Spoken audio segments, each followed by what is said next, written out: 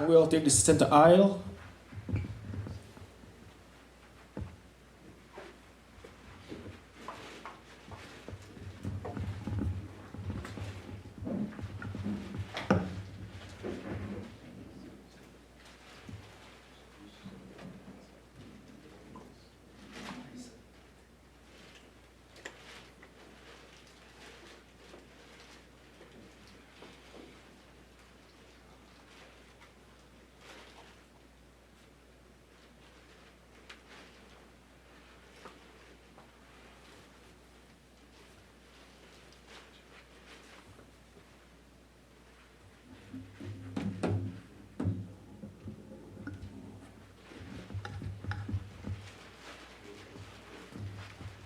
Thank you.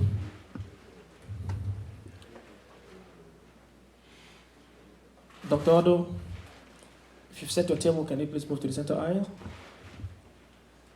Yeah, let's come back to the center aisle and we'll take it from there. Then before we split out to our individual tables.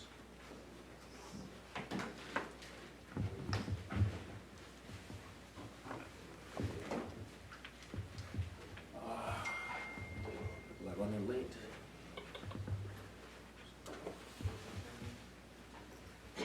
Is it this reserved for the No, just wait.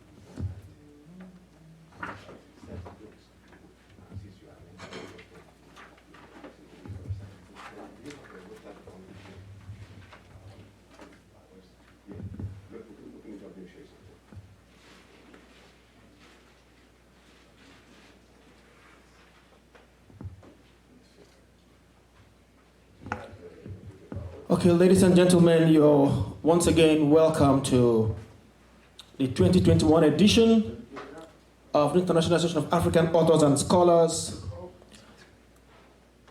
Book and Leadership Summit. We've been running this program since 2017. We ran in 2017 here in Atlanta, 2018 here in Atlanta, 2019 here in Atlanta, 2020 we were stopped by the COVID and we went virtual. And it was also an amazing experience. This year, 2021, we were built to be in Addis Ababa in Ethiopia. But for the crisis ravaging that nation at the time, we had to reschedule and return back to Atlanta. And today, we are making this happen. We're all here and we're still expecting more guests and representatives. We hope they come in as early as possible. We are live on this program today. We have friends and families and colleagues watching live across the globe. Our friends who were unable to secure visas are also watching. Participants from different countries in Africa and across the world who are Africans and lovers of Africa are all watching live right now, and we are still expecting some who are able to come in. Others are staying back for yet the fear of COVID, who still cannot put themselves in a closed environment. So we are working on that understanding, so we might not have the full house as expected, but because of that, we have gone live, so they are participating from YouTube. So everyone, please, can we settle in and kick this program off so that people can begin to join us quickly as we proceed. If we're all settled, can we start, please?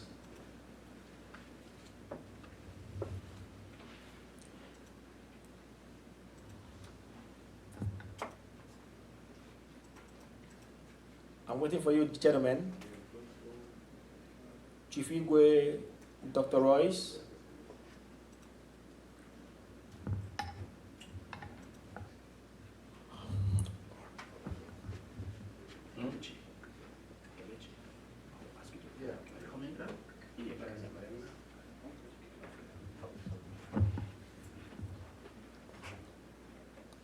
All right, ladies and gentlemen, I think we have spent a lot of time today while waiting for others to come in. We need to kick off right away. Others, as they come in, they will join us in this program. We have a whole lot to achieve today, a whole lot. But before we proceed, can we commit this program into the hands of the Almighty God, who is the giver of life, the giver of wisdom, the giver of knowledge. We are writers, we are scholars, not by our own strength and understanding, but we have been given that gift by God.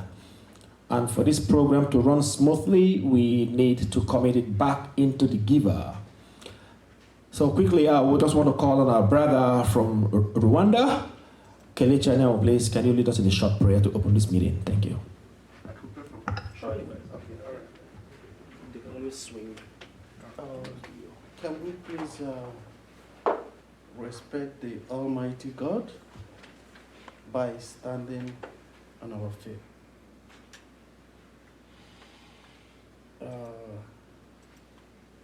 It's your choice to either remove your cap or not to remove your cap. But if I'm to advise, it's better you take your cap. Yeah, to respect Almighty God. In Jesus Christ's mighty name. Amen. Father Lord, we thank you for a day like this.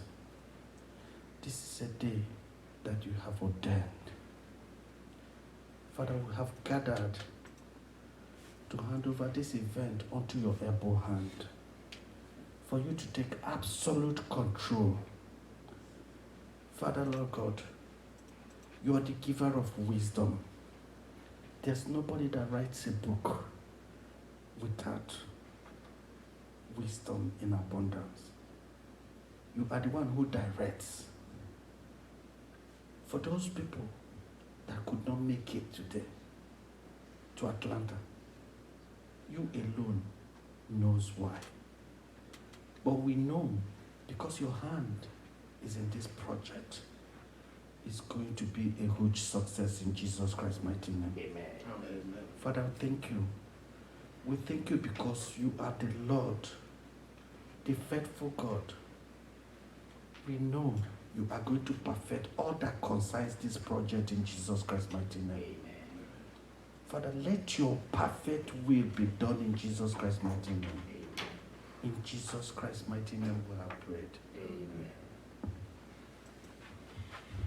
Thank you so much, Kelechi.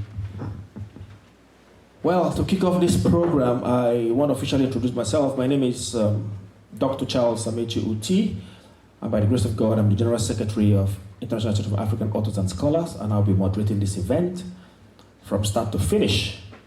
And I'll indulge all of us to please be cooperative and let's work as fast as we can to be able to achieve all that we are set to achieve today. We have a whole lot lined up.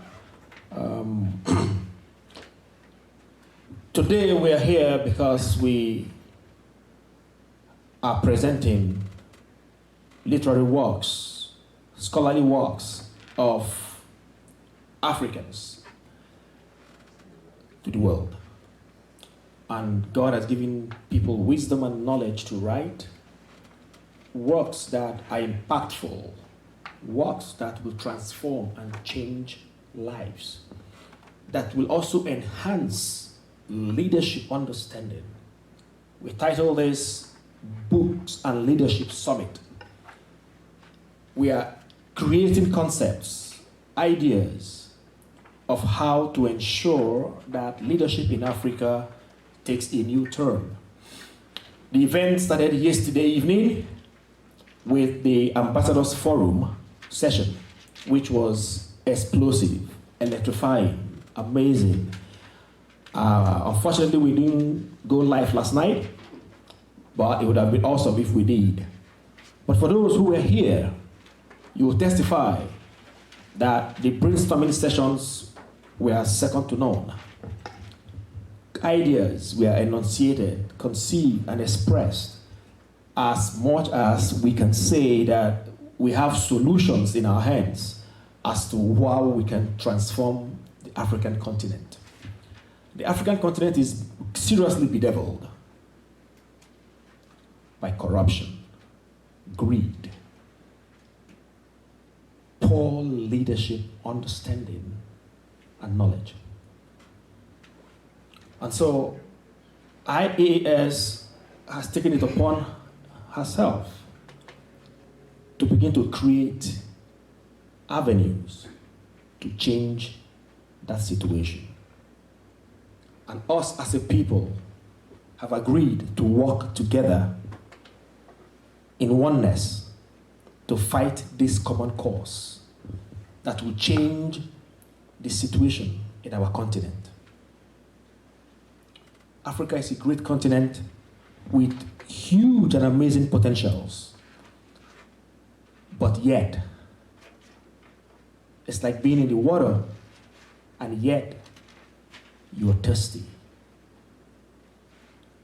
Every nation in Africa is blessed and endowed with various mineral resources, different gifts, different things that are able to make them self-reliant. Amidst all these gifts and blessings, yet we lack one common thing: the ability to manage these resources and to manage our people effectively. Like we all agreed that leadership is about the people having the mindset, the understanding to do good for the people you have been called upon to serve. It's about service. But yet, that challenge is huge.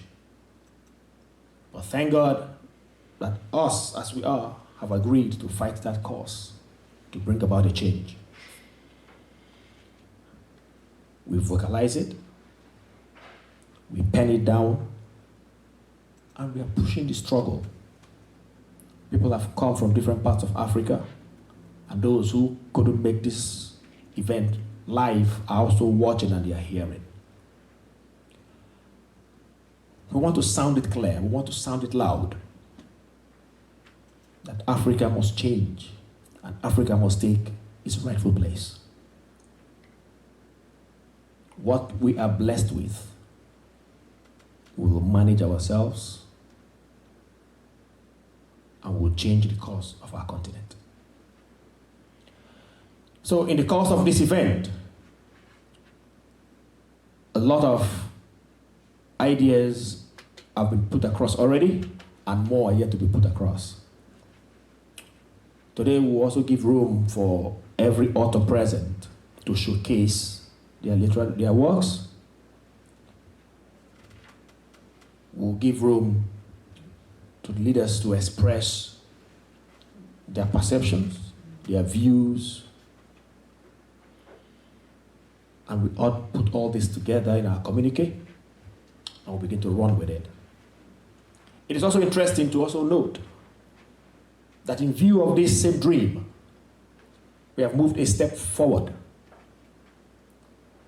to create an institute for leadership, which we have titled AILI, Africa International Leadership Institute.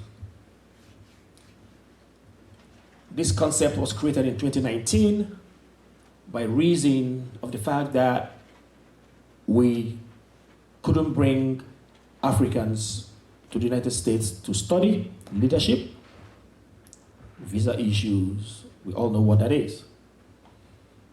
But now we have resolved to take the institute back to Africa. And so we are building a campus in Africa.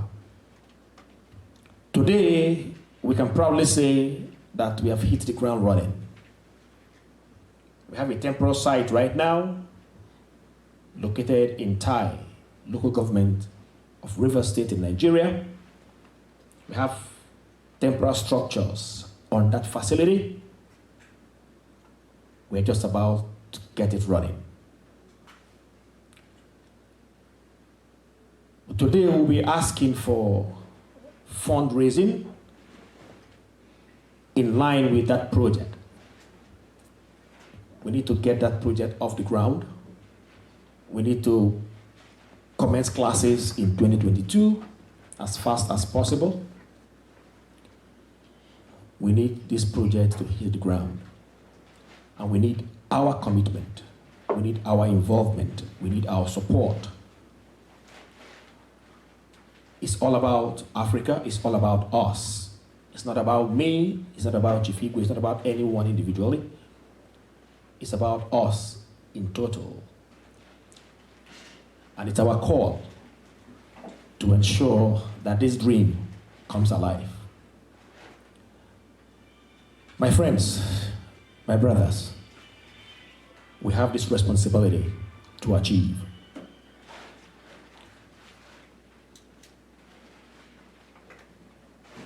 The need for us to reach out to as many as we can that has the capacity and the potential to support this cause, to ensure that this dream comes alive, is our call.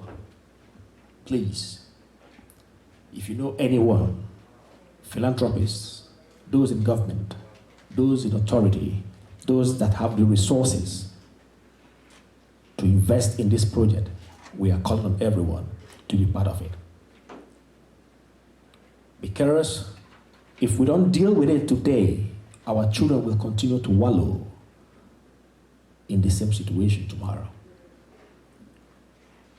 It's our call to take this bull by the horn and change this ugly trajectory that we have agreed to do, and we must do. I believe strongly that we have the capacity, we have the potential, we have what it takes. If all these great minds, as we are scattered across the globe, come together with one voice and one mind, we will achieve it. I'm excited to state that IAAS has come a long way in this short period of time. And that is wonderful. But for us to kick the ground this morning, I want to appreciate everyone that is here present. Today, here in our midst, we have our big brother, Nde Wambua Tetonzong, who is the president of African Associations in Georgia. Nde, you're welcome. God bless you. Right in front of me is our friend, Kelechi Anyanwu. Flew all the way from Rwanda. He's an investment expert, and he has brought good tidings with what's going on in Rwanda. Today, we can say that Africa is gradually changing, and Rwanda is leading that pace. The transformation in Rwanda is something to be appreciated. We only hear negative stories about Africa, but thank God we can say yes, that Rwanda is changing that course. And that is why I wrote a piece on my editorials. The new face of leadership in Africa, using Rwanda as a case study. We just want to appreciate Paul Kagame. He's doing amazing things in Kigali and in Rwanda. We appreciate that. We pray that all other African leaders will begin to emulate what he's doing in Rwanda, coming from where they have been and changing the course. To be known as the 5th most safest place to be in the world is something amazing. There's absolute peace and security. Like we all know, there are nations in Africa where peace has been eluded. Nigeria is one of them. Congo, there's no peace. Ethiopia, there are different nations. Sudan, all are going through different crises. But we are praying for peace to be restored in our continent. But our leaders have that responsibility to determine whether we're going to have that peace or not. We are going to play our role, we're going to do our own, to support them to do what we can. Thank you so much, welcome. Right behind him we have Nze Ubi Ukwoma. He's the financial secretary to IAAS. He's also an author. He wrote one of the most controversial books in recent times. Well, you get to see that book when we begin the book presentations. And right behind Nze Ukwoma, I have my big brother, Dr. Prince Odo. You're welcome, sir. And next to him, I have another intriguing academician and intellectual, Dr. Jude Rossi Obo. You're welcome, sir. While we are waiting for others to join us, we are also appreciating all those who are watching online, our partners and our friends, our colleagues, those who are unable to make this journey, those in Nigeria. If you're watching, Franklin, want to say kudos to you. Dr. Mesialo, I appreciate you. Sorry you got to Ghana and refused to return. Lawrence Eka, I hail. And our friends in the Gambia, Al Labins Modusowe, I know you're watching. I miss you. I was looking forward to seeing you here. Sowe is the executive director of WOWA, the World Writers Association. He made every effort to come, but unfortunately he couldn't get visas. But we will see you in Banjul in January. We also want to appreciate those who couldn't make it from Turkey, and everywhere that you had challenges, we understand.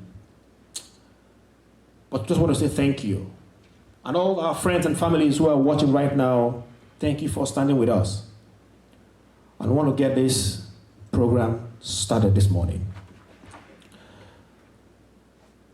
That being said, the book signing, the books are set.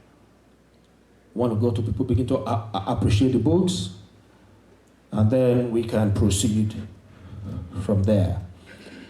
While we do that, I also want to appreciate our partners, those who have supported us and who are still supporting us. We want to say a big thank you to GM Promotional Products. Every year they give us giveaway items. We want to appreciate them. I want to appreciate the Good Coin Foundation, a public charity foundation. We also want to appreciate the Martin Luther King Jr. Merchant Association. I want to appreciate Troyes Bank. I want to appreciate mega partners, Beulah Heights University and University of West Georgia. Right now, they are one of our major partners with Ali. With the Institute, they are our major resource persons, and they are certifying that institute. So it's a big kudos to them. We also want to appreciate Amazon Smile. We want to appreciate Wellstar Corp Hospital. And other partners who have in one way or the other supported our cause. And we want to say thank you all. This event wouldn't have been possible without these partners ensuring that we make this event happen today. So we just want to say thank you. We also want to express quickly that this summit has taken a different dimension today. Like I said, we are live on YouTube. For the first time, we had to do it this way to ensure that we capture every facet and give everyone that opportunity to participate. I guess the COVID has helped us to begin to create more concepts and how to facilitate events. So we want to say thank you to everyone. All right. I would love at this point to invite to the podium the executive director of this great association for his welcome remark that we kick off this event and open doors for other things to happen. Chief, you're welcome.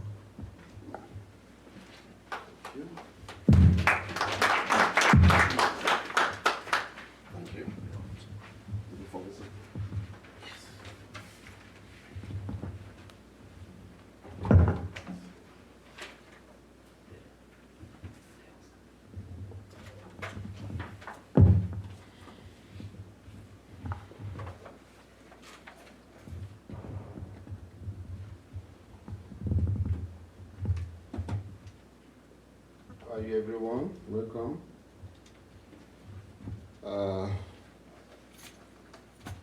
Happy to see everyone here. I hope I can be heard. Yes. Yes. Good. Loud and clear. Thank you.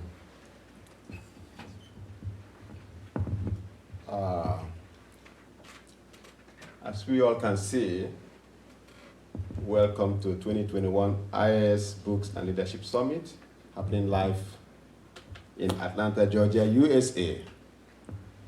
And first of all, let me say what the organization represents, which is very important for our new members and guests. Discover. The organization goes forward to discover African authors, including aspiring authors and established authors. And we do this by bringing them to the book summit so that their literary skills can be presented to the world. Because African authors has been contributing a lot to the literary warehouse of the world. I call it global literary warehouse. Think about a warehouse full of books from all over the world, and a percentage of those books in that warehouse is coming from Africa. And yet, most of these African authors don't have this opportunity to express themselves and be noticed on the global scene. So, and we do that by, one of the ways is the Discover magazine, which publishes their works, their articles, and some freelance writing. We go further to promote African authors and their literary skills through YouTube channel.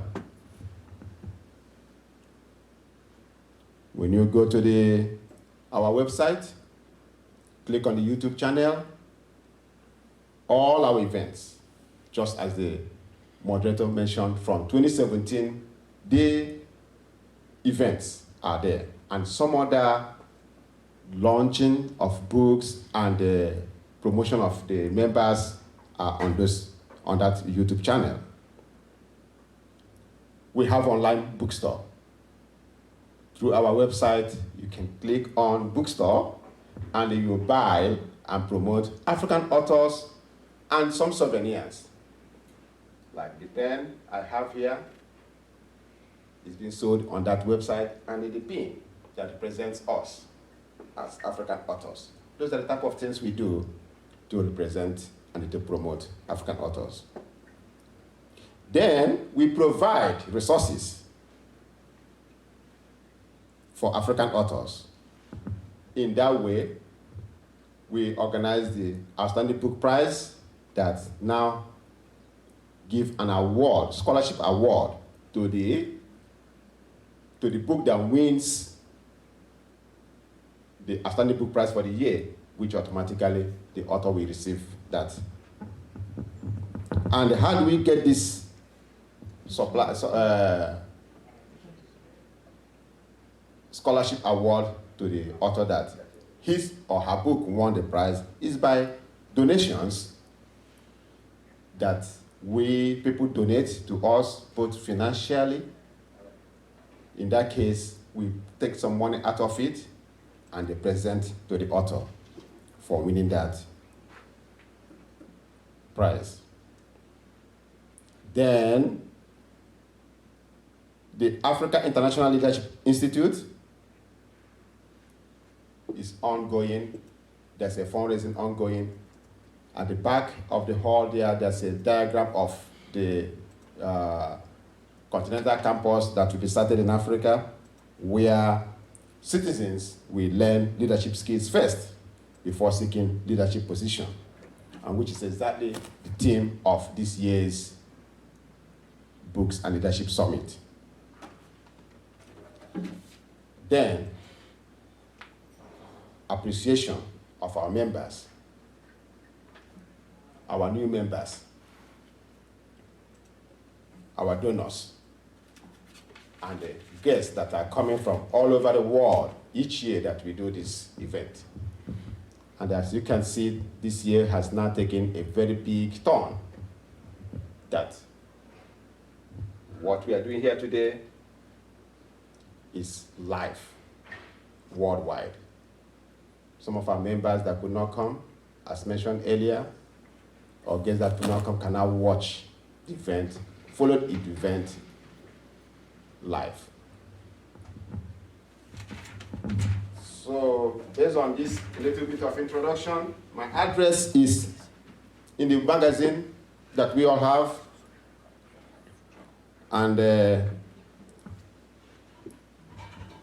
I have the pleasure to really make sure that the message we pass in this summit goes a long way to enhance the well-being of Africans. And that is why the theme also reflects my title of the welcome address, which is Re-Engineering Africa through learning leadership skills first before seeking leadership position. How do we do this? International Association of African Authors and Scholars is opening frontiers and opportunities that will benefit the aspirations of Africans through literacy, career advancement, and leadership skills. As I stand here today, I'm full of enthusiasm to announce that the International Association of African Authors and Scholars and Africa International Leadership Institute are preparing students, candidates, and scholars for authorship and revolutionary leadership curriculum for Africa's progress and stability, which will be achieved through excellent leadership programs. The idea of revolutionary leadership curriculum is that the studies at this institute will be based solely on leadership skills. It's not going to be any other subject but a revolutionary curriculum that will reorient Africans to be more of to think about leadership as more of selfless service, and the idea to leave legacy as a leader, because I know legacies will outlive our leadership role. The theme of 2017 inaugural summit of IAAS was authors providing multiple perspectives. It is this theme that powered my vision towards the establishment of Africa International Leadership Institute, ALI, where candidates will learn the art and ethics of leadership first before seeking leadership position. Authors providing multiple perspectives surmised that as authors, we cannot ignore other societal challenges and concentrate only on writing and selling books. As authors, we should relate to our fans and the people who read our books. Do these people have effective government? How is their welfare and well-being? Are they satisfied with basic amenities and infrastructures such as food, housing, water, road, bridges, and electricity? If the assumption is no, what is to be done? What is responsible? The answer is servant leadership.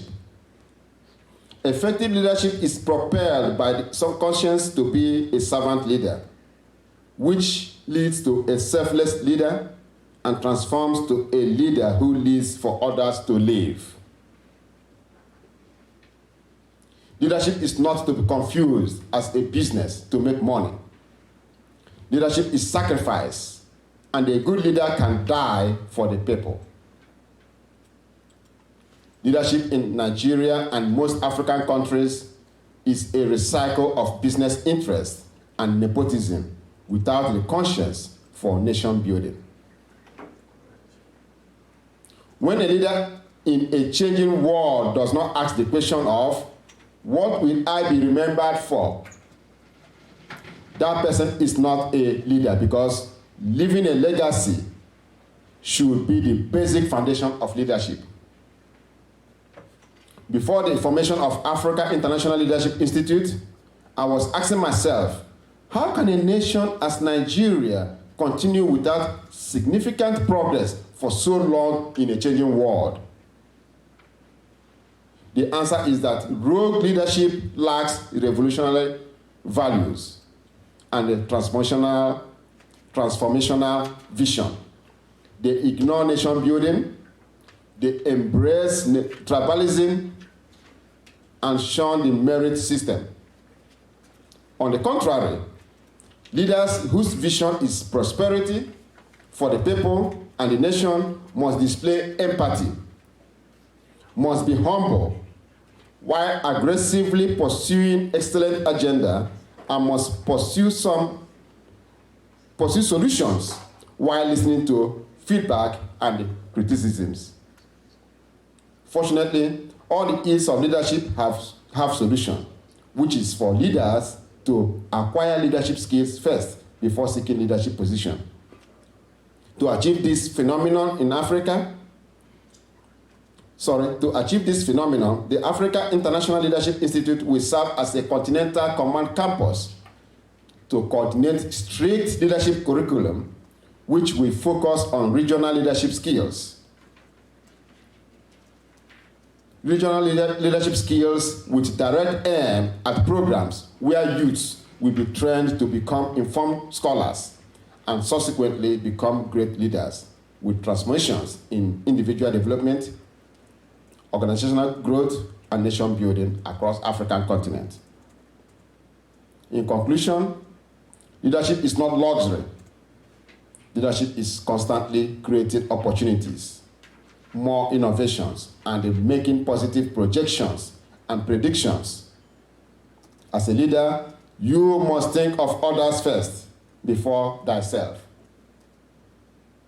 Leaders must be thankful to the people they serve while being accountable to their responsibilities and actions Because as leaders, we must know that our task is onerous and that uneasy lies the head that wears the crown. The Africa International Leadership Institute is IAA's solution to leadership ills in Africa.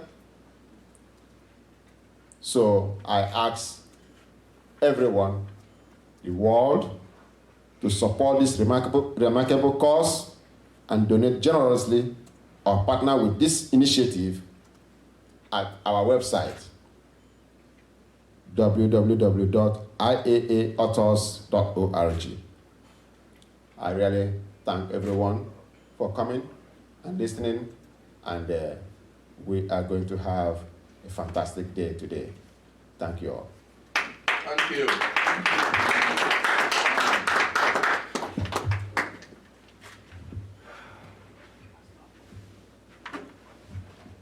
Thank you so much. Thank you so much. Thank you, thank you, thank you, thank you.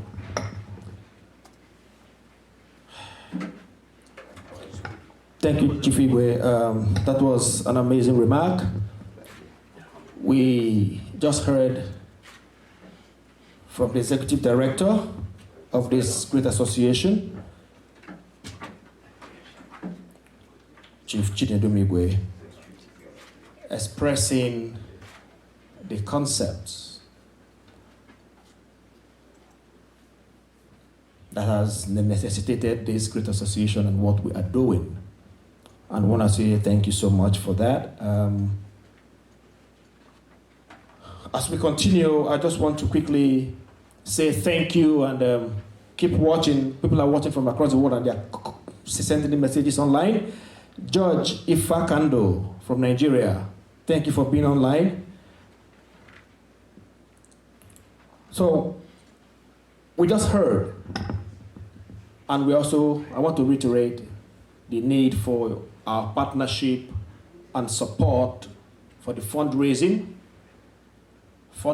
for Ali, for the Africa International Leadership Institute. We need to get this running. And also donations are called for the Book Olympics. We're still looking forward to getting partners and donors, agencies that will support this to appreciate authors for the great work they are doing. There are amazing works I'm seeing here today. I can't wait for the presentation session to come. There's a book that is hitting in my head. Oh my God, Cooking Hoppers. I've just been thinking about that work and I just can't wait to get the dossier about that. So I am looking forward, and I hope all of you will be excited when you hear what that book is all about, and you go look for these books online and buy them. And here too. And here too, you can get them here at the venue. Listen, we need to support these authors and encourage them. And that is the essence why we are asking for donations. Whatever we gather, we just want to say thank you for what you're doing. For anyone that will emerge the best book for the day when we go for the elections, when we go for the Olympics. Which book is well expressed, which book enchants people the more, and all that. So we just want to encourage everyone to be part of what we are doing, please. So today is going to be awesome. A lot of things are coming on board. So I just want everybody to just sit put and continue to watch where you are and make your comments online. We get in everything that is coming here, and we appreciate your participation today. So for us to proceed, I want to call on our big brother for his contribution this morning. He has something to say to encourage what we are doing and to encourage the world and the Africans. Please, gentlemen, join me as I welcome Ndeye Wambua Tedozon to the podium. You're welcome, sir. Thank you. Thank you very much.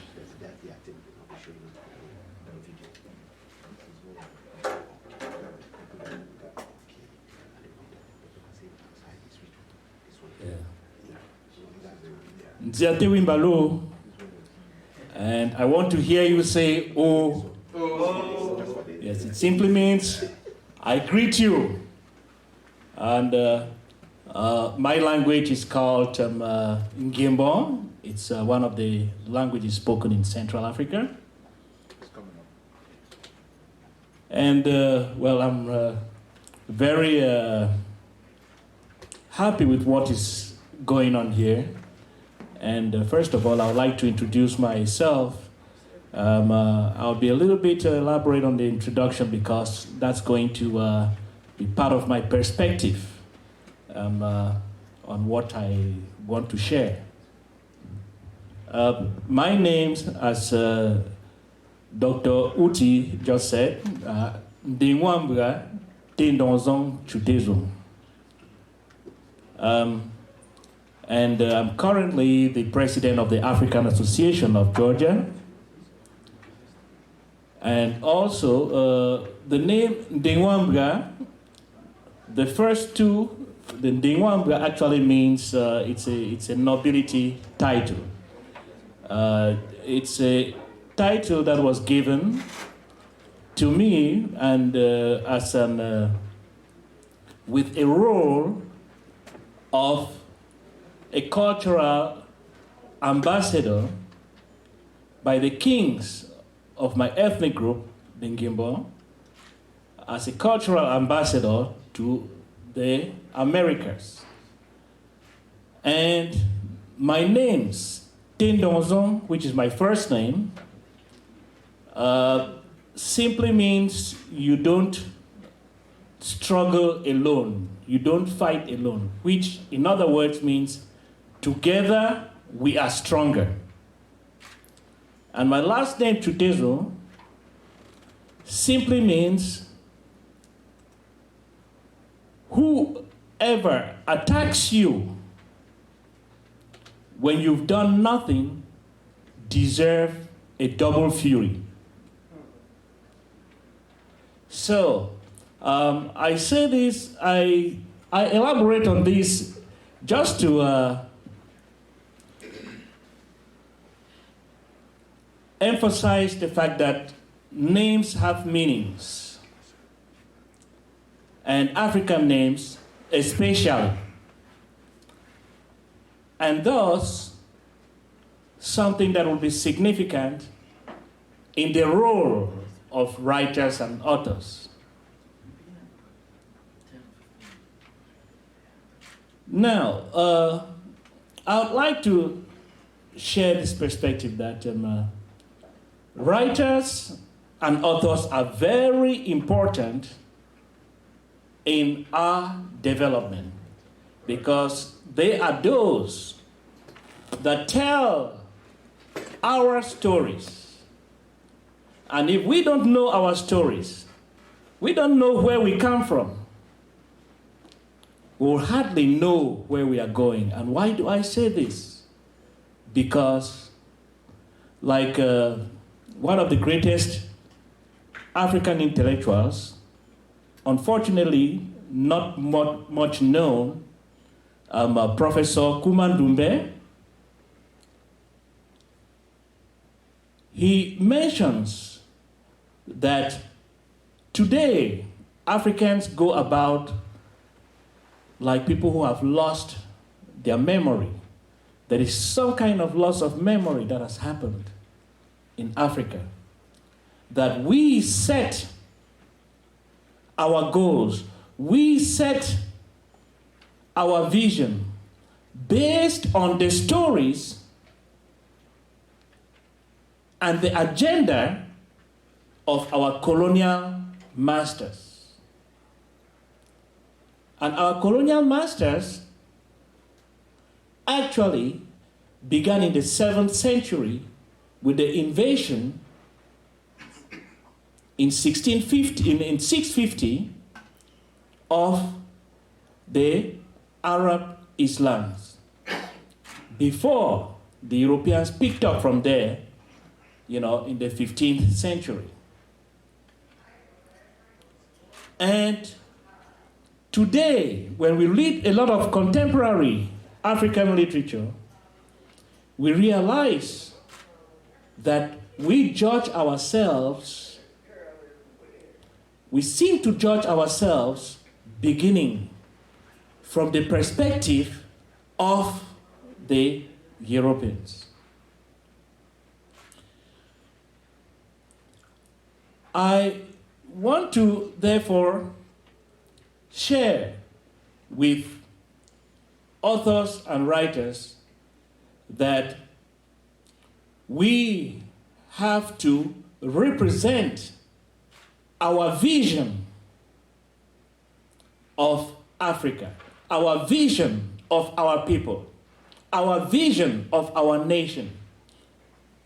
I know most people would say that there are many countries in Africa or many nations in Africa. That's not something that I share. I share that we are supposed to be one nation. We are one people.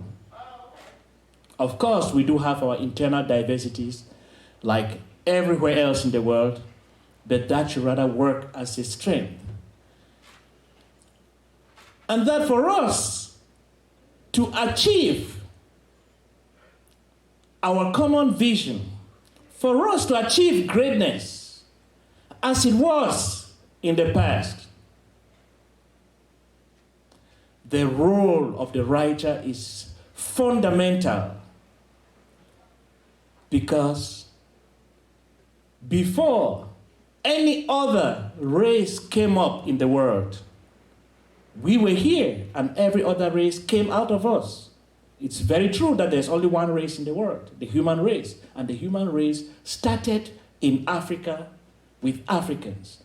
And we can, of course, borrow from other cultures what is good, but we cannot forget that we hold the original vision of the world, and that our ancestors laid down a path for us, and reinventing the wheel is just more confusion. And who else can tell those stories, rekindle the fond memories, the great memories of the past, other than authors, writers, be it through cinematography, be it through books and, and every other form of expression. Who else can do that? I also want to share that the theme of this summit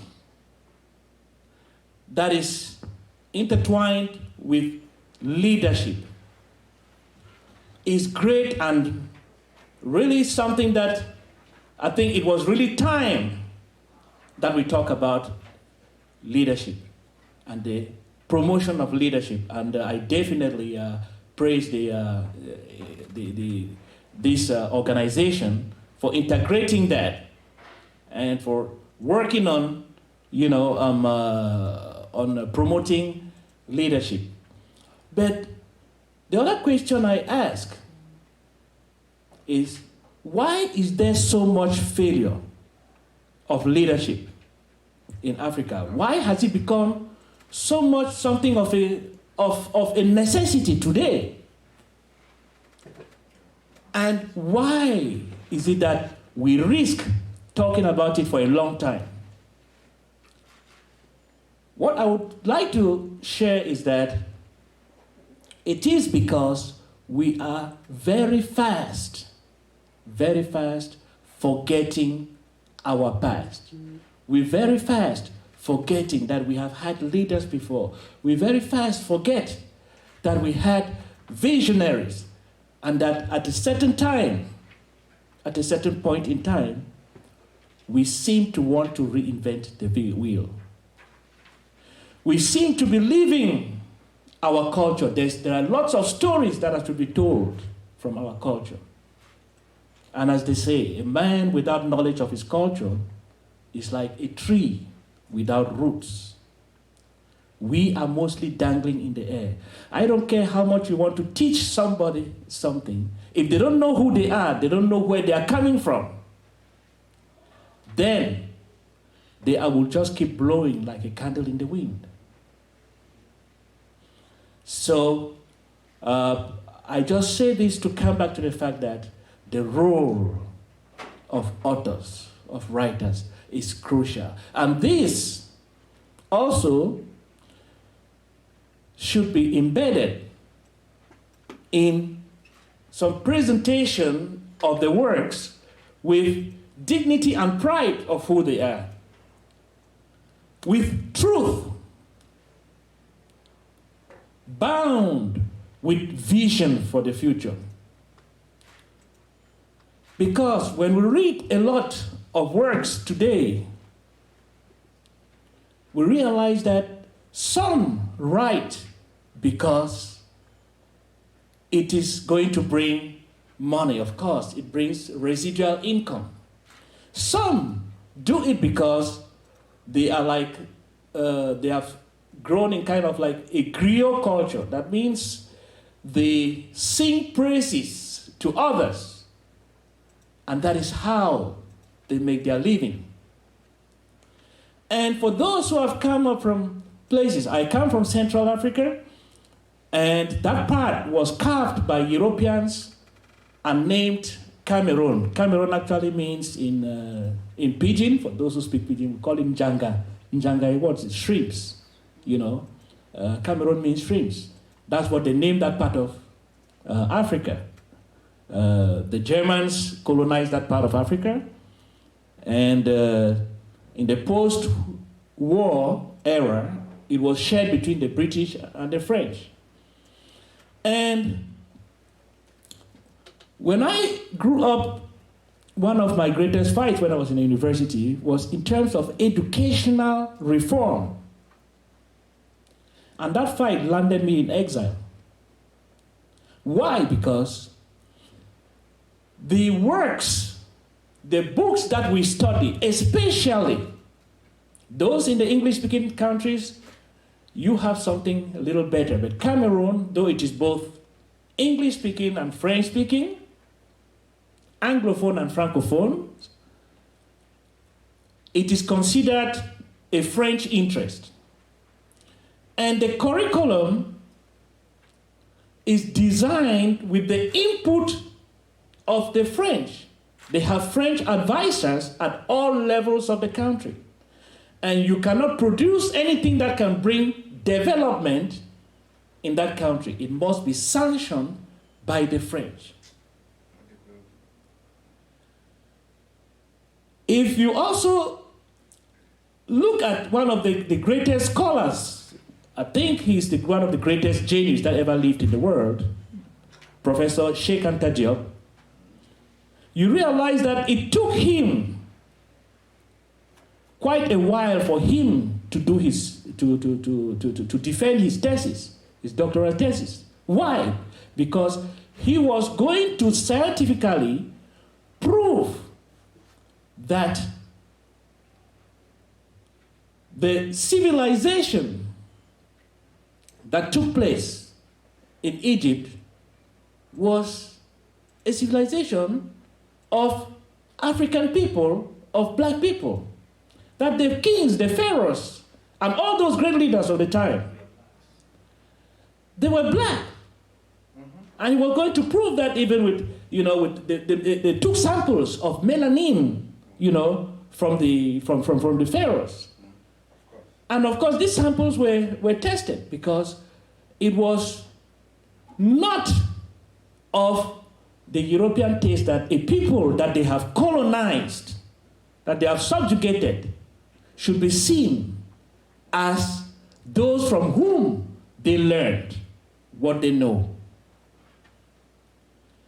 So that is why I say it would take honesty for writers. It would take a sense of dignity and that collective vision of where we want to go as Africans, in what direction we want to go, and how we can achieve greatness. These aspects, I suggest, should be incorporated in the writings. And there is not any better teaching of our people than what is going to come in the books. We also have to learn, but learn also from other progressive cultures. What are others doing to move ahead that we are not doing? That we started civilization, we started the world, humanity as a whole, and we are lagging behind. And today, it is necessary for us to learn leadership skills. We should also learn from others. What did they do that we have not done? And how do we transmit that to the generations that are coming? There are certain things that we may not be able to come back on nowadays because we have been compromised ourselves. One of the things that I think we've been compromised with is religion. Religion is something great, has a lot of good teachings. Islam, Christianity, they have brought a lot that we can use and integrate and add to what we already have. But we seem to follow the agenda of those who brought it rather than the essence of what it teaches. Today, my generation especially, I had a foreign name, like most people maybe sitting here today to have. But when I was growing, if you call me Tendozong, then there's a fight because it's like you are calling me a village boy. You had to call me by what we call the English name. Some call it Christian name.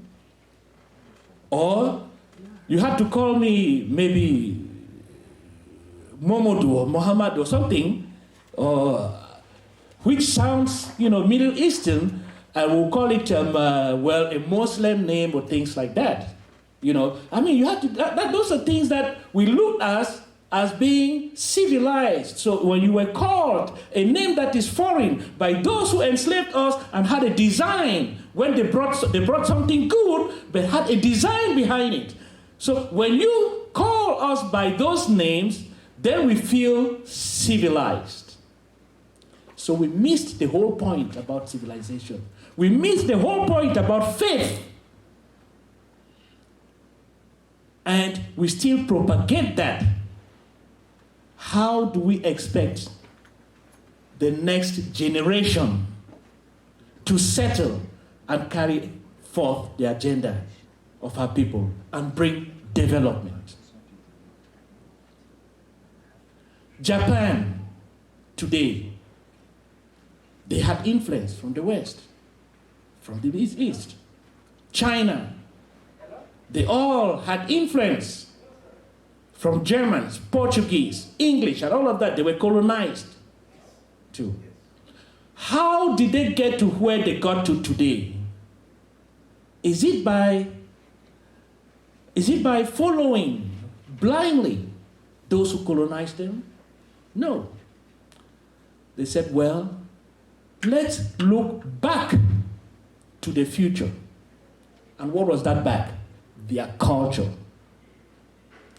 That's why Japan went back to Shintoism. In China, you had the Cultural Revolution. It was started by Mao Zedong. See where they are today. They are more populated than the entire Africa. If we don't come together, we don't become a nation and one people and forge for ourselves a common vision. Not actually forging, because Marcus Garvey, Osagyefo Kwame Nkrumah, and more that I can name have already forged that vision. All we just need is to tap into it and continue where these forefathers left us. If we don't do that, then we're going nowhere. And again, who else can guide us to that other than writers and authors? So I just want to say that and to conclude by saying that I'm very happy we have a forum like this that exists. I'm very happy we have great people like yourselves who are here today, that we can tell our stories and together combine our vision to make a greater Africa. Thank you very much.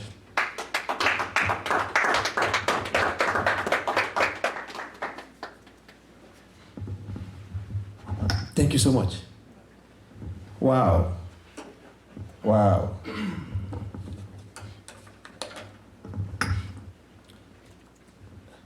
That was Ndei Wabua Tedozo, the president of the African Associations of Georgia. If you listened keenly, you would have heard amazing revelations, informations that sometimes are not out there. But right here, we tell the truth. We say it as it is. But then, we can also look forward to see that he made a clarion call on every one of you who is a writer.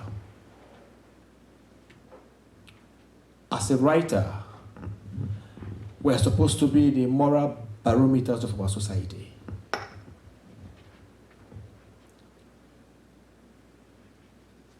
The power of the pen, the power of books cannot be overemphasized because they outlive us. That's right. And those informations never die. Things can be online and they can be deleted. That's true. But these hard copies will die. You can gather them and burn them, but there will always be remnants.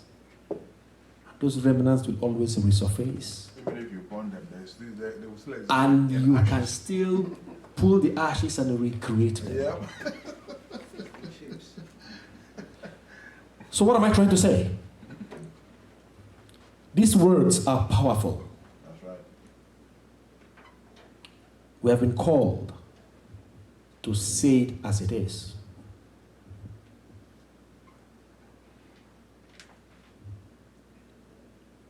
To leave legacies that will outlive everyone. But again, what do we write? Are we writing the truth?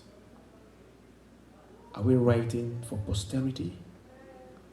Or we just want to write because we want to make money?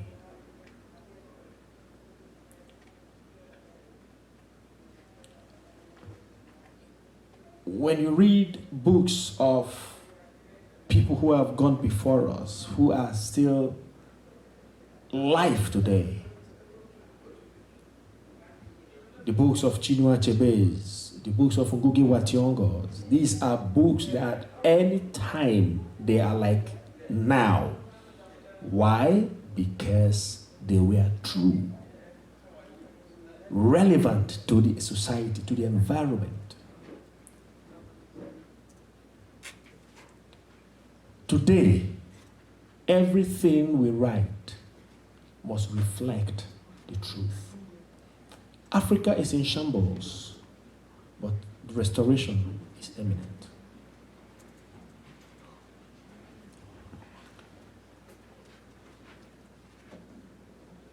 As we get ready to begin presentations, I try to reflect on the books I have seen here.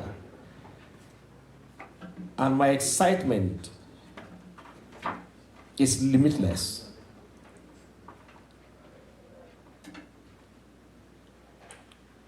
Different books tell different stories.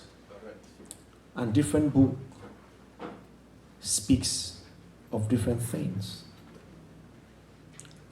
The world we get to see in a couple of minutes when these presentations will begin. But I just want to take a quick look at the books I've seen on stand right now. And I guess more are coming.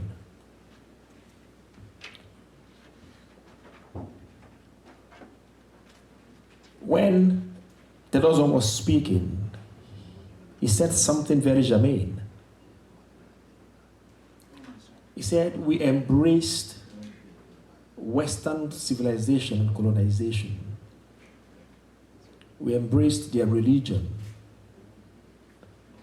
not looking at the essence for which they were brought, but ended up assimilating the purpose of the people that brought it. And by so doing, we lost track, because if we took the essence, our reactions would have been different as Africans.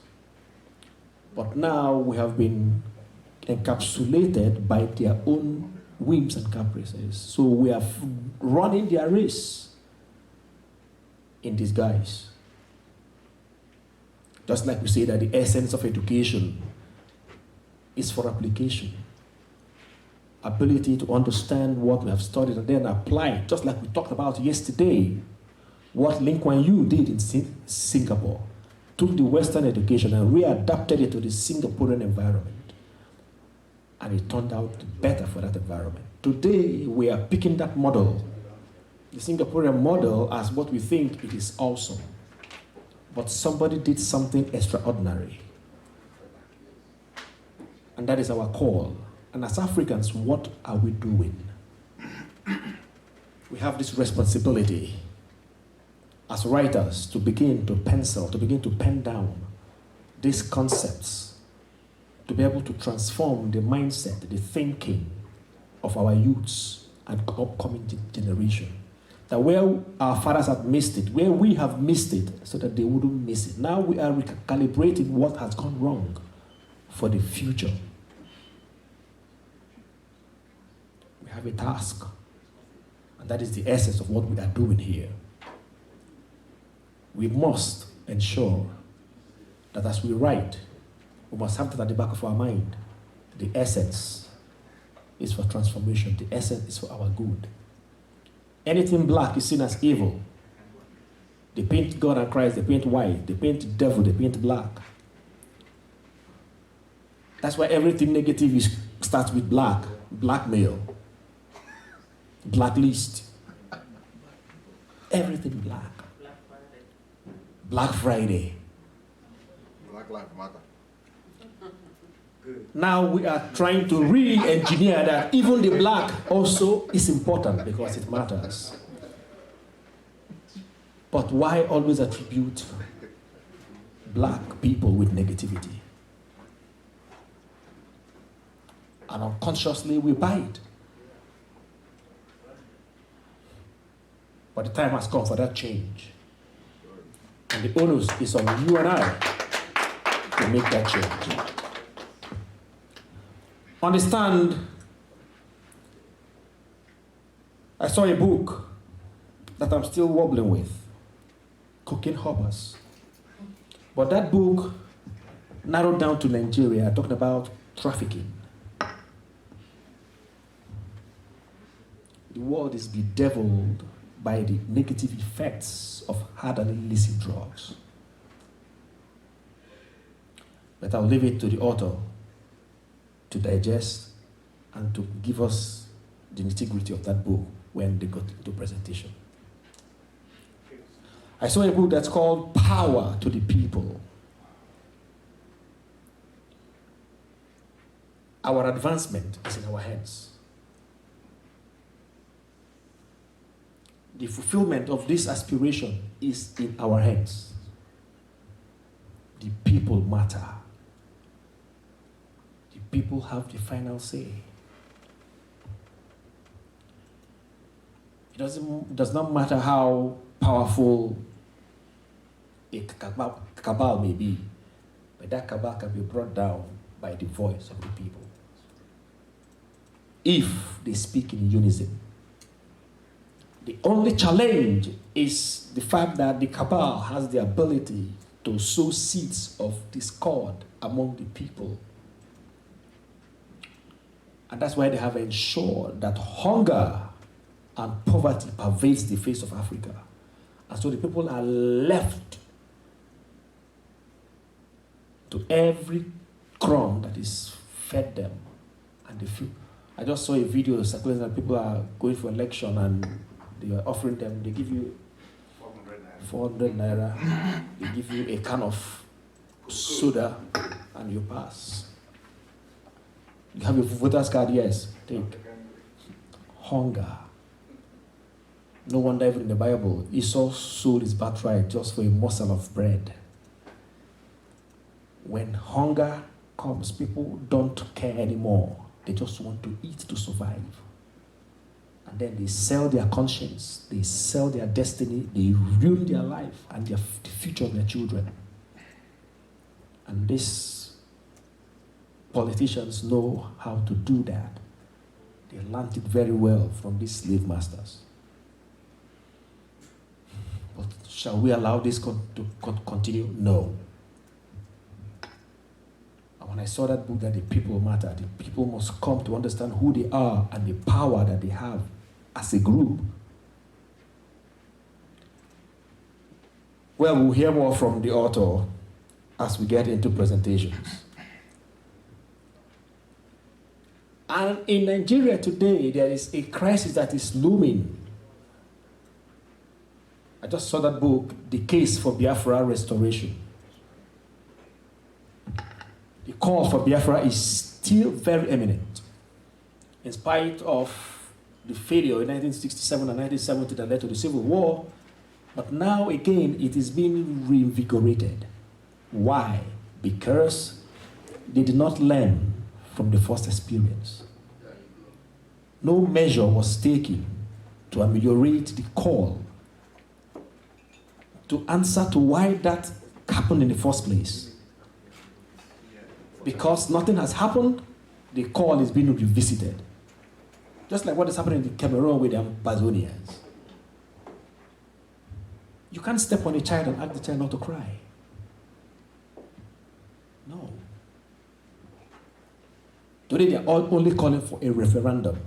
Let us agree on how that we can be governed. You cannot say I am an equal partner and yet I don't have a say.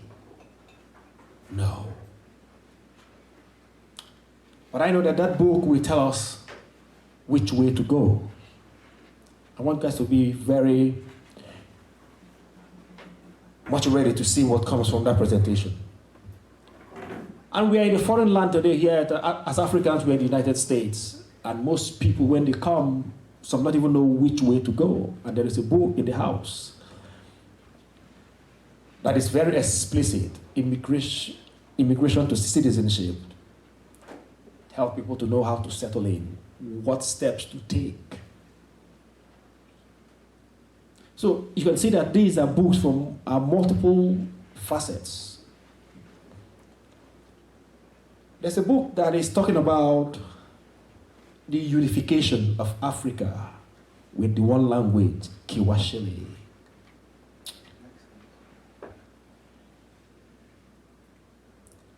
If we had one language, language is a very powerful tool.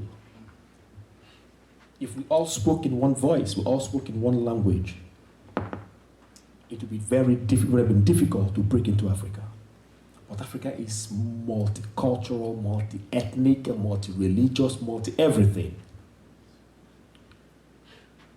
In Nigeria alone, we have over 600 and something languages, or dialect and dialectics. If you come to one state, you find multiple cultures. In my state alone, it is terrible.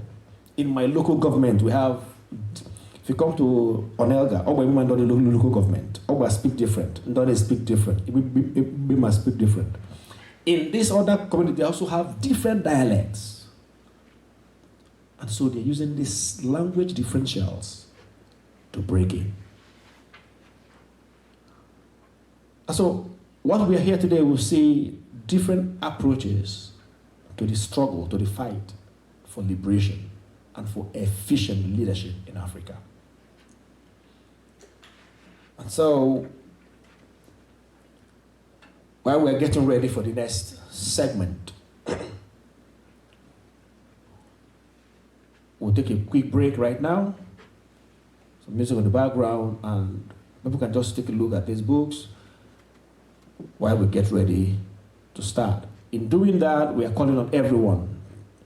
Just go behind and do what you can do. Donations, contributions for the fundraising for Ali, donation for the Book Olympics. We'll just do that in a couple of minutes, and I'll call us back to order, and we'll enter the next phase. Thank you, ladies and gentlemen. It's my pleasure to also welcome our friend who is on the camera today, Obi Okezie. You're welcome, sir.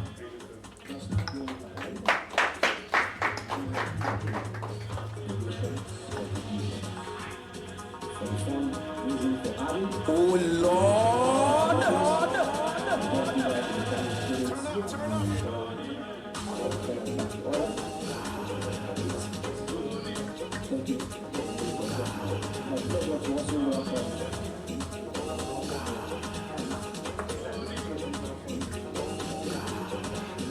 All right, guys, so let's quickly do that, and I'll call us back to order.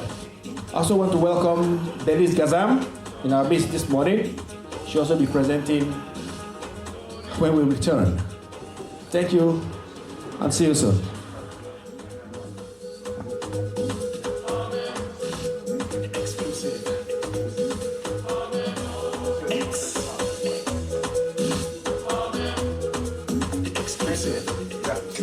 We're good, right?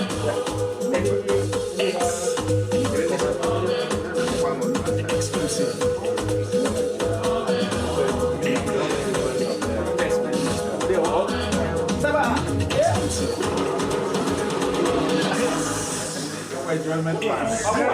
Very good summary, very good synopsis of the book.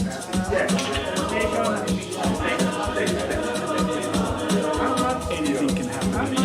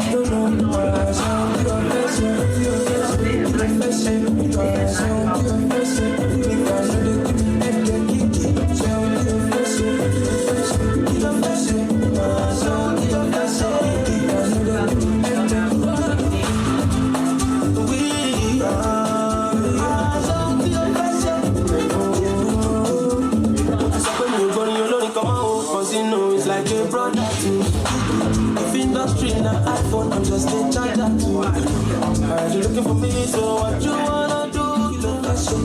And it is what it is. So do what you gonna do. Kill come, but no look at money. Kill come, I get money. Go back to mommy, then you know somebody. Can't you see the extraordinary things I'm doing? Can you see all the things I'm doing? Ordinary things no be moving. Number one, DJ Jojo. Ordinary things I'm doing. Can't you see all the things I'm doing? Ordinary things no be shaking again. Again, no.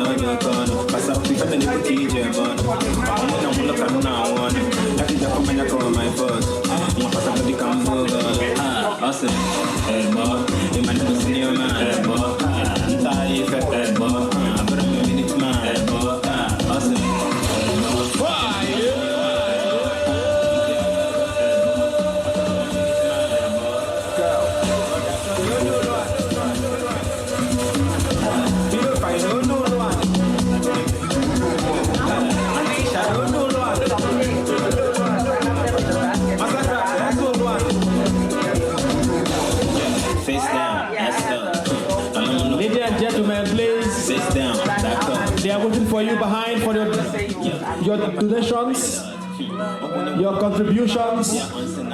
Just go behind. They are waiting, please. Thank you.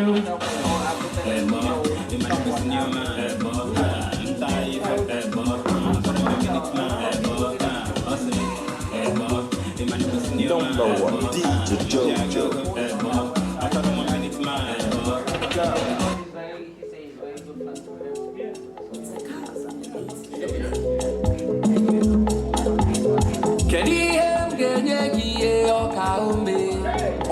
Mama Zurarume.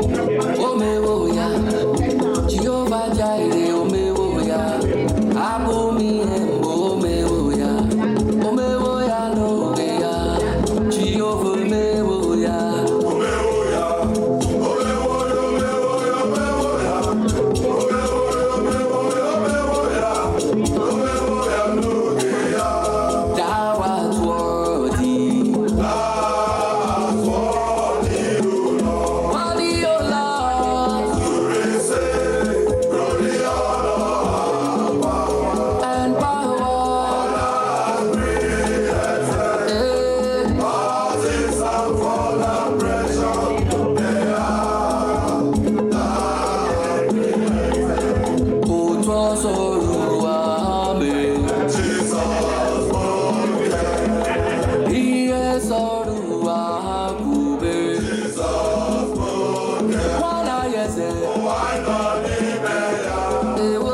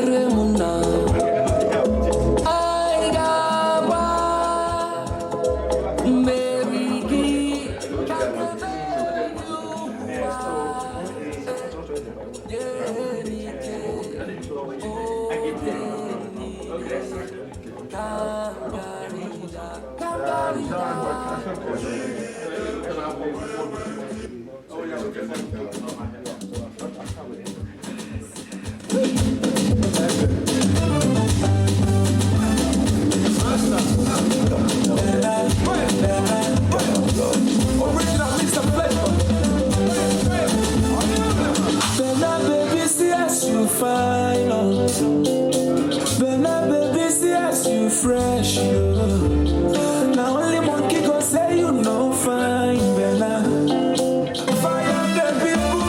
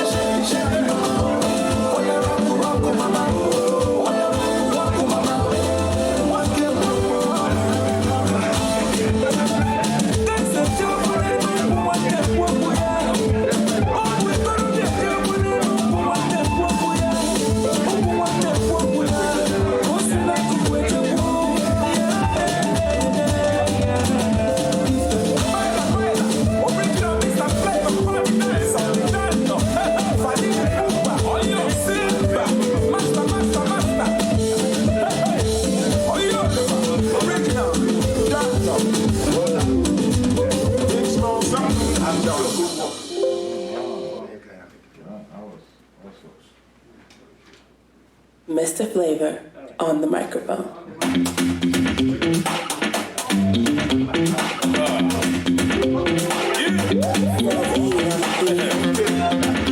When you see a woman with a vision, you go know.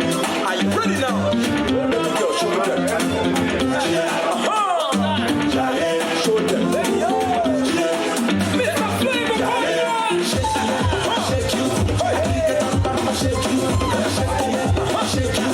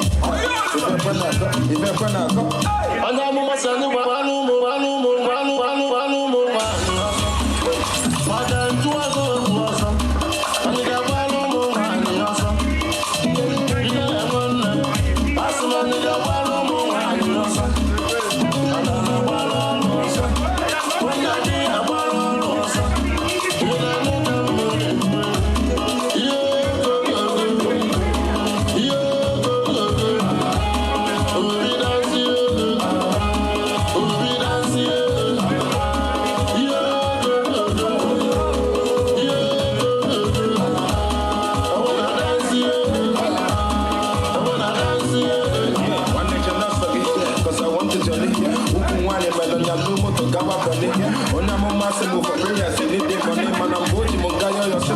Imagine life without no money.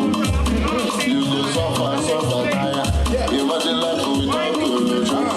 Some guys say that won't be.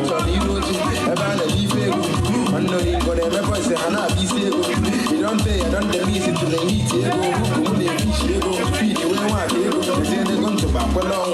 Leave them a bono. If I'm a book, will go back? I'm a melon. Not Papa Ned. I said, I'm a man.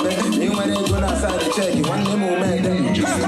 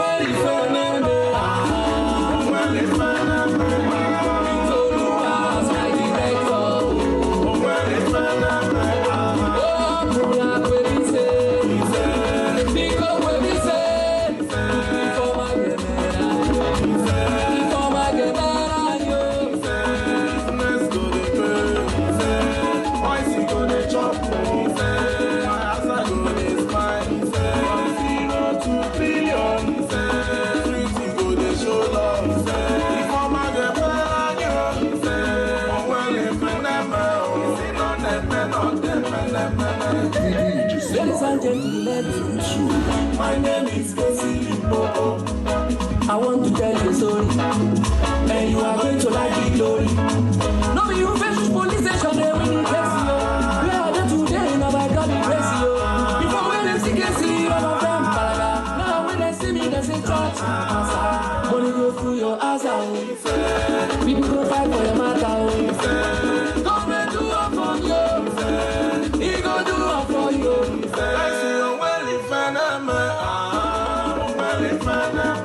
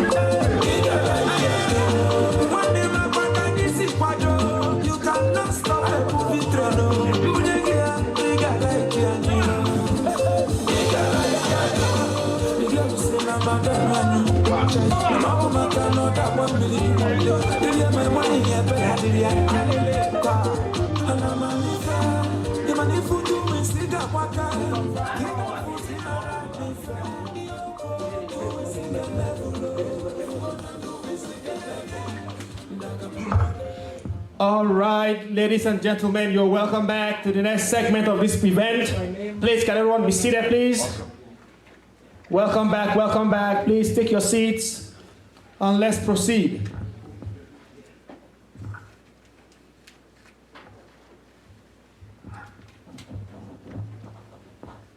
Thank you. Thank you.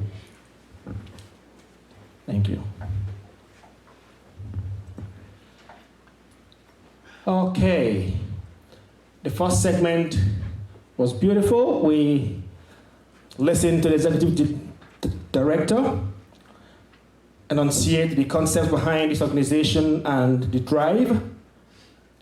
And then we'll listen to the president of the African Association of Georgia, Ndo Terozong. And now we're about to proceed to the next phase. Next phase, we'll begin to look at the books, one after the other. We're going to hear authors present their books. But we're not just presenting books. We're not just dissecting these books. We also have presentations of organizations that also help remold the mind and help people to be outspoken and help Africans to take pride in themselves.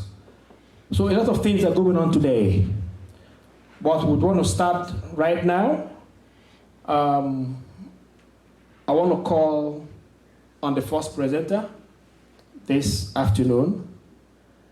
And I'll indulge while he's presenting, you can just walk around and take a look at the materials on his desk. I guess that will help us to see these things and you can understand what he's talking about. He'll be presenting works of different authors in his own interpretation, and that will help us understand so we could look them up and get for further studies and further knowledge. Please join me as I call on Nde Mwabawatyo Tedozon for his presentation, sir. Thank you very much, Dr. Amechi. And you know, if everyone was a writer, or if there are lots of works there and there are no people to read it, then it does not help. Correct. So there should be someone who is out there promoting what the authors are doing, trying to get to the target population, and that is one of the things I enjoy doing. You know, sharing the works of authors, contemporary authors, especially works that guide our common vision towards the greatness of Africa. And that being said, I would like to invite everyone, you know, around this table, since I'm going to be very brief, to show it. If you don't mind, and you can come around the table, it may make it easier for me to present that. And if this great organization does not mind, I would like to have this right in the background of my presentation.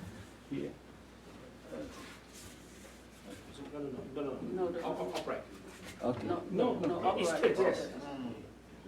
There we go. That's wonderful. So I'll quickly share these books because they are very good for Reader's Digests, and just maybe one or two sentences about each.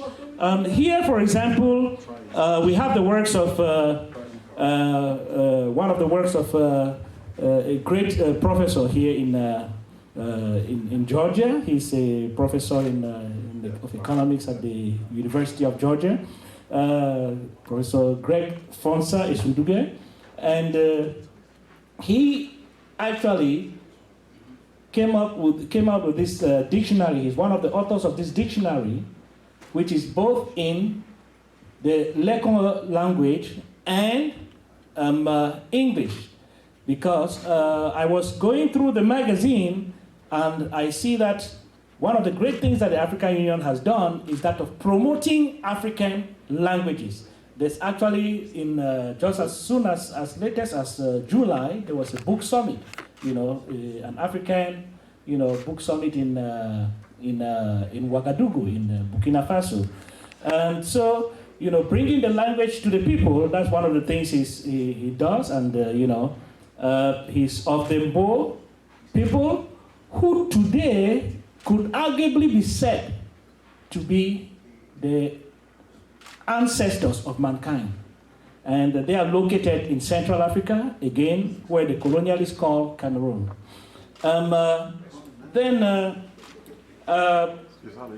Here comes also the work of one of the greatest all-time intellectuals in Africa.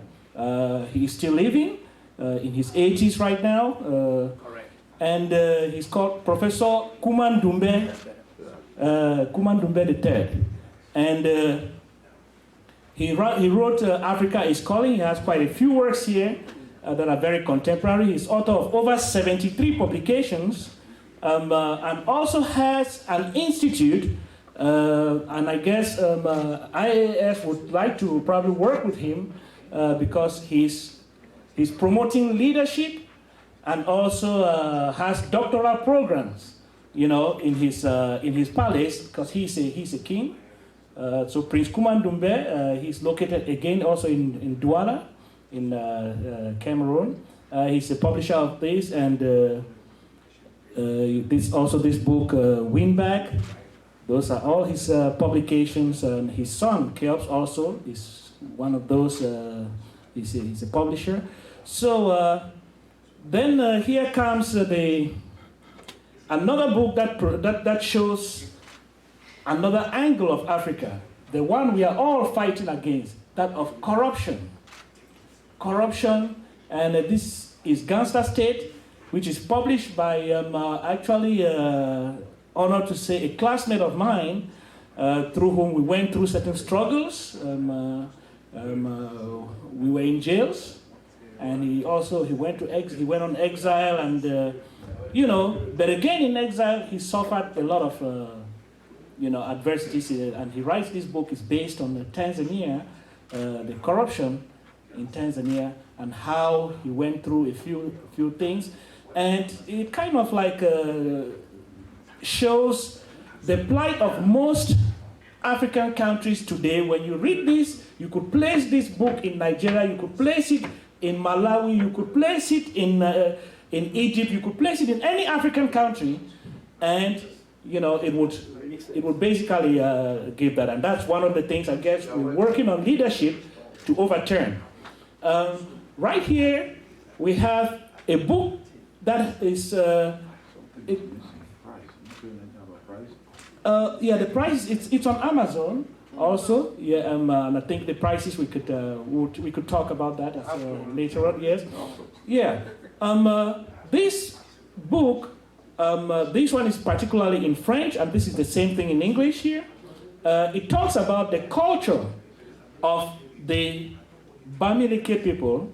The Bamileke are a Tika, a subsection of the Tika cultural group. The Tikas, you find them in Cameroon, you find them in Nigeria, and it gives a lot of explanation to a lot of things that today we have been told by Westerners that most of the things that we are doing are juju. If they see me in this, they say, oh, this, since it does not look like something from Europe, it must be some kind of juju. There must be some evil spirits behind it or things like that. And it basically explains different things. How did people become chiefs? What happened in the past? What did we have as vision? What are our values? Our values, it tells you us about our values and different things for us as Africans. And now this here, I guess a lot of us here may be familiar with this book. I saw it on display on the other side here. The author, I thought he was going to be here himself, is Dr. Otengo. And he wrote on one of the things that I'm very much particular about, the Kiswahili language. In 2004, the African Union actually adopted Kiswahili as the national language of Africa. And I know most people are going, but hey, there's a lot of Arabic that is spoken in Africa. There's a lot of other languages that are spoken in Africa. So why Kiswahili? And you'll be surprised that some of the advocates for this language as a national language actually came from that northern part of Africa.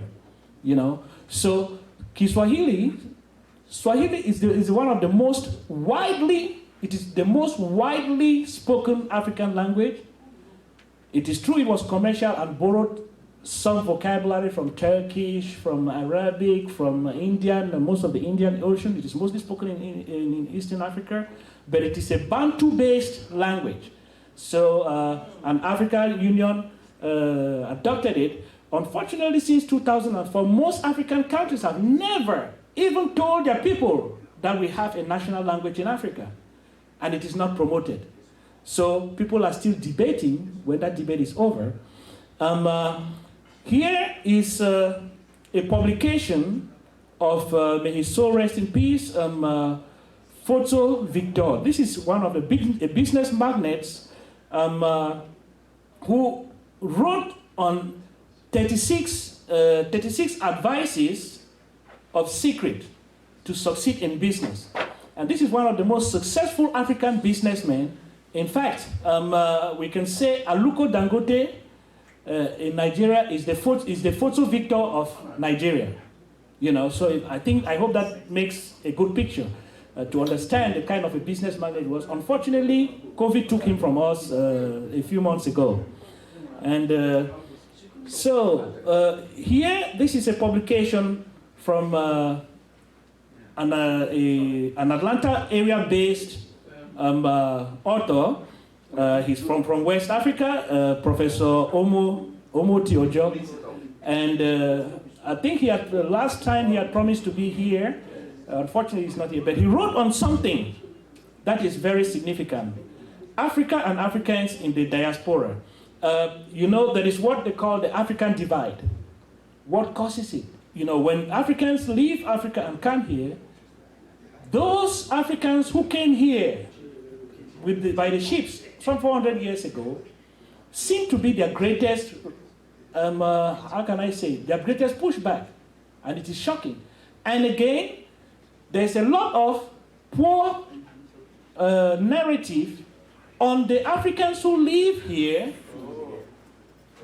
on the part of those from Africa. I guess everybody has heard of that appellation, Akata. And Akata in Yoruba simply means like a wild animal and things like that. So why that kind of narrative? So this book kind of like helps us understand the background to all of that. And so we can understand the design. Where does that come from? Why should that get into our narrative? Can we change that narrative and be one people? Then, again, here still Professor Ndumbe. And this here is, in terms of linguistics, this is something, well, my background is in language sciences. I'm a linguist. And I'm very particular about this being that talks about alphabets in different, in African alphabets. We very fast realized that the alphabet that we use, the Latin alphabet that we use, does not translate well in our languages. Any of the languages that we speak here, if you try to represent it in English, a lot of these people will pronounce it very wrongly. So that is why we have books that have to do with African languages. Nigeria, for example, is the highest, speaks 500 languages. That is the highest in Africa and second in the world. They're only second to India. Cameroon speaks 300 languages and is second in Africa, just next to Nigeria. And you know, we have something. We have words that have African alphabets. And just so you know, though it's not included there, one of the languages that were there, one of the scripts, most powerful scripts in Africa, is the CBD script, which was developed in eastern Nigeria and Cameroon area. You know, that script, if you use that alphabet, it will better translate the languages that we talk about. But how many Africans do even know about the CBD script? You know, so here we have a publication. I know for those Africans who I know we are being followed from all over the world directly. But again, if you want to know more about what is happening in the African community in the United States, and like here we have someone who came all the way from Rwanda, may want to promoting products from Africa and things like that. They may want to get familiar with this book. It is published by one of the an innovative press that is here, Amafor.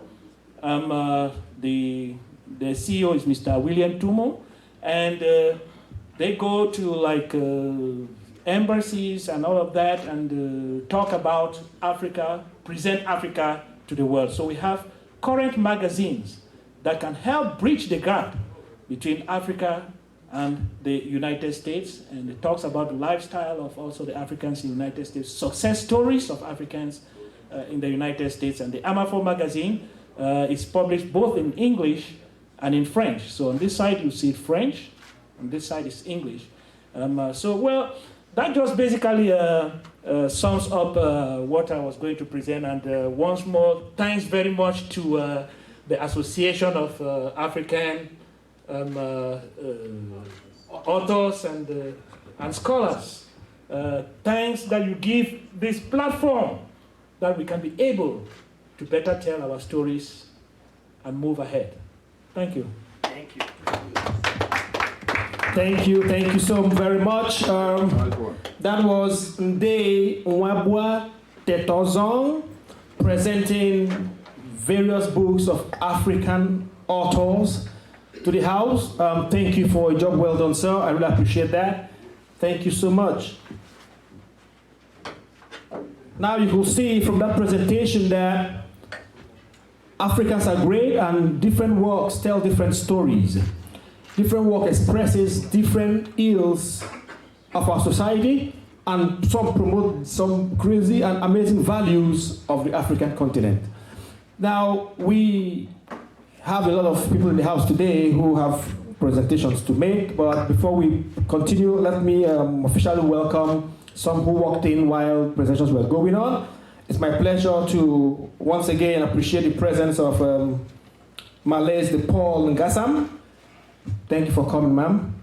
I also want to appreciate the presence of Dr. Lloyd Onyerimba. Thank you so much for coming in, sir. I also want to appreciate the presence of Fidelis Array. Fidelis, you're welcome. Nice to see you again. While that is going on, I want to quickly say that lunch is on the way. So as they just come in, we'll break again to be able to do that. so that we don't spend the whole day. It's already 1 o'clock. Ladies and gentlemen, we are proceeding with the next presentation. I would love to call on our friend. I said that book has been ringing in my head. So I want us to go this way, all right, so that we can follow the trail. So next on that line is no other person than Dr. Jude Royce Obo. Please, we can all move close to his stand and let's hear all about this amazing book. Yeah, you can stay behind or whichever way you want to stand so that people can be around you. Yes, sir. All right. Yeah. Thank you, Doc. You're welcome. Good day, ladies and gentlemen. Cocaine Harpers, Jude Royce Obo. Actually, what motivated me to diving into such a topic is the verse. I had to make a transition from agricultural engineering after working years for the United Nations, FAO, in various continents and countries. I specialize in agricultural engineering. That's what brought me out from Nigeria in 1976, selected by the federal government on the scholarship. We were united with students from Singapore and Malaysia, but where are those countries today? Were in Nigeria. So things happen. And along the line, while I was on international engagements, things did happen. People who were born in Nigeria in the 50s know exactly what I'm talking about, the value changed. Then, well, the greatest thing that happened to me is when the UN came to the university. I was specializing in Florence, in Italy, and selected me for working. I worked in Zambia, Botswana, Zimbabwe. And then, along the line, traveling all over the continents, like I worked in Australia, worked in Western Samoa, I had Thailand, I was 4 years in Cape Verde's Island, where I worked also in drip irrigation. I'm a drip irrigation specialist. So, along the line, when we were working, if the crossing of borders and people realized that even though I had a UN passport, moving all along, they will always say, where are you originally from? Like those countries where they are really, I don't know, racist, you can say, but I don't know. Well, they pull out, oh, you're Nigerian. Oh, hold on. Well, let's take you in. Anyway, all of us suffered all those humiliations. Nigerians here are conversant with what I say. Anyway, so a lot of things started motivating me. I was born, we had Biafra War, all those wars in Nigeria, we had Biafra War. And it did a lot of things when I was growing up. So I dreamt of being an agricultural engineer, I achieved that. And I saw this dream of working with United Nations. Okay, but then I was still, a lot of things going through my head.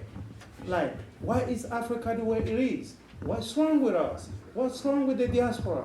I lived in all these countries. And in Australia, Aboriginal, wherever you have a black man, it's like war. It's like criminalization, marginalization, and everything. So, these are what they did something with me.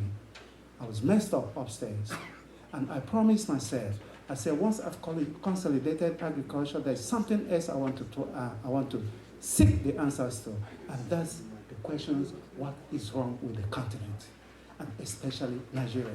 Then, when I moved to the Netherlands, where I lived for the past 25 years, I've been abroad like 1977, right? Then, when I was the Dutch Minister of Justice, they came to me one time and they said, you have languages, God, you are Nigerian, you have languages, you have this Igbo and you have Pidgin and all that, and you speak Italian, you speak Dutch fluent and all that. I have a working language of knowledge of French, but also Portuguese and Portuguese Creole, I speak fluent. Then they asked me, you have to do something. We need you in another stage of development where you need to work as a consultant for the Minister of justice. I said, what has agriculture got to do with justice? They said, because we've heard you speak in certain occasions that we think that maybe you have something disturbing you in your head, and if you want to know that answers, when we look at the anger that you speak and the emotions and everything you brought, maybe you can do something. Come and do something with your languages. I said, okay, well, now, all right. Basically, I'm not going to go into these details, it will be for another time. But then, all hands on the job, I started saying, what is wrong with Africa? Now they told me. Then in another presentations, international engagements everywhere, whether it's in Hong Kong or in Asia or wherever it is, presenting, they told me, but if you have this question, there's two things you gotta do. One is you go and study international criminal law, or you go and study criminology. But if you take on international criminal law, what will you achieve? You will achieve only a part of the solution. But when you look at criminology, you will have an eclectical view of what is wrong with Africa, drawing from economical, social, and political, and every aspect of it religious. Then you boil down to, you can find the answers you're looking for yourself. So I took that. I did global criminology. That was in 2007. I started that, hands on the job. While doing my job, I started that, brilliant. But it's like a jungle. What you discover is like pushing you more, and you say, what? And then, right, a hell lot of issues started. I am taking on drug trafficking as one of the social problems that is killing Africa, that is especially in Nigeria. We know that in the last decades now, Nigerians have dominated the international drug trafficking from West Africa or from the sub-Saharan Africa. It's no secret. We know about that. And then we know that Nigerians are also involved in whether advanced fee fraud and all that others. All that has gone wrong in Nigeria. And when Nigeria sneezes, it passes to other African countries. We are aware of all these things. But then the value changing, drug trafficking is just one of those symptoms that I took to look at and talk about the broader issue that dealing and killing that nation, but also affects the whole continent in various degrees. Then I started digging into from the 14th century coming up to why things are the way they are. We've been affected by slavery, we've been affected by colonization, all those things I talk in the book. The book is like, now, for cocaine, why cocaine? Cocaine is one of the most important drugs in the world. Without cocaine, the hospitals will not function. It's like heroin where you take number 2. But cocaine, particularly, think about operations. Think about an anesthesia. Think about all those things. It's based on cocaine. Think about the food industry. Think about whatever we have to think about food, whether it's Coca-Cola, first Coke and cola from West Africa is what we're drinking, right? Cocaine. But codeine, all those things. Think about the importance of all these drugs. Think about the importance of these drugs in the entertainment industry today, right? So cocaine is too much important. It is too much important because of what? Because of its economical importance. We are not the people that started cocaine trafficking. I heard you talk about Cameroon. I heard you, but when we go deep into why, we link it to colonialism, we link it to slavery. I will explain all this things, but I think time is short. However, what is important is what the colonial masters have done. When we go to 1932, the British experimented coca plantation taken from Indonesia, but also from South America to Nigeria and to Cameroon. They tried that in so many botanical gardens around in Calabar, Nigeria, everywhere, Abeokuta. But then, so it is important to say that Nigeria has been made an international hub of cocaine trafficking before ever we had our independence. But these files are hidden. So, in 1952, the first international traffickers from Nigeria and Ghana were done by the Lebanese. The Lebanese started that, and the Americans are aware of it. The international communities are aware of all these things happening. So, why is it happening? The Nigerian state crisis, as I talk in chapter 2, or chapter 1, no, chapter 2, tells us Why Nigeria? We are present today. We heard in the 80s, in the late 70s and 80s, about the elite involvement in cocaine trafficking and drug trafficking. That was, calling cocaine to the summit of power in Nigeria. Who were those? The elites that we heard. All of you heard them, don't need to mention names and all that. But it is real that they did it. When you link to Delegiwa killing and all that, you will know who I'm talking about. It is fact because the international community knows that and all that. So what we have seen is the democratization of drug trafficking in Nigeria because the elite did that, and well, it boiled down to everybody doing it, right? Okay, why? Because there's money in it, a huge money. When you succeed, you get money. I started digging into this to use it as one of those main factors. I penetrated and I classified the 6 categories of international Nigerian involvement in cocaine trafficking, drug trafficking. And drug trafficking, make no mistake, is linked to human trafficking, it's linked to all these other things, but let's concentrate on that. All these factors are what I'm expert in the last 20 years. I researched for that 20 years to produce this book. So it's not something.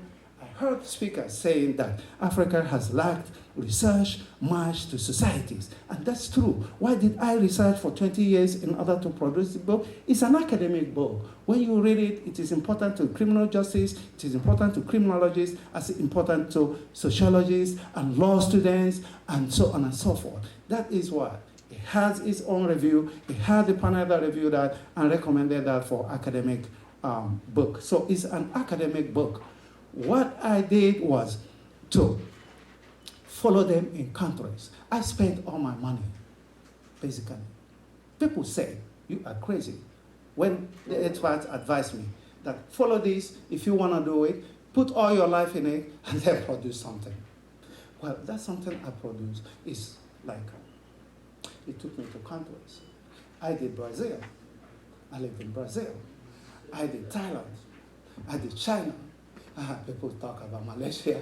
When I talk, I get so emotional because of people, because of guys I see that are being killed. I interviewed in various prisons in Asia, Malaysia, and whatever. So these things in China, in Indonesia, why are Nigerians, why are Africans being killed? Why are we keeping silent? Why shouldn't we talk? Why shouldn't we make this fact known? So this is what you read further in this book. The countries I've called, plus the countries I've done in Europe, in Holland, where I've lived, where I'm nationalized also, but also in Italy, where I studied and lived for 14 years. I speak Italian fluent, all of you know that, and Dutch fluent. So, when I did, whether Germany or Holland or England and all those things, visiting prisons and all that, and had seen Nigerians being serving lengthy years of imprisonment, like in Brazil. Can you imagine when somebody is in prison for 60-something years? That's Nigerians, right? But that's also African countries. I'm not saying, I'm talking about Nigerians, but actually I'm referring to the continent, right? Okay, when you go to Indonesia and you see people dead road, and I interview them, and then in Malaysia, I interview them. As far back as 1982, Nigerian was, and Ibrahim was the first person to be murdered in Malaysia. Well, the point is, when we talk of drug trafficking, it looks as if we are talking only about drug trafficking. But the point is, criminology is about development. It's about prevention. How do we develop? And I come to the point where speakers have spoken about what we need to do, whether it's from, you talked about religious, you talked about names and all that, how we inherited all these things. Yes, you read them also in this book. You read about what is important. How do we develop? What is development? For me, I define that with all the cultures I've seen, that development is a mentality. How do we develop? It's like a computer, where you have a computer devoid of your what? Devoid of the softwares. How can you develop? Nigeria cannot develop. And it is not all about money, because money is what it is. It's an important component. If you take to Singapore, you know, Singapore don't have so many natural resources, but they got money also, but awareness and education is the most important thing. My brothers, I think that Nigerians and international cocaine trafficking can be diminished, can be reduced, like when we draw experiences from China, in Guangzhou, where I have, since 2006, did my research in Guangzhou and followed the development of Nigerians in Guangzhou. How did Nigerians contribute to mitigating drug trafficking among Nigerians in Guangzhou? I think that stands a chance when we study that and see that they have formed a community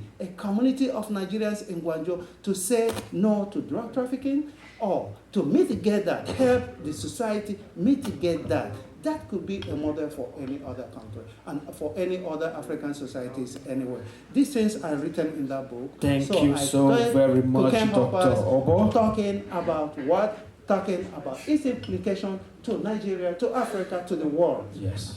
Thank you so much. Very much for Thank this. you. I could talk like. I know. Thank you so much, Dr. Obo. Thank you. Thank you so very much. Yeah, sure. Sure. If you want to ask any question, please do. Yeah, sure. All right. Okay, thank you, my brother. That's an amazing shot. You talked so much about Nigeria getting involved in cocaine business. At the back of your mind, I want to know, what is that value that you really want to address by this book? Are you looking at those people that are just, because in Nigeria we don't produce cocaine, we only Korea. Were you able to address also those people that consume? We don't consume, you know that also. Most times, I'm coming. Some people produce Nigeria, Korea to consumers. Were you able to also address those people that produce cocaine, or you're just targeting Nigerians that Korea and also those people consuming it? Second question is, you did criminology, like you said. The legal part of it, we know a lot of people have been killed, unjustly, because I've been to Malaysia also. There are people, they arrest you people, even if you're innocent, you're in. They don't even when you get a Malaysian visa, they just stamp it there that if they catch you, that's it, death sentence. So a lot of people have been killed unjustly. Yeah. Why? Because either the company of those people that do this thing, as a legal man, were you able to address that aspect also, so that where legal entity will be able to look into it critically, so that innocent people will be So, in summary, just in 1 minute, just give us your response. Yes, please. I address all these issues you raised in this book. So I did the whole chain. I did not do one aspect of cocaine trafficking. I did from production to consumption and recommendations on how we could mitigate that problem. Awesome. It's all addressed here. I'm coming to the fact that we don't know the amount of people that are killed today. We don't know the amount of people that are innocent and in jail. We don't know, like Jeff died, like the kid Jeff in Indonesia in 2016, right? Jeff was innocent, but Indonesians killed him. Why? 4 Nigerians were killed between 2015 and 2016. A lot of them, most people who are in jail today are innocent. All these things addressed in this book. So if you want all these responses, buy this book and you get a copy and you find out the answers. Thank you. The answers are all there in the book. So if you want more details, get a copy. All right. Thank you. Thank you so much, Dr. Obo. Thank you, everyone. Please be seated. Wow.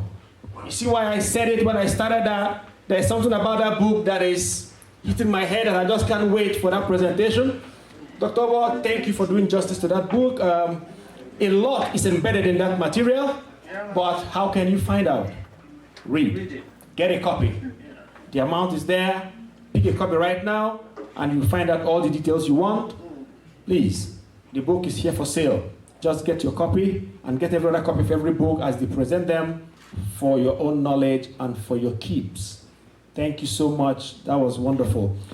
Now, before we continue on these book presentations.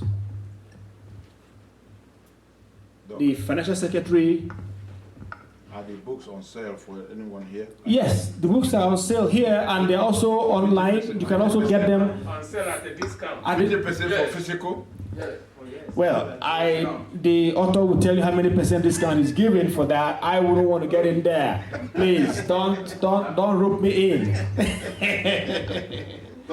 All right, talk to the author for how much discount is given, but the book is here present for sale. Of course, I mean, for those of us who are live, I mean, we should be able to benefit from that. So you can buy here today for a discount. I don't know how much, but they'll tell you. Then after today, you buy for full price. And again, for those who are watching online, you can also go to our website. You get the book and it will be shipped to you. Thank you. So as we continue with this program, please, I want to bring to the podium the Financial Secretary of the Association who has something to say. It's my pleasure to welcome Nze Obi Ukwoma. Please, sir, come over here. Please give me a round of applause. Thank you.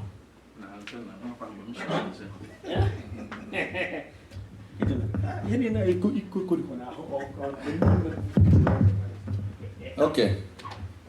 Good afternoon, ladies and gentlemen. Good afternoon.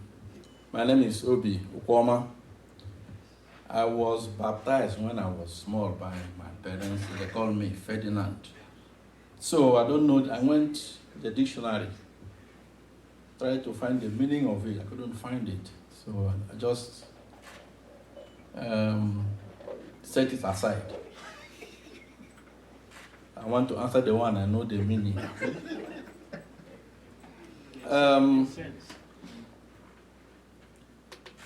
I'm the Financial Secretary. I joined this organization about 3 years ago. As a matter of fact, I happened to, this man is a technician. He do a lot of work. I happened to meet our executive director in his office when I was trying to finish my book. And he asked me, are you a member? So, a member of what? Say, IAAAS. I said, I don't know about it. That's when I found interest, and since that time, I cannot do without this organization. So we are asking those who have not joined us, please join us. This is with big interest. We are going to do something to help our people, not only in Black Africa, and in the whole world. Our registration is $25. Annual dues is only $50 for those who have not joined. We are accepting donations from members and friends and well-wishers. We are accepting donations to promote global literacy and literacy empowerment for outstanding book winner. This magazine is free, but if you can give us any amount, if you have one, you can donate any amount from here freely. We can take that. Also, we are accepting donation for Summit Fundraising, Africa International Leadership Institute Campus. And anything, we are 5 non-profit organizations. Anything you can donate to make this organization viable, we're going to accept it. Thank you very much. Thank you so much, Obi. Thank you. Yes, you heard him. We're a 501c organization. Donations you make can also be getting back from the IRAAS, so you're sure that you're not just wasting your money. It's a non-profit organization, and it is duly registered, well established. Again, we have our pin-ups, our lapel pins. You can see what I'm wearing. It's just $10. And our souvenir pen for $10, so you can just pick whatever you want. You'll be able to pass them around. Obi, please pass those pens and pin-ups around for those who have not acquired theirs to please get it. Sure, bring them to Casey here. Bring them to Fred. What do you think? I said, bring the pen and the pin-ups and let them have them. Yeah. Casey needs it here. My sister needs it there. See Array behind you. Pass them on. Anyone who hasn't got it should take theirs right now. Thank you so much. So we are continuing right now on the next presenter. Now, if you listened to Obo, you could see the passion in his presentation. He has so much to unleash. I had to practically cut him off because we had other people are waiting, and we don't have all day. But everything he has in his head is in that book. So to tap those empathic expressions, buy that book and you get it. I enjoin everyone to please get a copy. Yes, get a copy. For every book that is here, they all have great input in our lives and in the fulfillment of our aspirations. Please get a copy. More so, the idea here is to encourage each other to keep writing. If we write and nobody reads, it doesn't make sense why we write. But if we write and people buy and read, then we encourage every author to keep writing. Please. One of our friends, he's not here today, Troy will always say that when books are not read, then how did he put that his word? Let me look for Troy's word. I want to quote him directly. Yeah. Troy Casting. Page 58. Yes. Go to page 58. You see Troy's words. Troy is an ardent promoter of this organization. He says an author is only useful if people read. Otherwise, knowledge dies with the author. That is profound. That is germane. So, definitely, we are enjoined to please encourage us, encourage one another. We are here to ensure that your books are consumed. We have an online store where our books and materials are on sale.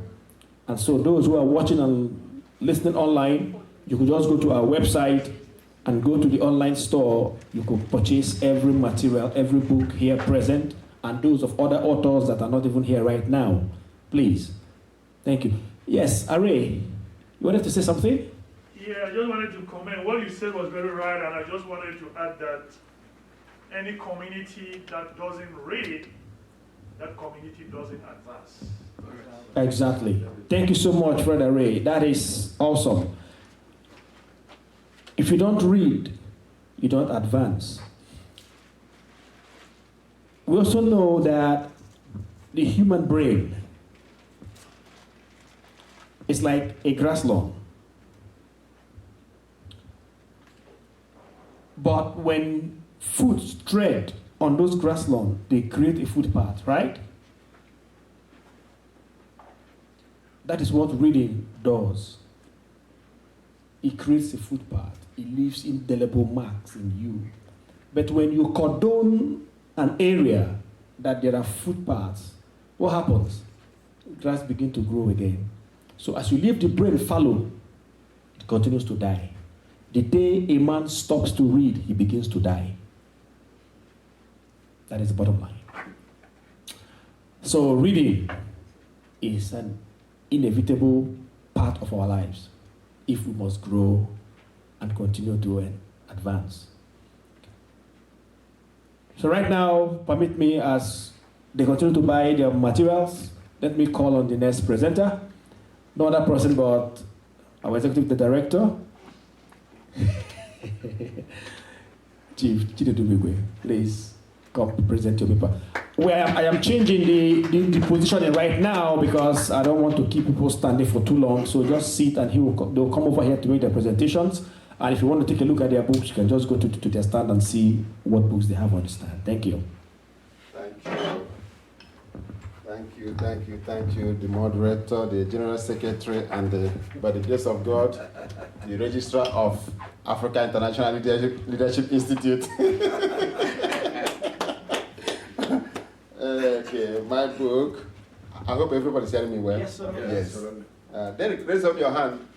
That's my son, and that's the table where my book is. Immigration to Citizenship of the United States of America, your resource guide. The bottom line or the summary is orientation. That's where the idea of this book came around. I did my first degree in psychology in University of Nigeria, Nsukka, and yes. Our mascot in that university is lions. So the graduates are called lion, or not the graduate, the students are called lions and lionesses. In my first year, they called us for orientation to brief us about the university, what is going on, and what to expect, what to do right. And so we were in the hall like this, and the moderator asked us to look around the hall. We looked around. The moderator said that the number of us, the first years that are here today, are not the expected number that should be in that university. I mean, should be there. Because these administrators, they know the exact number of students that has been accepted or admitted into the university. So he said that this number is very, very small to what they expect because they have the statistics with them.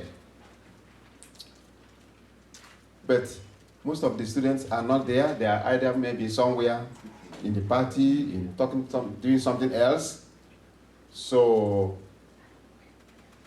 that being said, that we are doing the right thing.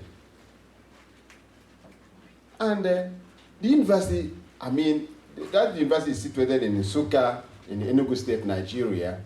It's so big, and it's called a university town. If you come into Nsukka, that's all you see is the university. Everything, allied businesses is associated with that university. So the town is the university is bigger than the town.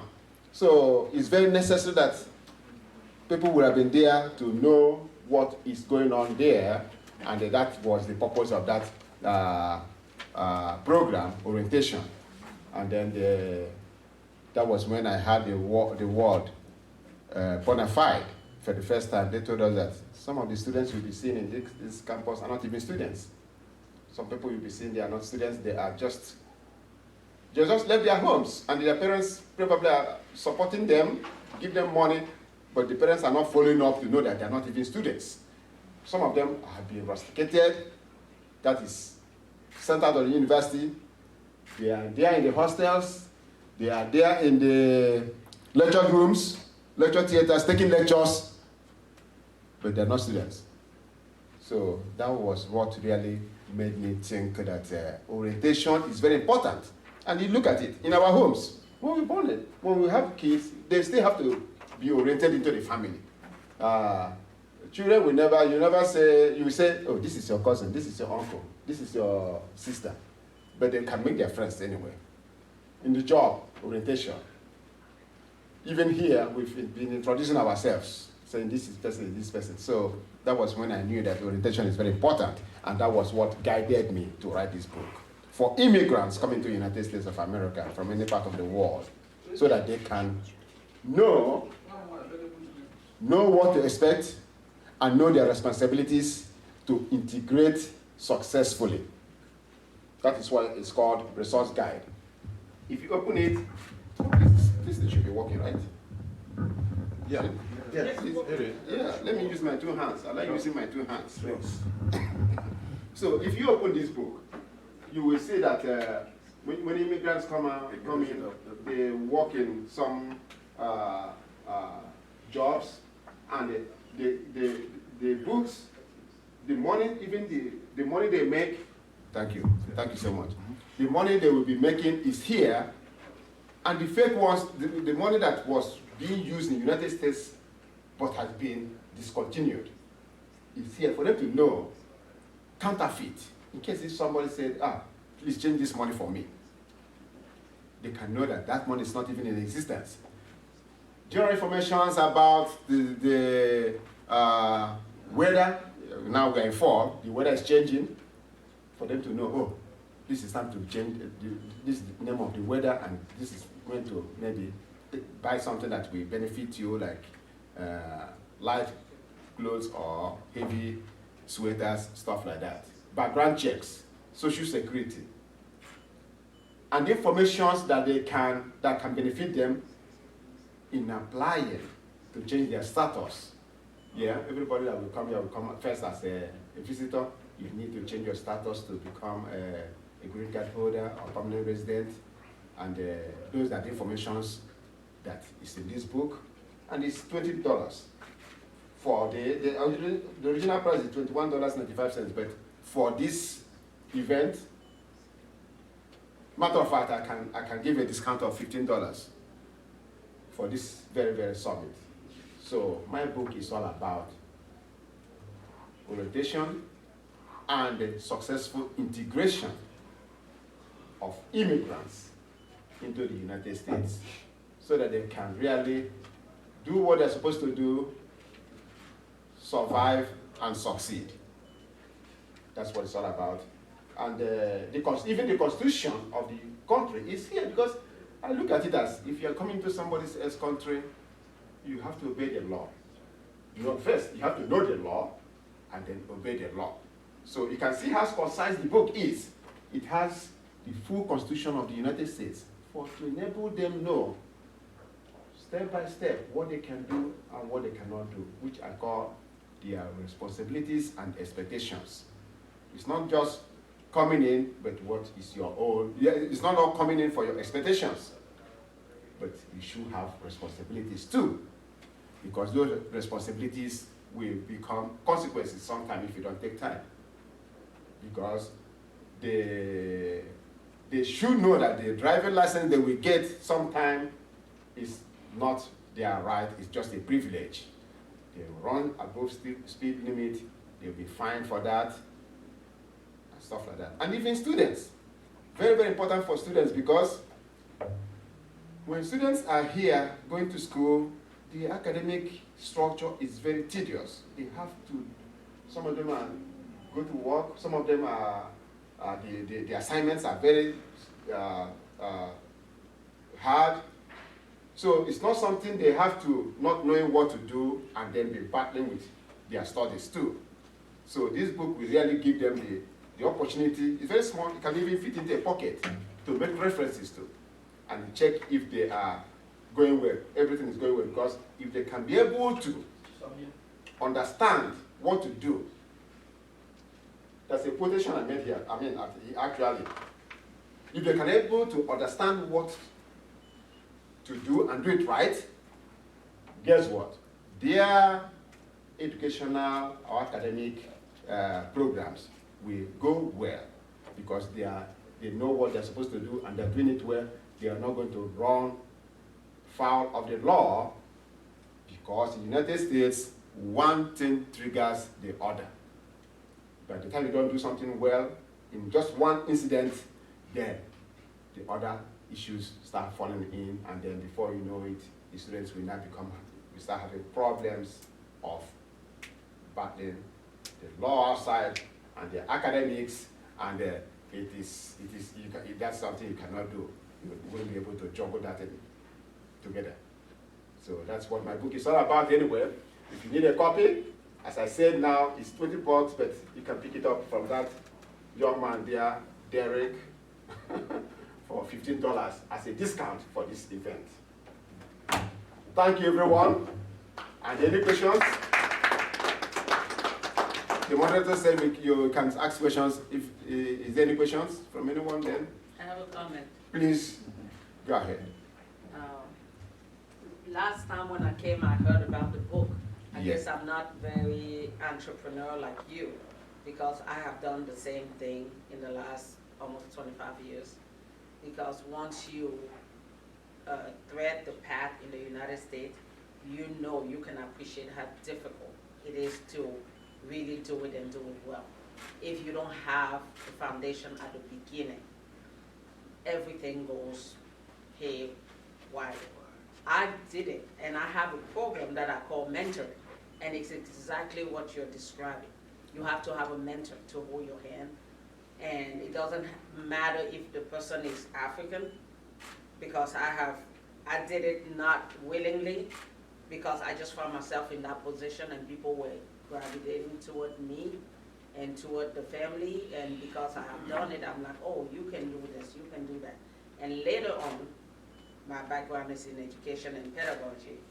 I realized that to do anything really well, you have to go through, you have to do it as a teaching method. Just like you teach a child, like you say, step one, step two, That's step right. three. So That's everything right. You're saying, I do it I call it mentoring. And it's really, once you land in the United States, the environment and the people around you really set the tone for how far you're gonna get, or whatever your circle gonna be. And it takes a lot of grace if you didn't fall on the right side, or with the right people, with the right crowd, to get out of that. So I really appreciate your book, because I'm immersed in that kind of, it takes a kindness of heart, Yes. not to want somebody else to suffer what Yes. you suffer. Exactly. So really, I appreciate it. Exactly. Thank you so much. Thank you. Any other question? Yes, just a follow-up to what she said. Omega Studio will purchase one copy and give to her to give to any of her candidates. Thank you. Thank you. Darren, did you see that? Did you hear that? Thank you. They need a copy here. Okay. Give them a copy. Give them a copy, they need a copy, and give them money. So we are here for business. Thank you. So any other questions? That's it? Any other question? Okay. In absence of none, Okay. thank you so much. Thank you everyone for Chief coming, Igwe. and thank you everyone for listening, and thank you everyone for being part of this whole show. Thank you, thank you. Thank you so much. So Obi, All right. presentation. Thank you so much. Wow. Wonderful. Omega Studio just purchased the copy and they're presenting it to Malays Ngasam. Thank you. Thank you so much. Awesome. Wow. Thank you. We are making progress. See, that's the spirit. See? Please buy a copy of any of the books you want, and you can even give them as gifts. There are a lot of them here. You can buy one, buy two, buy three, buy 10. Yes, sir? And as we are listening, and buy it, and remember to be voting for the title of the books. Yeah. Not the As you author. listen, as you hear, you begin to see which book makes more sense to you. The voting box is already set. You can just walk behind and vote for the book you want and drop it in the box, and we'll count later. While that is still going on, I also want to reiterate that we're still calling for donations. Donations for the promotion of global literacy and literacy empowerment for outstanding book prize winner for today. We are also calling on us to support the fundraising for the African International Institute, please, you can just go behind and put your name and drop your check, or you can Zelle it, whichever way you want to send the money. There are so many payment options, you'll be told. If you want ATM, the ATM right here.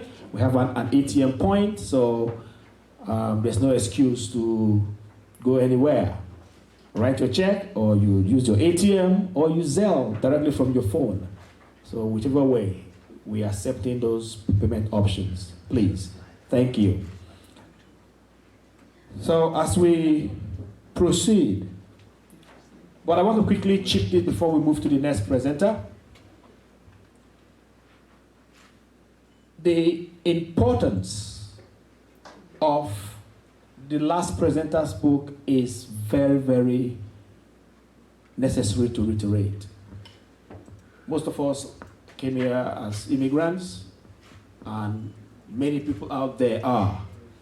And so I want you to have this at the back of your mind, that when you come across anyone, please talk about this book, that you can find the material that could help you to understand what you do. As new students come on board, let them pick a copy and understand what they need to do per time.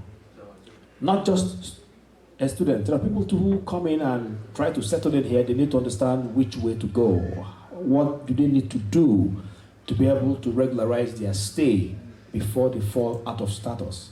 The earlier they do that, the safer. So when they understand what to do from the day they get into this country, it is helpful so that they don't get into ISIS Wahala.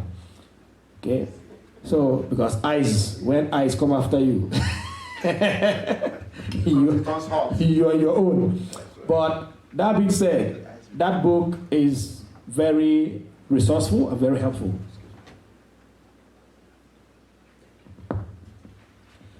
So, we are trying to quickly take, because one of us wants to run away, has another engagement. So I will juggle the position right now. Professor Odo, you bear with me. I was supposed to come to you, but I'll skip you right now. I want to call on Malaise Ngassam to make her presentation quickly. Yeah, with Nde Tedozo. So please, let's listen to Malaise and hear what she has to say. She's not presenting a book, but she's presenting something that is amazing and outstanding. Yes.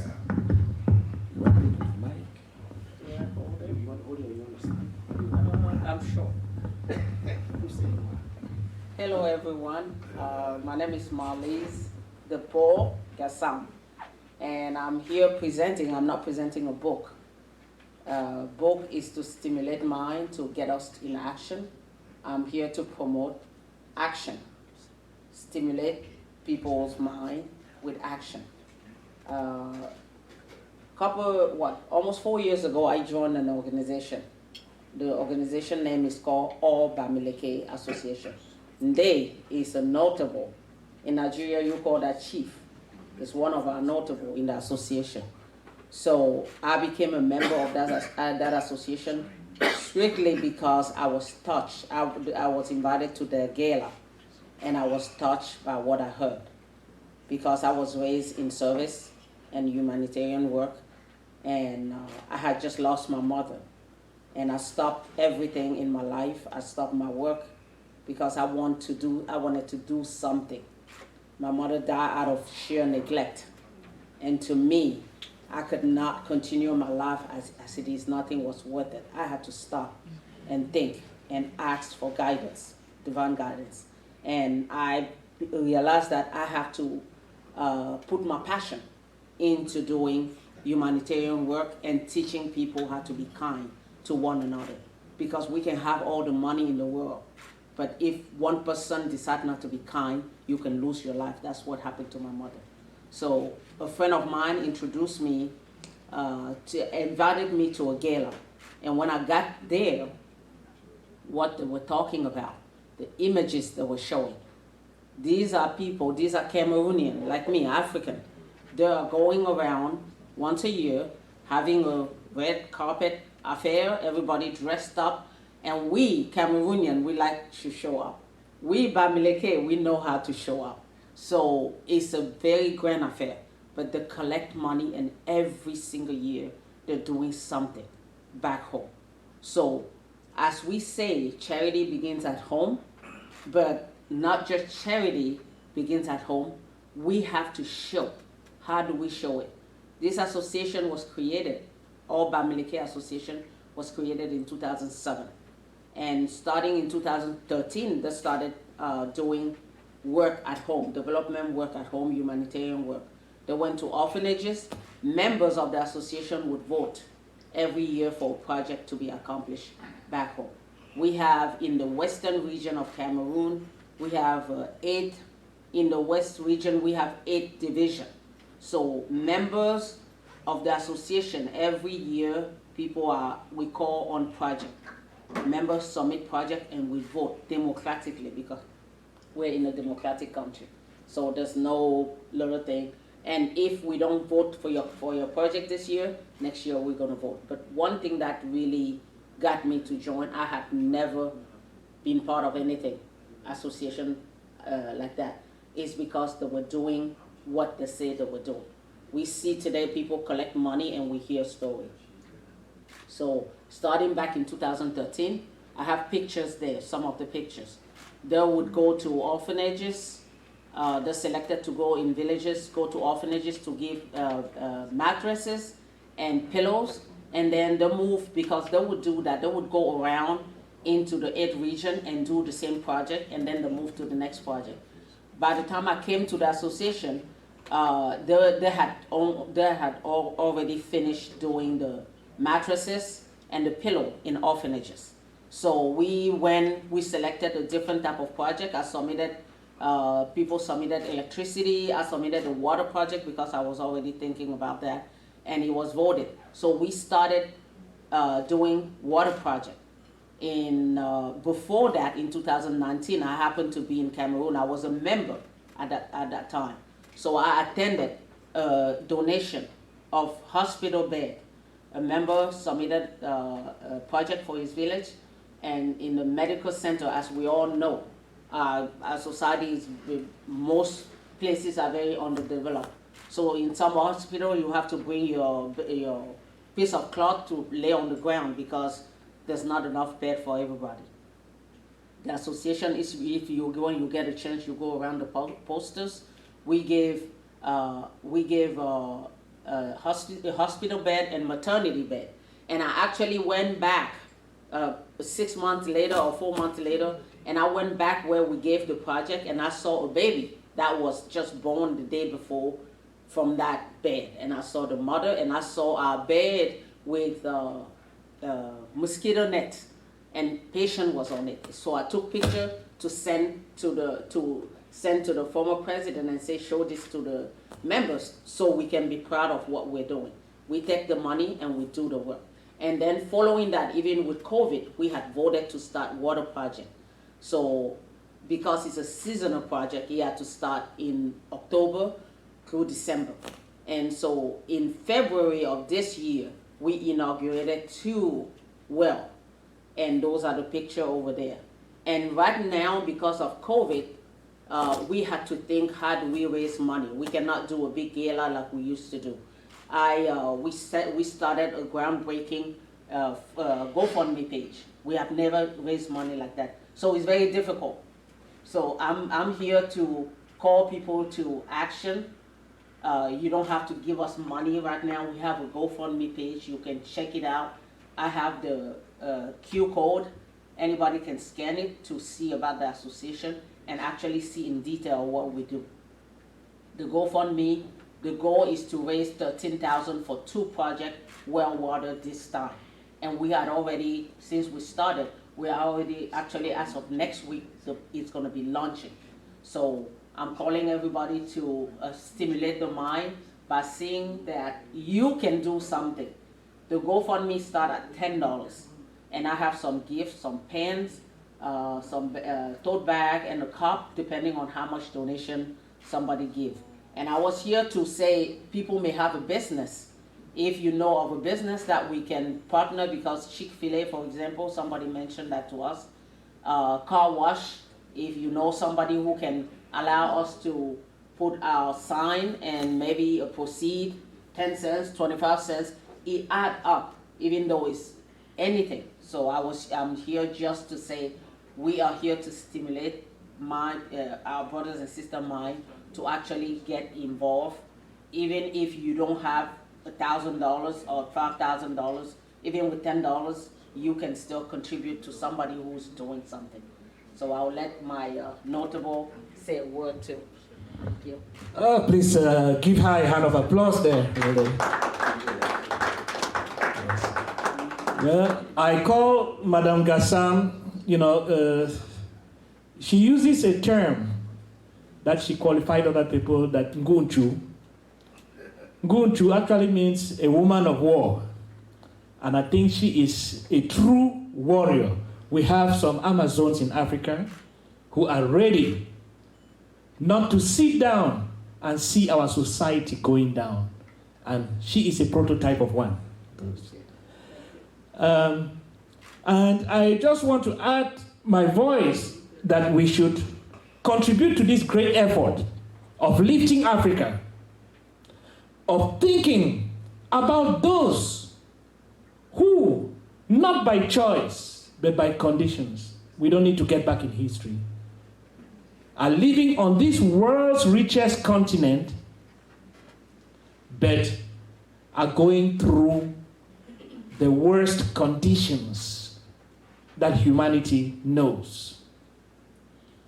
And this association, I'm sure there are development associations in every country, but one thing we need to do is copy from those that are doing something at the grassroots. We know if we collect money and send to the government, we know where that money is going. I don't think we need to talk about that. So we want to go straight to the grassroots and help the people in the grassroots. And I'm joining my voice here that we should support this organization. And what they are doing actually now, the Bamileke Association of Georgia is doing right now, is putting water wells. These are inexpensive projects that cost less than $10,000 per project, in communities. Let me paint a little picture of what is going on in Cameroon.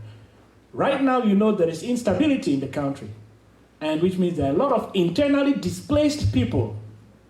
And because of the internally displaced people, that comes with the living conditions, so much so that the basic needs of people are also compromised. So, you also have, at this time I was reading the news from Cameroon, and there is an outbreak of cholera.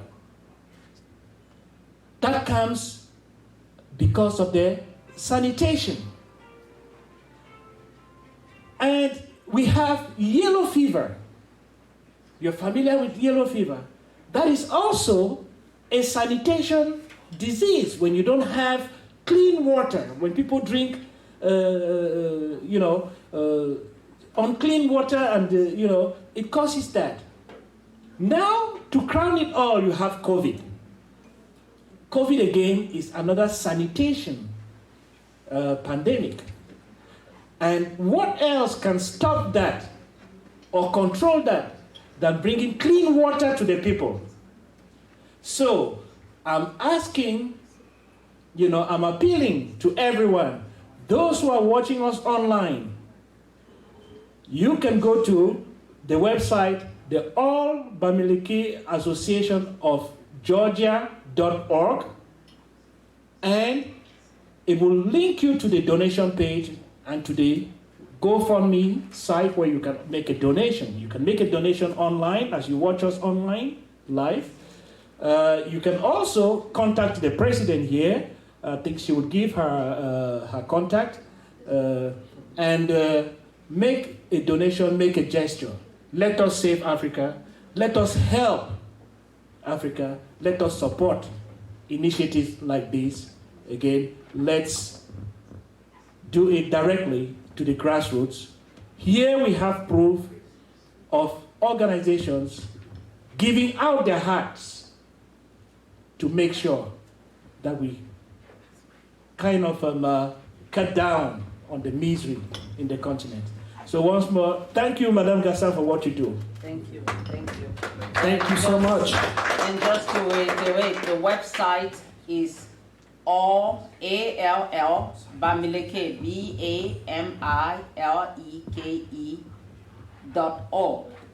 And I was gonna so this is the logo, and this is for donors. So if you donate, depending on the amount, any donation, if you're in the area, you would get something, you will get a gift. We have a little gift because we cannot give a lot because it costs us a lot of money. So we're giving a token of our appreciation. And we can, we're also looking for sponsorship. A group, not an individual, can sponsor us. So we really appreciate any gesture anyone can do. Thank you. All Bamileke of Georgia. .org. Yes. All Bamileke, I spell it. All Bamileke of Georgia.org. Thank you. Thank you so much. Thank you, Malis. Thank you, the Dozon, for that expression. If you listen, you'll see what we're talking about: leadership, the need to transform a society, the need to help the helpless, the need to carry the people along for good. Thank you so much, Malays, for a wonderful job you guys are doing with the Bamileke. We pray that people will see this and go check it out on your website and begin to support that effort, that some level of hope and respite will come to that region and to those people. Thank you so very much. We are getting ready to move into a new phase. To ease off the monotony of speaking, we want to bring in some slight entertainment. Join me this afternoon as I welcome to this podium a friend to the house, a daughter of one of us, who wants to give us some soul music this afternoon. Please, before you exit, just drop your vote behind, sir. Thank you. Everybody is voting. You have one vote. Everybody has his own vote. All right. So I want to quickly call on this beautiful daughter of Africa who wants to come sing. She is a student of University of Georgia at Athens. Join me as I welcome Chisom Ukwoma for this beautiful song. Yeah. Live. Okay. Live. So she's singing from your phone? I have a song that I can just play from. Is it online? Yeah, it's online. On YouTube? Yes. Can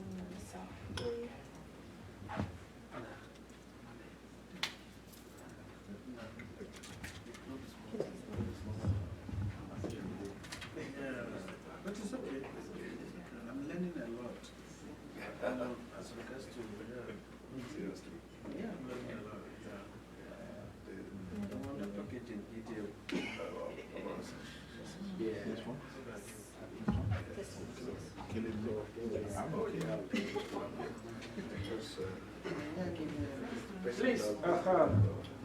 Please, ladies and gentlemen, there is food behind. While she's singing, you can just pick your stuff and let's blend them all together. Just go take what you want to eat. Okay? All right.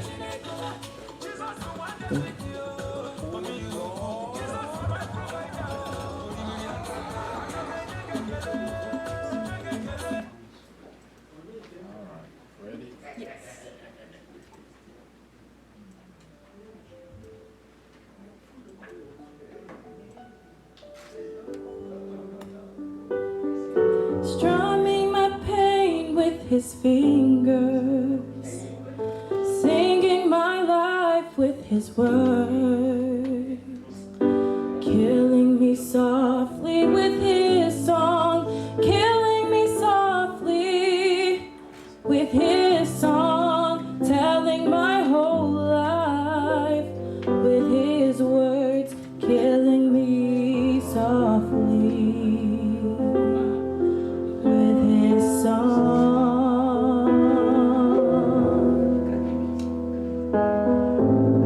I heard he sang a good song. I heard he had a son. And so I came to see him and listen for a while.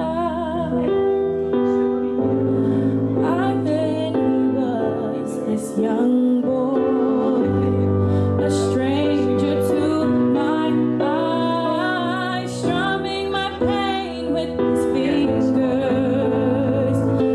singing my life with his words,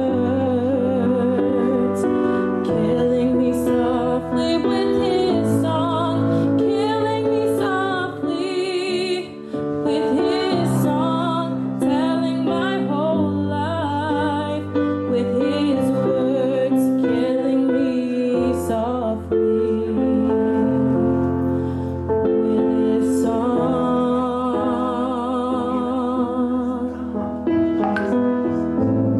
I felt all flushed with fever, embarrassed by the crowd.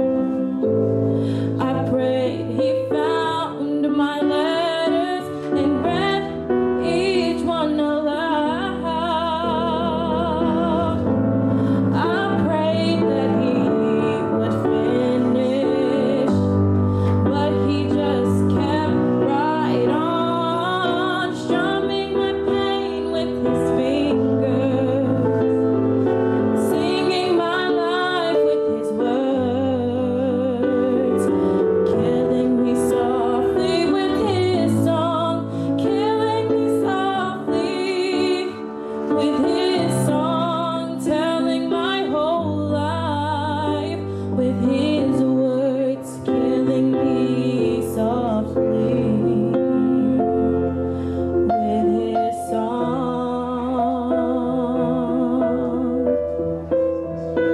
Whoa,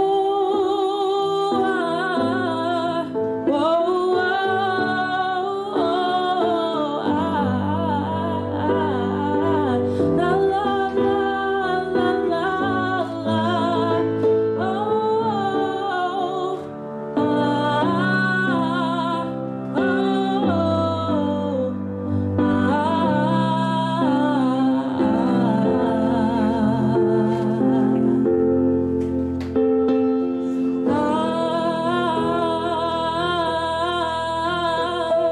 strumming my pain with his fingers, singing my life with his words, killing me softly with his song, killing me softly with his song, telling my whole life with his words, killing me softly with his song.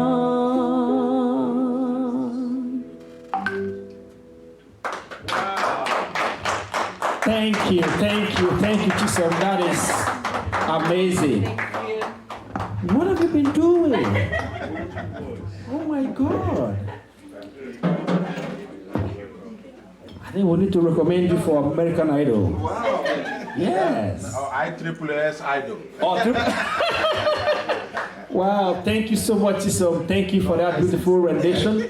Thank you so very much. Wow. You see, our children are showcasing their talents. This is an avenue now. The whole world is watching. That is amazing. Thank you for that. Please, like I said, food is ready. You can just go behind and just grab something quickly. And when we come back after food, then we'll listen to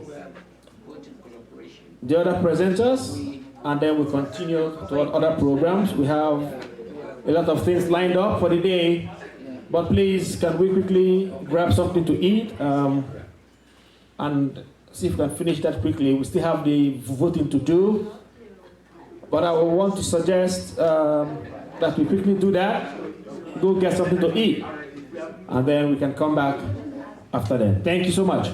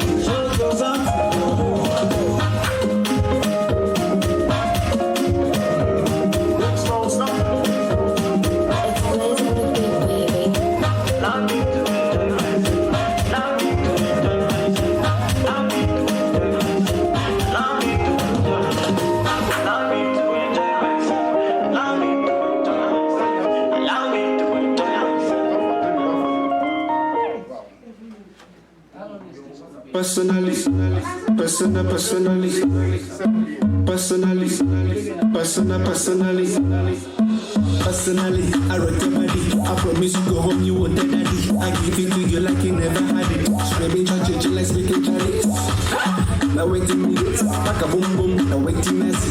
Saga, but she know one me. She talks, so she know one. I know go lie, the things within my mind. When I see you dancing, girl, you got me high. And if you wanna try, they can't go.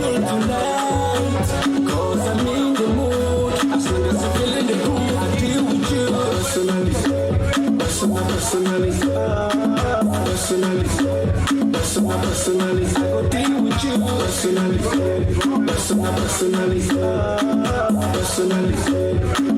personally, I go deal with you.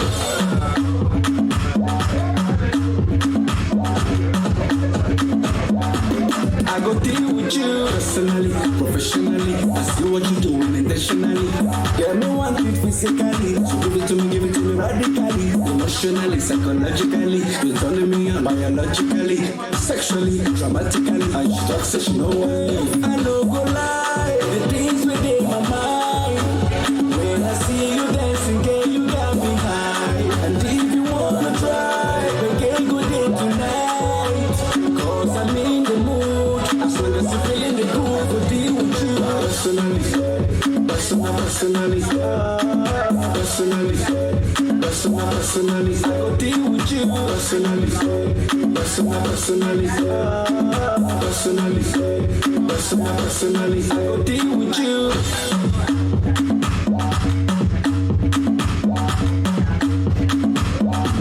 I go deal with you, yeah, exceptionally, no reason spiritually, money speaking so drastically, magically, internationally, abatically, grammar, for dictionary, saga, she know one me, she talks so she know one me. I no go lie, the things within my mind, when I see you dancing, girl, you got me high, and if you wanna try, we can go there tonight, cause I'm in the mood, as long as you're feeling the groove, I go deal with you personally, I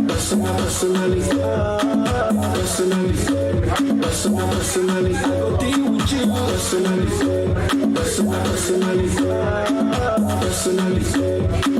personally, I go deal with you.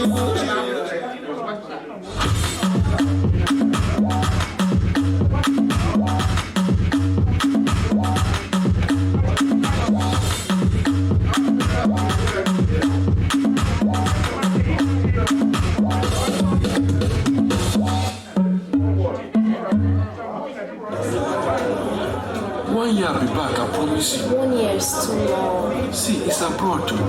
Let me just go. I promise you I'll be back. 1 year. Promise. I promise you.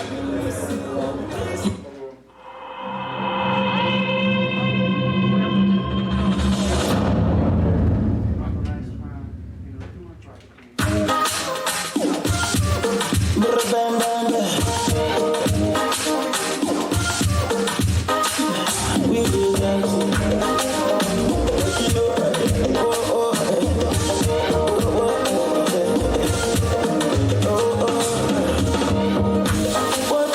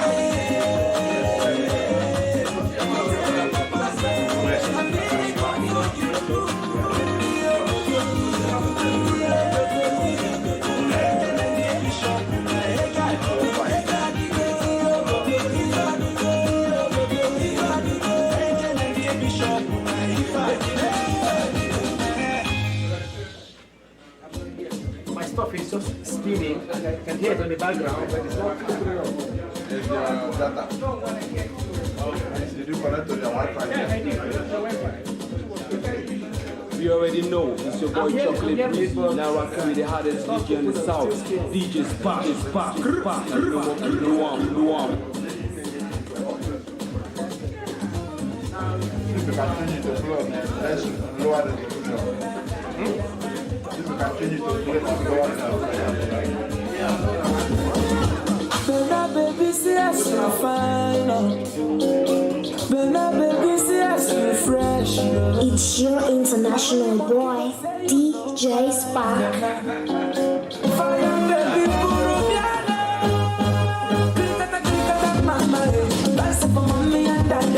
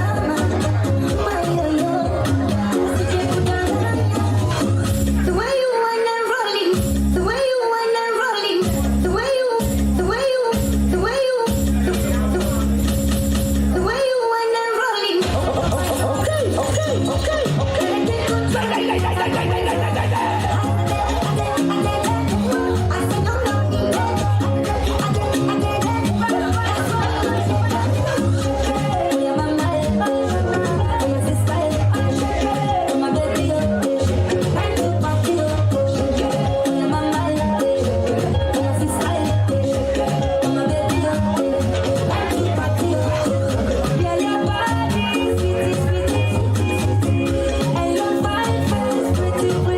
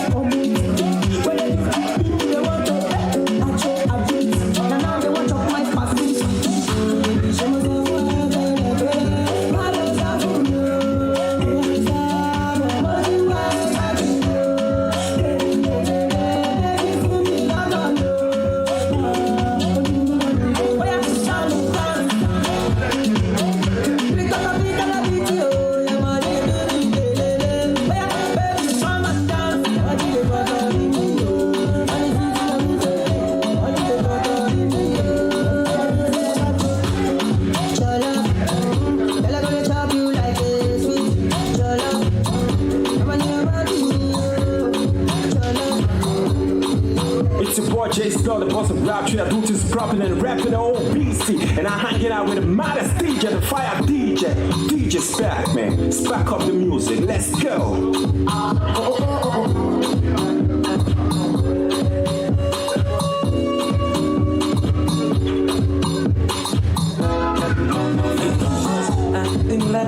But you got it, I will go party. But you got it, I will go to baby, money will come to the and baby, I'm up to my lady, your body is unnecessary. My lady, your body is unnecessary.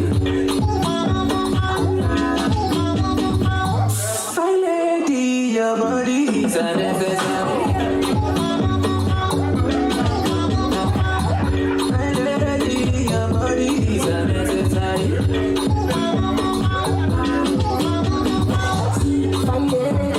Your body is unnecessary.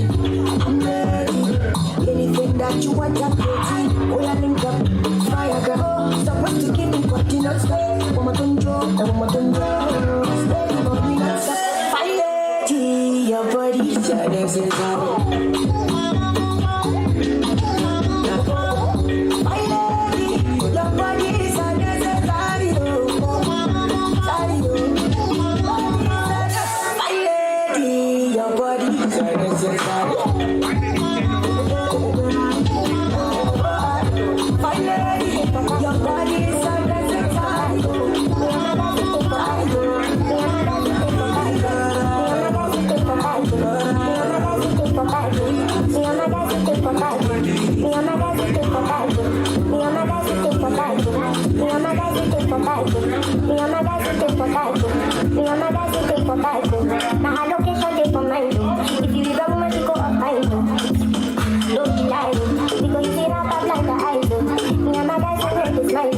Big dog was the rookie line. Big dog was the rookie dead. Oh, body.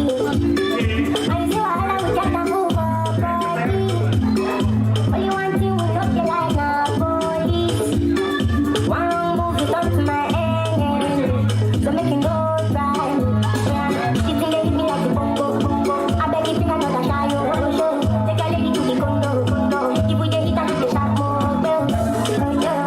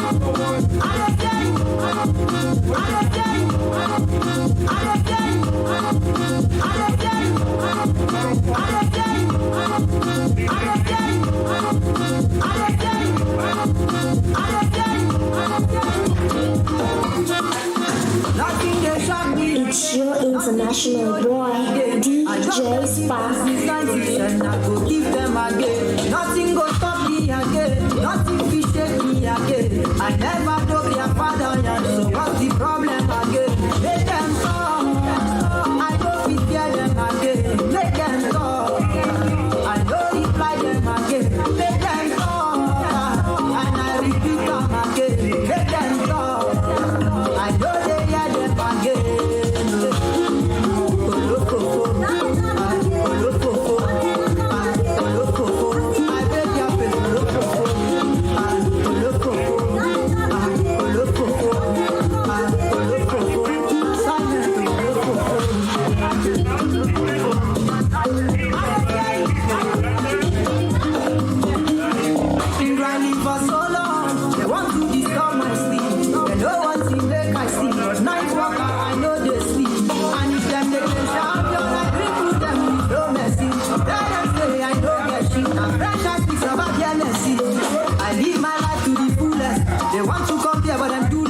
Now God will give me this talent. If they want to stay, I say let them parents. Let them go.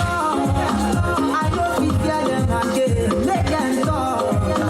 I don't reply them again. Let them go. And I repeat them again. Let them go. I know they hear them again.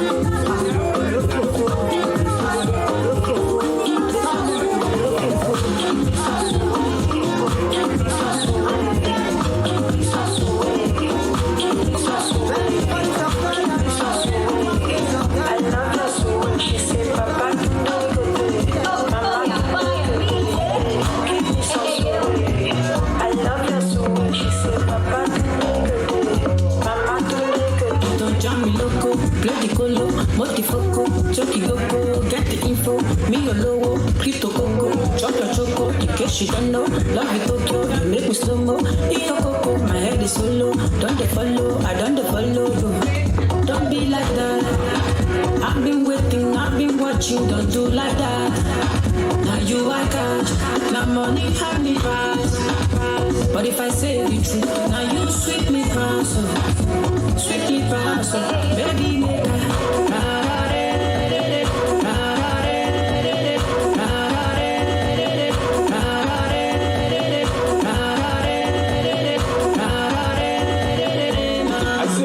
Spark, you know be anybody. Come on, DJ Spark. Fine baby, no big fine pass your mother. I love your sweet. She said, Papa,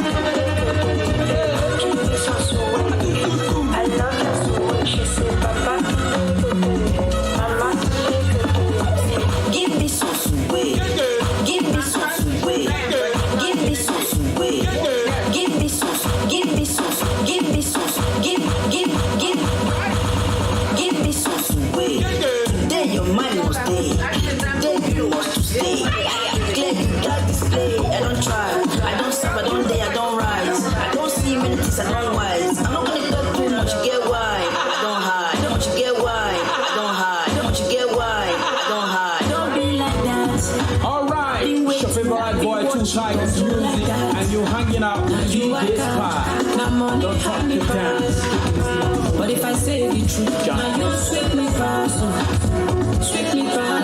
baby make my baby, don't be fine past your mother.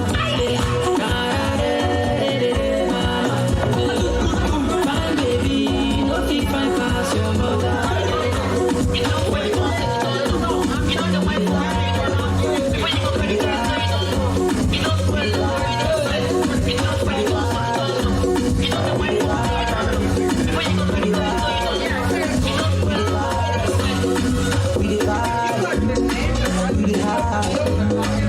fire. You dey laugh. You dey call me baby, I dey shout. What are we? You say we be guys. Wait, so you get somebody, eh? You be somebody, somebody, somebody, baby. So you get somebody, eh? So you be somebody, somebody, somebody, baby. As you know, I don't think you got fall again. This time make a go shalaye. I buy umbrella, as you know, I don't think you got fall again. This time make a go shalaye. I buy umbrella. We dey shop, we dey smile. Steady Versace, steady young. Who dey swag? Waiting they saw. Shit on my car, you dey use text up. I give you car, make you use text up. But you decide to dey do fake love. I can eat it love. You show my back, I can eat it love. I give you car, make you use text up. But you decide to dey do fake love. Wait. So you get somebody, yeah? You be somebody, somebody, baby. You're rocking with the DJ that keeps the hits coming. Somebody, baby.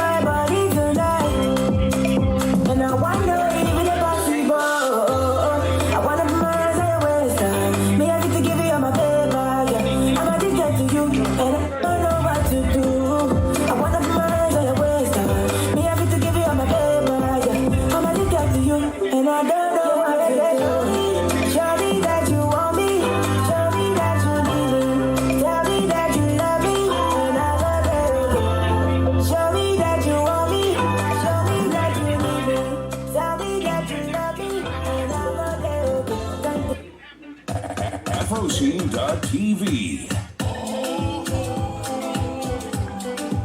They try to whine you, but I don't really whine, they just they whine you. TV. If you take one step, I go take two steps. I go follow you, baby. Continue yourself. If you take one step, I go take two steps.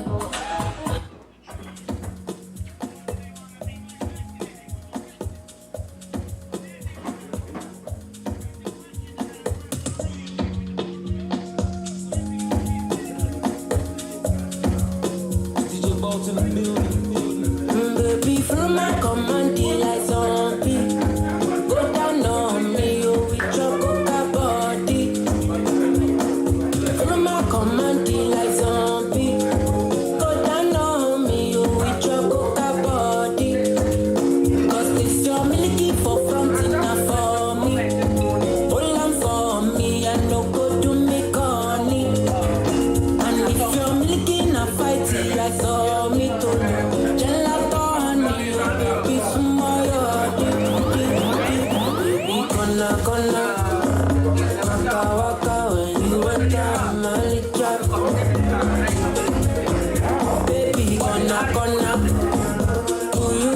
Sugar, wala, Macho Mona Lisa, Macho Mona Lisa, Macho Mona Lisa, Macho Mona Lisa, Macho Mona Lisa, Macho Mona Lisa, Macho Mona Lisa, Macho Mona Lisa.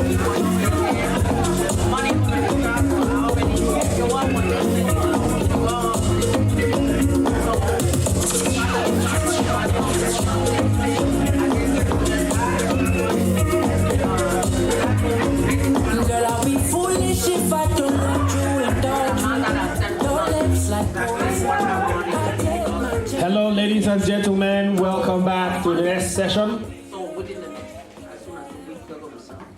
Please, can we wrap up and please come back and sit down, please? Welcome, guys. Welcome, guys. Yeah. Yeah, we still have a lot of presentations to make.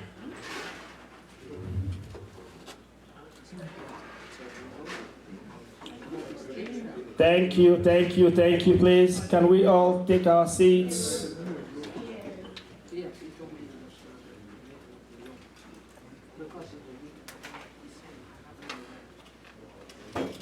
Can we take our seats, please?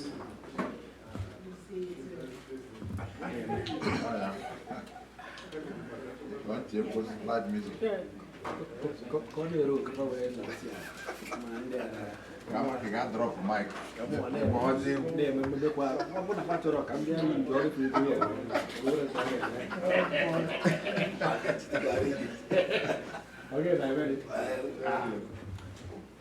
Please, can we take our seats, please? If you want to take your food, get a seat and sit down, and let's continue, please. Thank you. Authors are waiting to make their presentations, please. Thank you, gentlemen. Welcome back. I hope you guys had a good lunch. Very nice. Great. We're not done yet. Yeah, sure. I mean, there's so much to eat and drink, okay? So we need to get done with these presentations. When we need to go into the launching, into the elections, for the voting, we still have to talk about the fundraising, so a number of stuff to do. Right now, we want to get into another presentation. And it's my pleasure to welcome to the podium Professor Prince Odo for his presentation.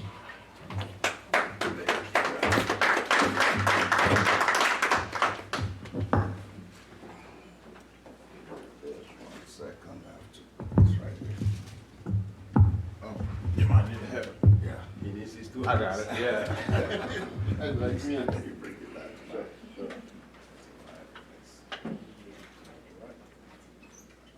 right, testing. Testing 1, 2. Testing. Thank you. Thank you. Got it.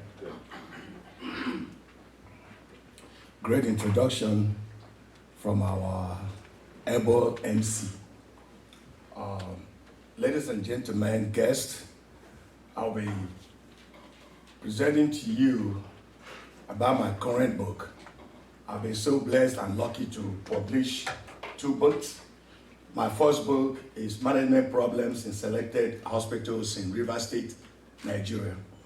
This book emerged from my dissertation, 1999, when I completed my PhD from Walden University. Secondly, this year, I was blessed out of the challenges with COVID and Delta. I was able to publish Power to the People this past March. So please, this book do have a slogan. When I say power to the people, can the hall support me to say the people matters? Power to the people. The people matters. Power to the people. The people matters. Yes. As you can see, my hat that I'm wearing is the title of the book. And on the side, it says the people matters, because truly, we all matters. It's very, very important. Now, I will start by giving you a quote. The people have the power. We all have to do, all we have to do is to awaken that power. Because naturally, charity begins at home, and each home has ordained power. Whether it's a power from God, whether it's a power developed within the family cycle. So it is very important that we understand that. In continuation, I would say that this book anchors around another great quote from John Lennon that includes the politics, leadership, social changes. This book also inspires the fascination within a political system here in the US and Africa, as well as social movements, both historical and present day. Power is generally concentrated within a small group of people that can be wealthy, powerful, or political positions with influence. Now, within ourselves as being, we tend to feel like we can buy power.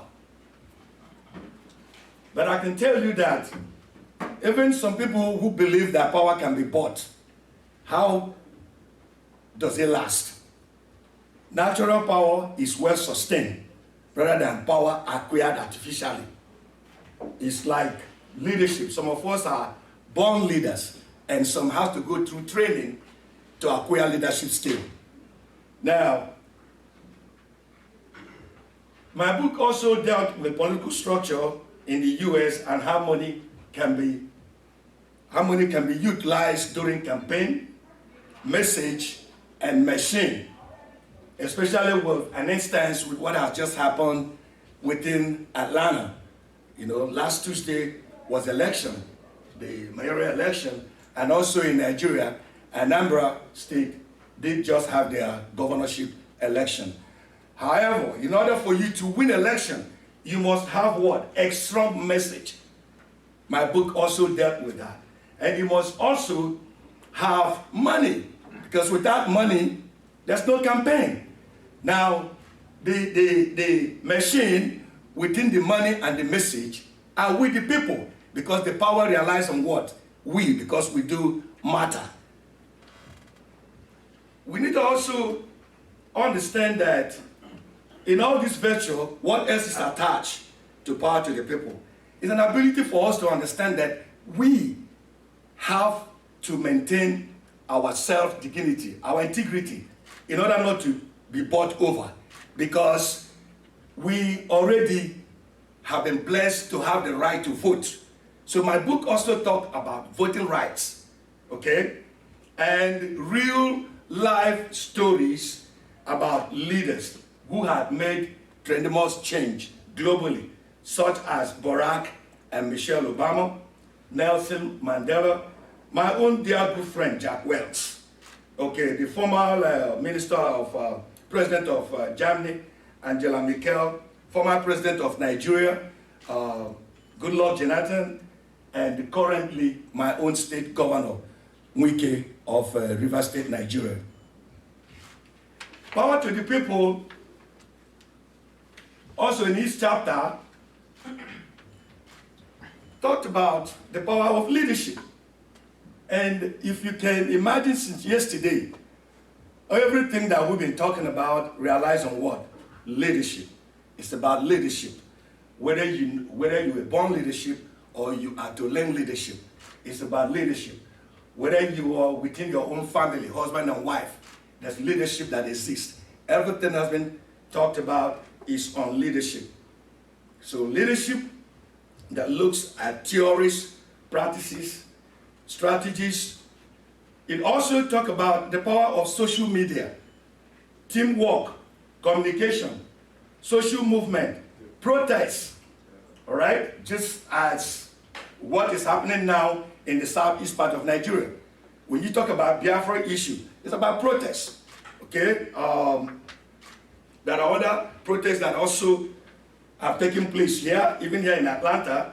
So you continue to look at protests in terms of what's been happening for the past 2 years, okay? Even with the COVID, Delta, there's protests. People are protesting not to wear their masks. And some of us believe that when you get vaccinated and wear your mask, what does it do? You help others, not just yourself alone, all right? So, an entire chapter. This is so wonderful. The chapter 5 of this book, talked about what my dear good friend, Professor Lloyd Onyerembo, spoke about yesterday, both himself and Kelechi. The chapter 5 of this book talked about strengthening leadership and management on the continent of Africa. Just think about that. So this is a book that has talked about, the chapter 4 also talked about global leaders. This book took me almost 4 good years to think about what should be inside and the title. I change the title every year based on current challenges, things that I feel that I could not even imagine until I was in Nigeria last year during the lockdown due to COVID. And I said, if I give this book power to the people, there's a political party in Nigeria called PDP. And when you say PDP, they say power to the people. Now they may be thinking I'm a politician. However, we all have political attributes in us. But then, I have not run for any office. But there's nothing wrong being a politician either. Despite that, some of them are corrupt. They're not really actually doing what they ought to do. So, my book encompasses most of what has been discussed here. So look at the theme of our conference this year. Re-engineering Africa through learning leadership skill first before seeking leadership what? Position.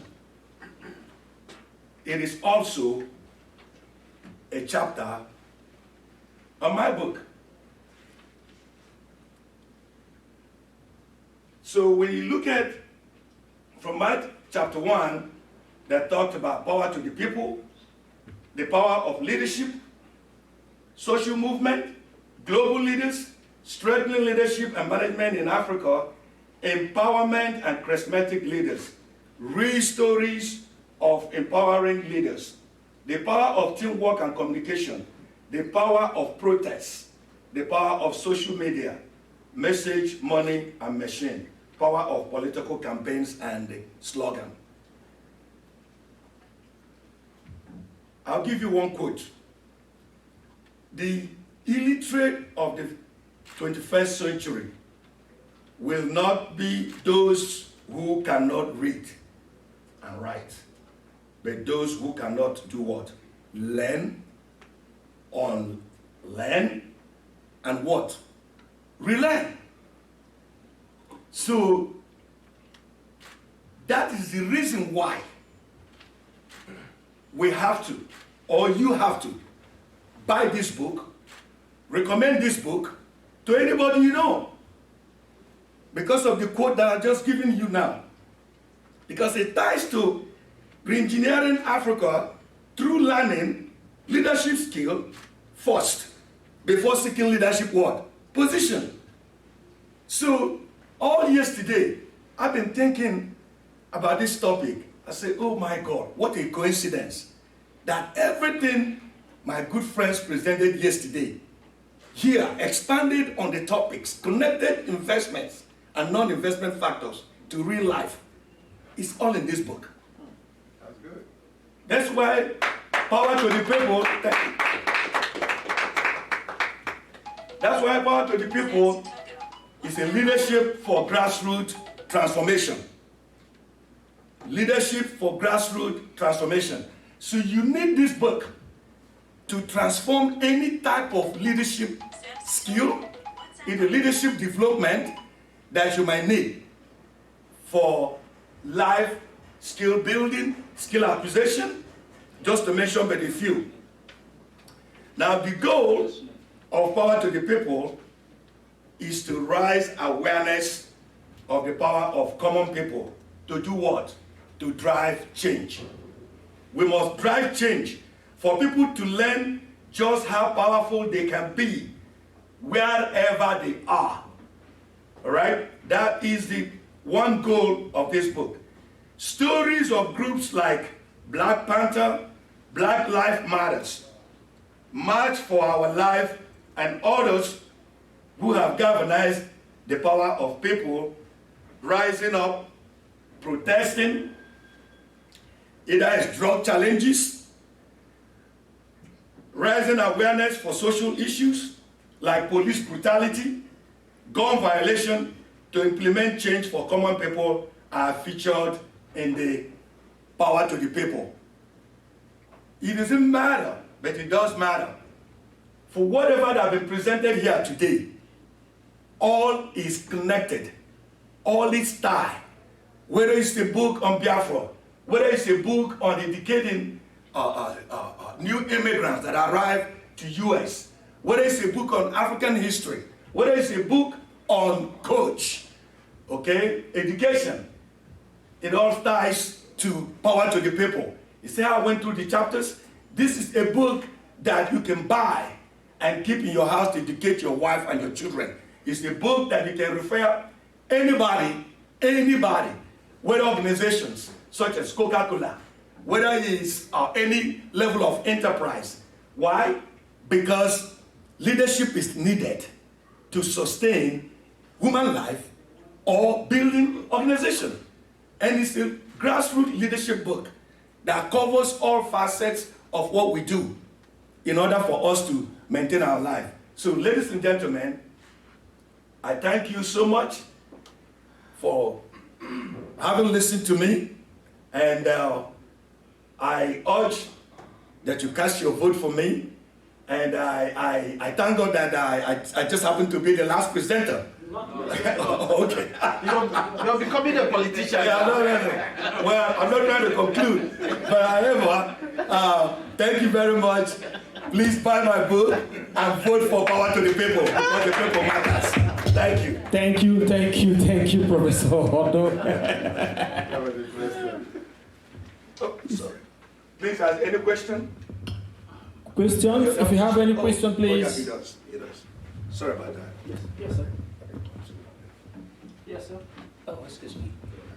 Yeah, thank you very much for your presentation. My name is Dio YJ. I'm from the diasporaradio.usa, collaboration with Tony T. Iberi.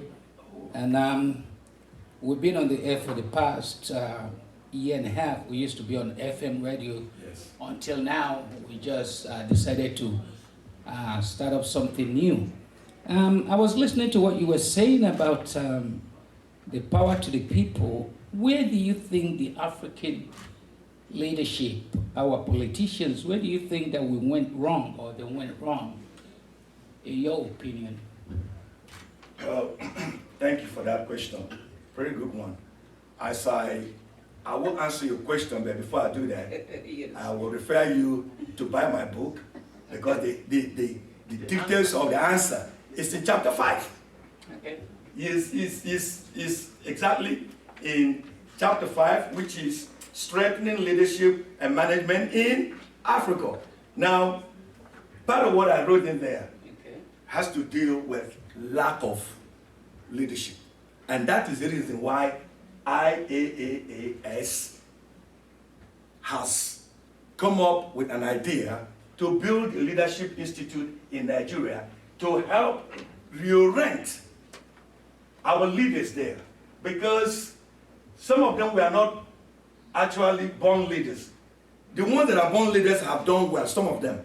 And the ones that are just stole leadership, which is still in power, have never known how to utilize the power that was given to them, because they acquired it accidentally. Now, so many things went wrong. And I know some of them have bachelor's degree, masters, some are doctors in various capacity, but because they lack what I would tell you, that's also in my book, Golden Rule. Do unto others what you yourself would like others to do unto you. It's in chapter 4 of my book. That's when I say, buy this book, please. I'm very, very serious. Buy my book. See, because they don't have the common feeling of how to relate with their fellow human beings. Now, how can you tell me, if I'm one of them, I'm given a contract to tie a road to my community, what will happen? I may not even tie the road. I use the money, marry 3 wives, build a house, and do what? Drive what kind of car that I want. And then what happens? I will be driving the car on a mud road that others are driving the car. Now, is that called leadership? No, that's no leadership. So that is the reason why that is the reason why you need to tell Tony that you met Dr. Odu today, and both of you need to buy my book. All right. Thank you very much. But I think it is not peculiar with those Nigerian politicians that are bred in Nigeria. A lot of us came here as students to learn the Western way. And we go back and still we repeat the same thing that the people back home that have not stepped out do. So where do you find fault exactly? Because when we talk about leadership, and you say that leadership, some are born leaders. Yes. Some are trained leaders. But I believe during my father's time, they have more conscience than what we have today. I have friends that have left here and went to school with. They went back to be politicians, and they did worse than what the Nigerian politicians have done. So what do you think exactly is wrong with the society? Because during my presentation, I gave a quote to say that the illiterate of the 21st century will not be those who cannot read and write, but those who cannot do what? Learn, unlearn, and relearn. So that's what those politicians need to do. They've been taught, they may have degrees in leadership, but going back to Nigeria, or even here in the United States, just about 2 weeks ago, I was in a debate with some Democrats in the city of Atlanta in regards to the mayor candidates. And I quietly said, one of them, I don't want to mention his name, who has been there 2 times. What is the greedy? You have served 2 terms, and who took over from you is the person you grew up. You grew that 3rd person. Now, why do you want to come back again and be a mayor again? So these are the because they learn and refuse to unlearn. And guess what? Because they refuse to unlearn, what happened? They cannot relearn until they are willing to learn, unlearn, and relearn the current strategies of leadership. Remember what I said here? Golden rule. You can never be a good leader if you don't understand the golden rule of life. Do unto others what you yourself would like others to do unto you. If you lack that in your spirit or in your house, you can never lead the people. And that's why power to the people, leadership, grassroots transformation is very important to help in resolving or curing and responding to your question. Thank you. That's right. You know? All right, God bless you. Thank you so much. I'll have you in the studio someday. So Thank you. We can chit chat. Yes, Tony been trying to invite me. All right. He's a good friend. All right. Thank you very much, Professor Odo.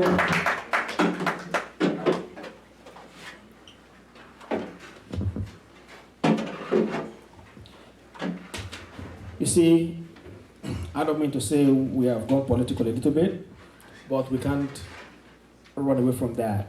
The issue of leadership is also in line with political emancipation and expression.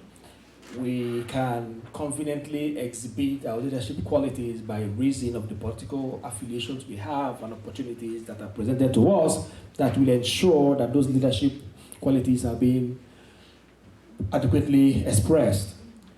But thank you, Professor Odu, for that presentation. You see, like he was making reference to, from the inception of this summit yesterday, we began to extricate different areas of leadership.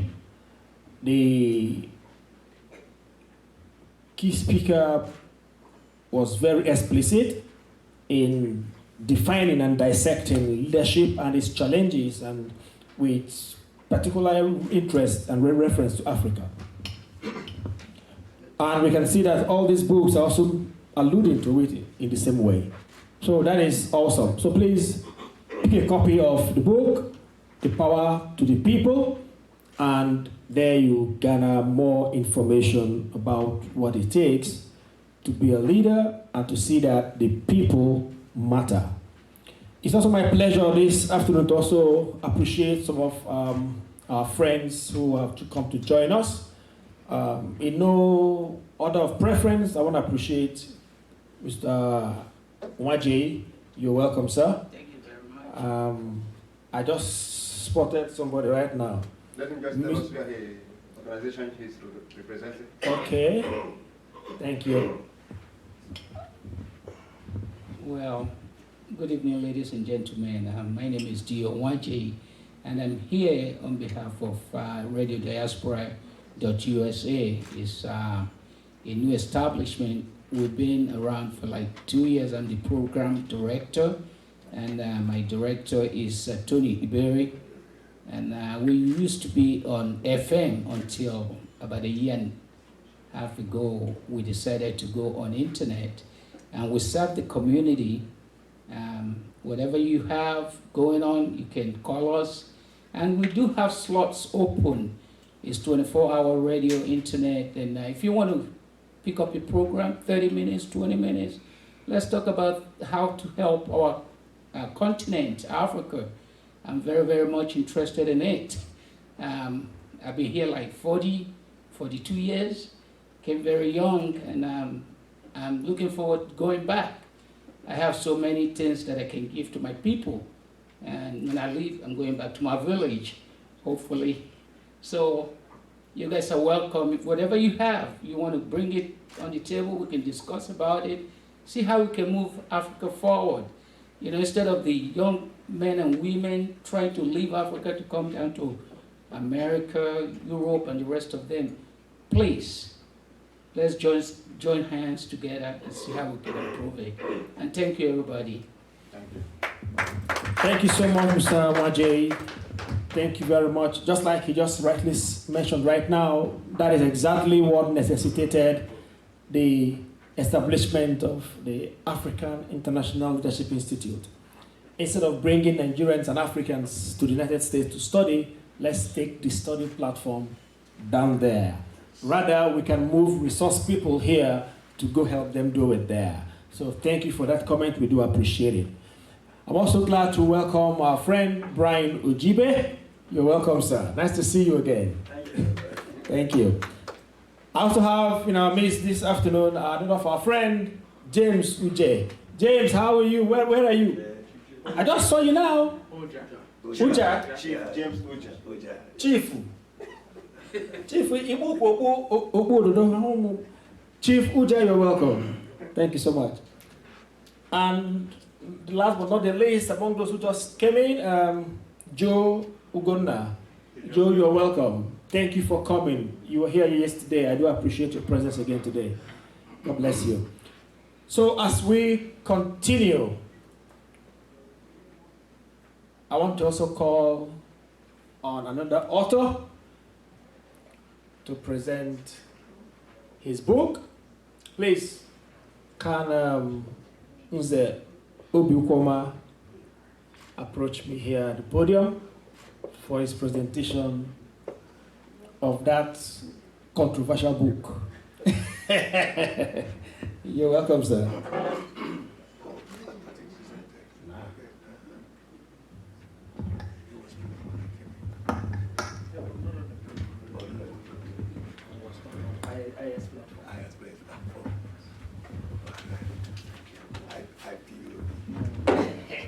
Thank you, Mr. General Secretary.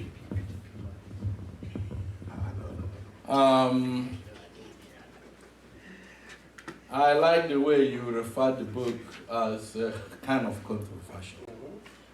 But in the recess, if you're a rational thinker, you will know that it is not.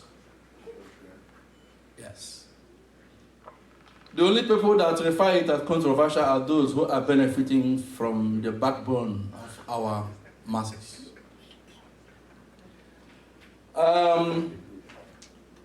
The case for Biafra restoration, I wrote it about 3 years ago when everything in this book, everybody needs to have a copy of this book. Everything I have written in this book is coming through today as we speak. We have election in Anambra today, and people did not even come out to vote because the Nigerian state manned by the Fulanis and the northern elites send thousands of military men into southeast. Military tanks when there is no need. Peaceful place. The most peaceful area in Nigeria is in the southeast. And we have a lot of things going on in the north. A lot of Boko Haram killing people in the north. In fact, that north has been deserted as we speak now. But they find it convenient to send their military to the southeast, which is wrong. It is wrong. I'm going to be brief. I'm not going to stay here talking a lot. I don't believe in talking too much. But my topic, what I'm going to do now is to debunk the unfounded claim that big is bigger, the bigger the good. So Nigeria have a big population of what? About 200 million, and therefore we have to remain so. Even though a white man came in 1914 and put everybody together, so be one Niger area. And we are jumping up and down, we are Nigerians. We have over 250 ethnic groups. No value system. You cannot survive in a country where we have so many diverse value systems. When the constitution is written in Islamic, for Islamic, and then is Nigeria, no, do you know that Nigeria is an Islamic state? Technically, yes. Whether you want to believe it or not. So, efficiency is the key. Look at the state of Israel, there's only 7 million. You don't have to be 200 million to do anything. It's big for nothing. That's what you call it. Rwanda, in 1994, they went through mass wars, killed over what? 444,000. And the whole world was in shock. And now we lost, during the war, 1967 to 70, they call it Biafran Nigerian War. That was a genocide. Lost over 3.5 million. And the world did not, they kept quiet, they did not say anything about it. In Rwanda, they lost about 400,000, and there was cry all over the world. And now in Rwanda, from that experience, they're about in Africa, they're about on the top 3 economic giant in Africa. They're only about what, 14 million, I don't know. 12.4 million. It's not how big, it's how efficient. That's the key. Soviet Union was very, very large. They have to disintegrate into 15 countries to be efficient. You have Austro-Hungarian Empire. After the First World War, they disintegrated into Austria and Hungary. All we are asking is for referendum. The referendum is not asking for war. It's only in Black Africa, when you talk about referendum, they say, oh, we're going to kill you. It doesn't make any sense. Referendum, you have to determine whether you want to belong or not. If you want to be in Nigeria, then you vote to be in Nigeria. It is nobody's. If you want to be something else, then you that is your choice. That is the way it is happening all over the developed countries. But in Nigeria, when you say you want to have a referendum, they bring gun and start killing everybody, which is wrong. Czechoslovakia broke into Czech Republic and Slovakia. Referendum is not a new thing. It's been happening all over the world since time.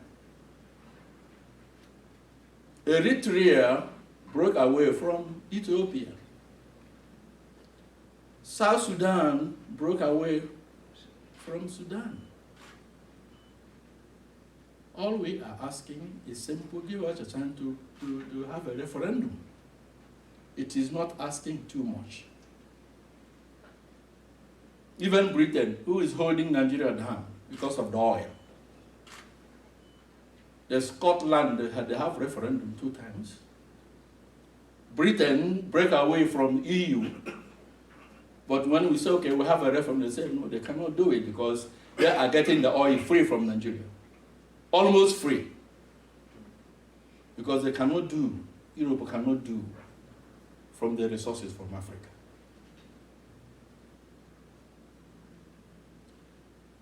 Yugoslavia broke into 8 countries. You know? And they couldn't, Yugoslavia as a country, before they broke away, they couldn't even reach, let me give you an example of this. The bigger the better. That is nonsense. Yugoslavia, before they broke away, they never, let me give you an example. They never reached World Cup. They are players, but they never, because they are very big. You see, when like in Nigeria, when you have talented people, they will go and do national character. You do national character is rubbish. All you have to do is to get the best talent. That's how it's done in America. That is how those guys from Southeast, in the basketball in America, they beat the United States. 99% of them from Southeast. Because you have the talented people, not national character.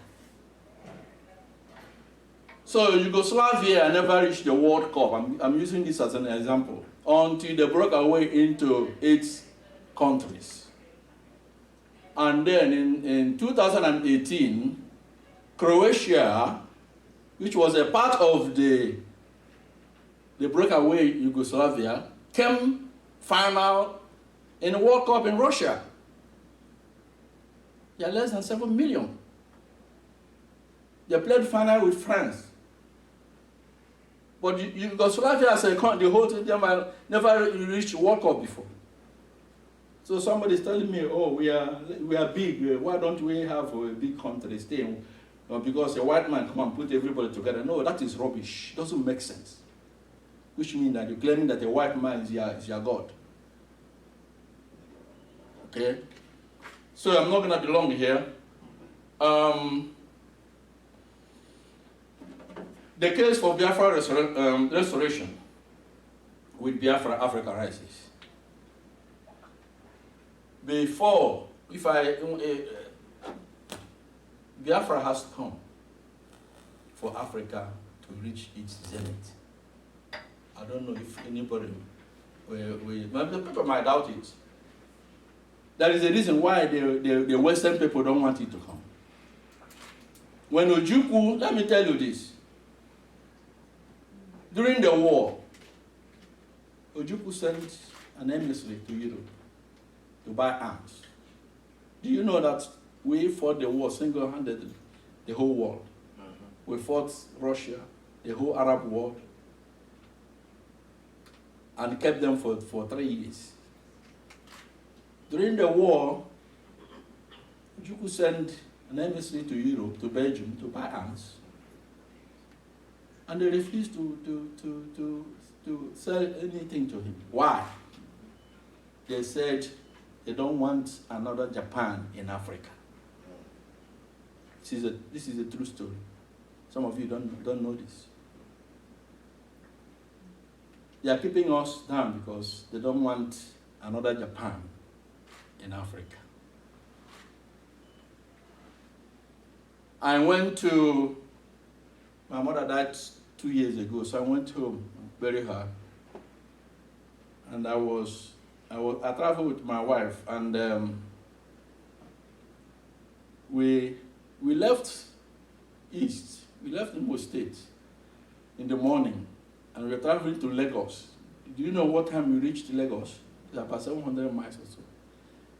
10 o'clock in the night. And we at some point we went to a very bad road. I asked my in-law, this is the brother to my sister, why is this road this bad? There's water everywhere. And there are a lot of our people from the east who have money. I said that he told me that the Igbo people in the Lagos have volunteered to fix that road, but the people, the Westerners who own the land don't want them to do it. Can you believe it? And we say we are in the one Nigeria. We are deceiving ourselves. Get this book. When we get, it's not going to be long before it's materialized. People may not believe it. It's going to happen. I'm going to launch it again in Biafra land. Yes, make sure it is used in our school and to teach history. Everything in this book is factual. To have a book. I spoke with Tony. He said you're gonna send a couple of you, or one of you here. So I'm glad you are here. Thank you very much, everyone, and I appreciate you are coming. I thank especially for our chairman, who is working tirelessly to make sure that this organization is sustained. Thank you all for coming. Thank you.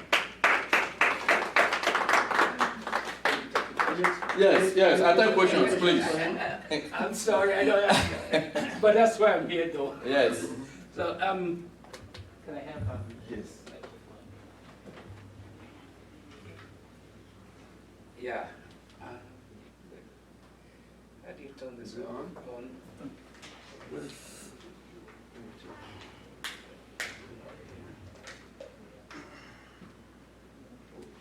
Unless he asks my question, I'll ask a question. I can ask him. Do we need a mic? Yeah, you can ask without the phone. Yeah, we all. Yeah. Thank you so very much, Professor. Thank you. First of all, I'm going to again introduce myself, D.O.Y.J. from Radio Diaspora. I believe I was 6 years old when Nigerian Civil War took place. And my father, bless his memory, sent us back to Delta State.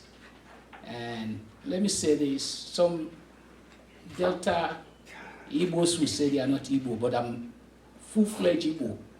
Onyemechi Nwaje, it's not an Hausa name, neither is a Yoruba name.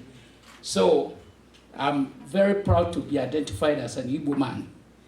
But there is something that bogs my mind with this restoration of Biafra. Though I haven't read the book. You need to get one, please. I will. I definitely will. I like to read.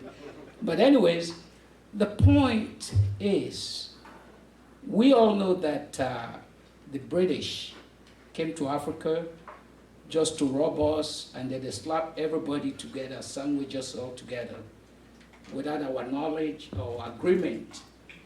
That's fine, but we've been there for 100+ years now. My point is, during the war, Biafran Civil War, Deltans, if you know Nzogo and the rest of them, you know the history. I was a very young man, young boy, but I've read for a while. So my people, we fought so hard to be called and recognized Biafra. We fought the war, as a matter of fact, if you will agree with me.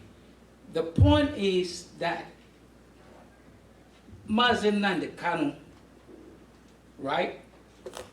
His way of going about resuscitation of Biafra or the agitation, to me personally, is not the right way. He has the support. I don't think it would have been just coming out to say, oh, let us leave. He would have gone diplomatically to avoid some casualty. We lost 3.something million people. Can we afford to lose it now? Do we have the equipment to fight the mighty federal government? That's the point we have to look at. So what do you think? Thank you. Thank you for the question.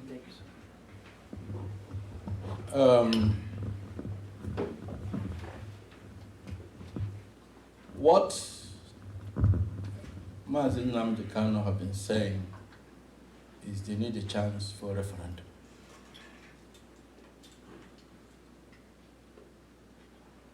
He has not taken a gun to kill anybody.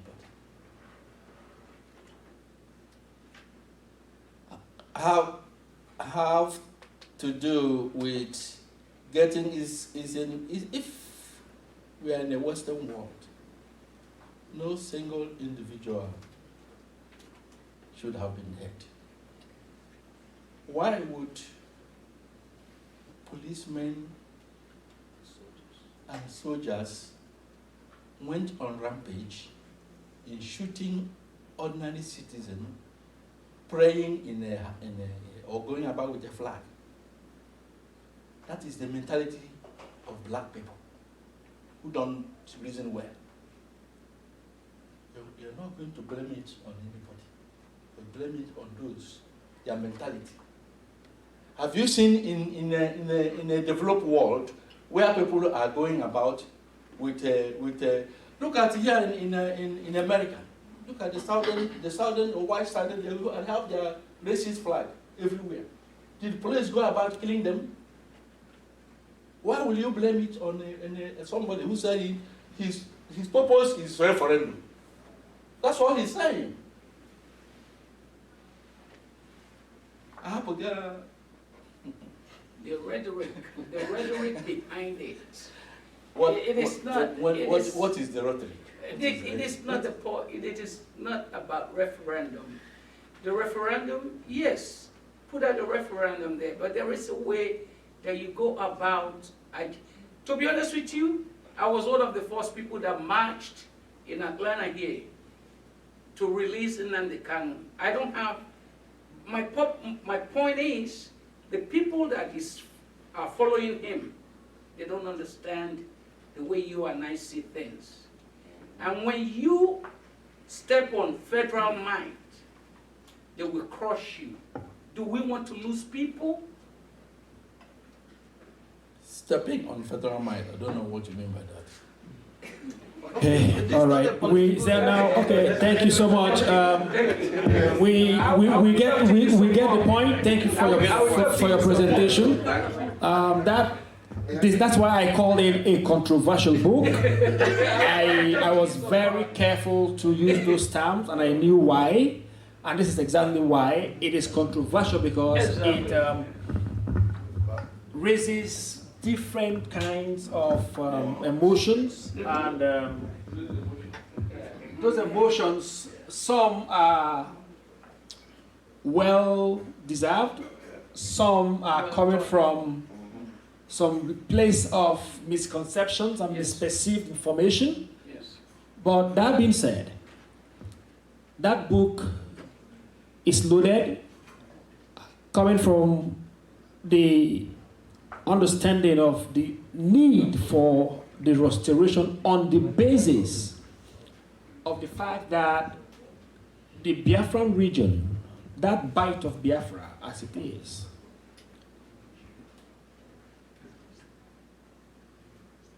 has been totally excluded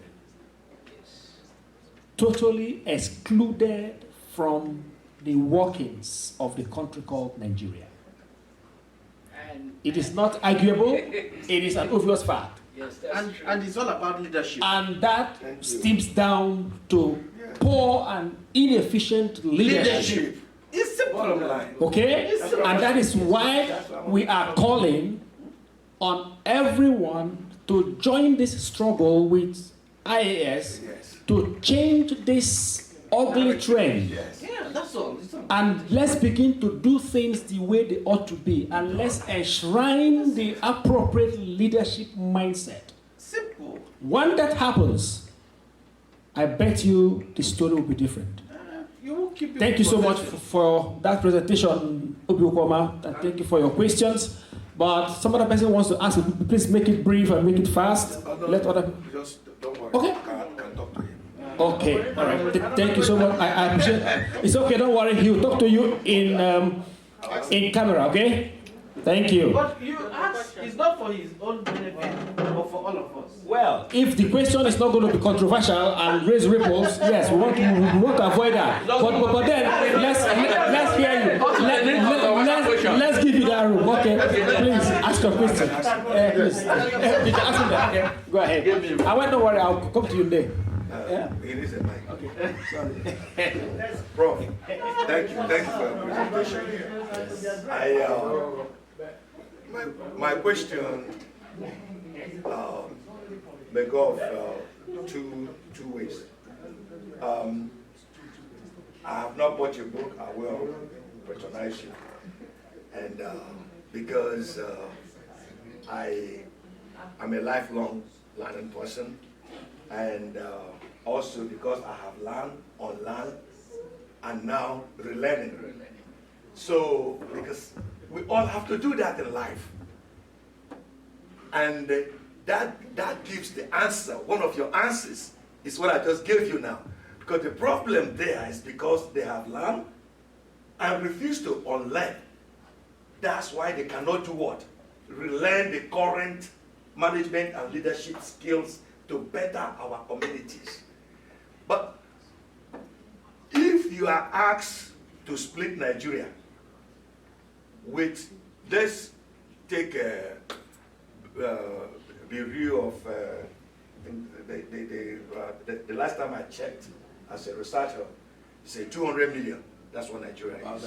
Yeah. So, in your own opinion, how many countries or do you think 200 people live in Nigeria? That's a good one. Yeah. See, but because why I ask that is, if you all are aware, last Olympics, there are countries that participated at 10 million. Yes. There are countries that participated at 15 million. Yes. And if we are 200 in population, how many countries or how do you think things need to be, centralized to help Nigeria? That is a hypothetical question. But I'm going to answer it this way. Like you said, during the war, I was about 10 years old when the war started. So you know how I am now. Middle Belt, the West agitating for theirs, Igbo. Then Southeast, you have Middle Belt, Southeast, Middle Belt, I don't know what they call themselves, they have a name. Then the West. Then when you get the Middle Belt, then the rest of the North is Islamic State anyway, Arab, yes. So it's going to be 1, 2, 3, number 4. Southeast, the Western, the Middle Belt, and then the core North, which is 4, isn't it? Okay. This is the way, naturally, it is being politically or economically partitioned. Even, yes, that is that's from my own opinion. I don't know how many you want to go. Okay? I'm talking from my own opinion. Yes. So I don't know what will happen in the future, because Nigeria is actually sitting on a cake of a gunpowder right now. There is no way if we are not careful, a lot more people are going to die. Okay, because even the military. Give me 1 minute. The military commander. Do you know that they had a Supreme Council few days ago? Yes. Emergency meeting for the Supreme Council, and there is no of Nigeria. There is no Igbo man in that meeting. One of the military commanders said that when they go to East, they should not take pictures, which means that there are so many innocent people they are going to kill without notice today. Oh no, do you know that? It is on news. Yeah. So that's what we are facing. How long are we going to endure this? Like we are living like slaves in our own land. They will go and kill people and set their houses on fire. The military. That's what they are doing. And we still jumping around and say we are one Nigeria. Thank you, moderator, secretary. Thank you very much. Thank you so much. Thank you. Thank you. Well, like I said, don't go too far. Because, like I said, it's a controversial work and it is eliciting a lot of thoughts and a lot of people want to ask questions. And that is why we are here. We are brainstorming, we are eliciting ideas and looking for solutions. So just hang out. Nde wants to ask a question or want to make a comment. And I have somebody behind too who is waiting. So proceed. That shows how interesting it is. Yes, I know. Yes. My comment followed by the question is, first of all, I like the book for the historical facts that are in it, because there is a lot to learn. And regardless of what people may think, we should never shy away from facts. Whether you like them or not, it is important that we know what is going on in our environment so we can know how to fix it. This does not necessarily mean that you advocate for something, but we need to know what is going on. And until we know the facts, sometimes, most of the times, what we have are just prejudices, you know. But where I wanted to ask as a question, in case it is not actually addressed in that sense in the book, is do you advocate for a further balkanization of Africa, or are you, through that work, advocating for a single African nation where we can recognize also the fact that we have differences and there can be some degree of autonomy, but within the same nation? Because, like I said before, my belief is that writers have a great impact on people, but there should be some goodwill and honesty that is going to drive everything towards making it a better place for everyone. And if it is not going to benefit everybody, then there is something that is missing. So again, back to the question, would you be advocating for further balkanization of Africa, or for a strong African nation? Thank you for that question.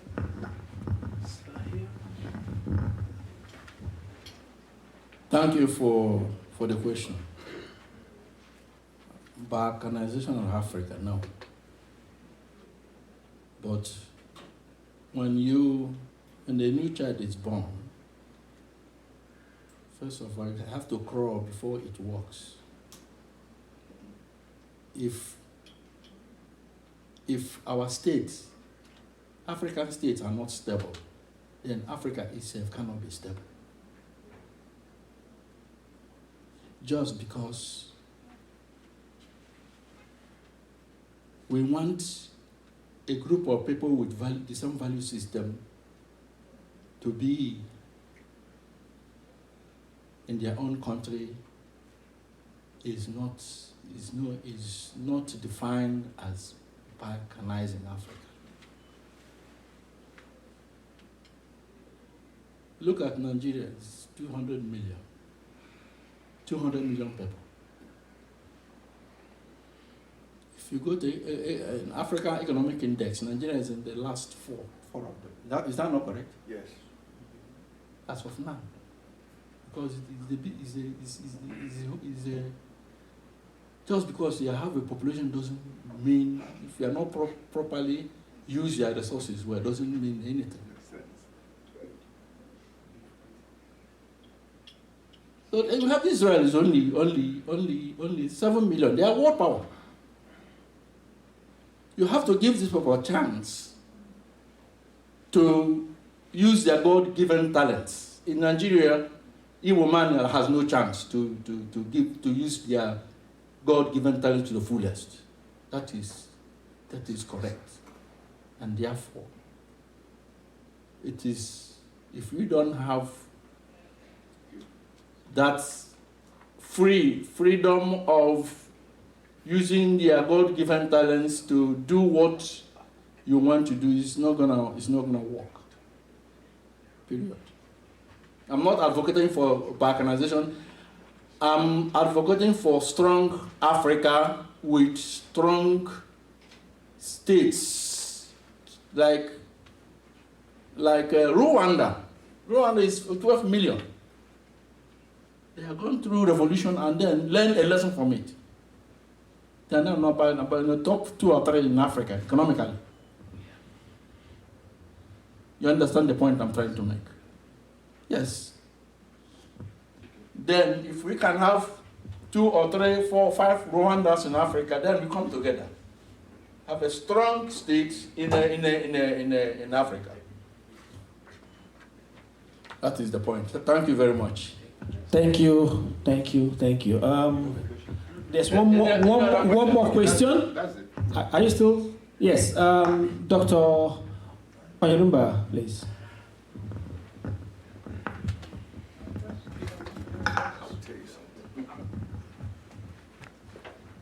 Mine is not a question,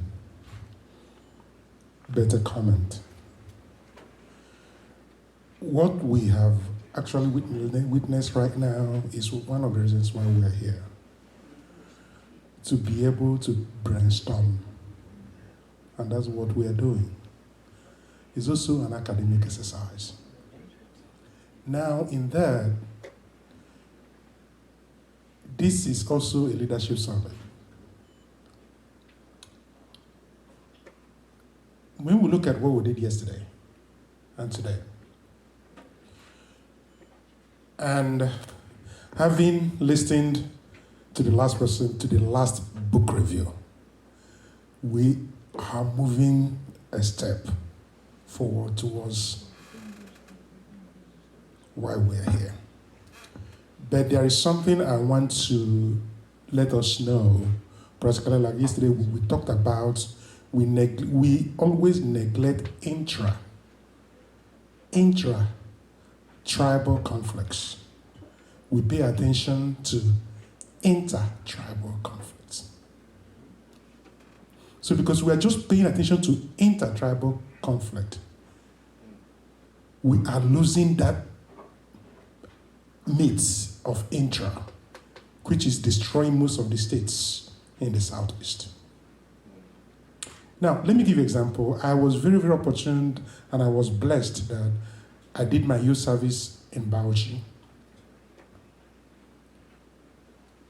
During the youth service, that's when they had the first most disturbing religious rioting, that thousands were killed in Bauchi. And I was lucky that week I went to Port Harcourt. So after that, I stayed about 3 months before I returned back to Bauchi to continue my youth service, and so many others. Now, the director of operations, NYSC, is from the Dempende State, Edo State. He gave directive that nobody that is from the south should their service be extended for leaving Bauchi. The director in Bauchi State was a Muslim man. The principal inspector is from the east. The principal inspector is in charge of extending services. What did he do? He went against the directive from Abuja and extended including myself, extended our service to cover the 3 months. It is somebody from the east. The directive came from Abuja. But the director is an Hausa man, he didn't do it. But do you know what happened? The director of operations, now what he did was to now remove the director, who is an Hausa man, and sent him to Sokoto as a principal inspector. Babangida did not fire or remove the director of operations in Abuja because he demoted an Hausa man. I want us to get the gist. So most of the problem we are facing in Nigeria, practically, is our own people trying to please, thinking they're pleasing the Hausa man or the Fulani man. What will the Fulani man do? They will keep quiet. I say, it's your own people. Whatever you want to do, do. That is the problem. That now goes to what we talked about yesterday, ethics, character. How can we begin to train the leaders of tomorrow today? Because once we create that sensitivity of who we are, how we can live together as different people unified with a common purpose, there wouldn't have been this book. Correct. But because we have failed as a nation, one of the professors here said, Nigeria is not going to move forward. Time will come when education will no longer matter in Nigeria anymore. Everybody is greater, but it will not matter. What will matter is what? Awareness. And if these awareness are not created, we are not going anywhere. Whether it's Oduduwa, whether it's Biafra. Imo State is a typical example. Abia State is a typical example that it is no longer about the tribes, it's about the zone. And thank you very much for this book. Thank you. Thank you very much. Thank you so much. Thank you, thank you, thank you. Can I say something? Please, one thing.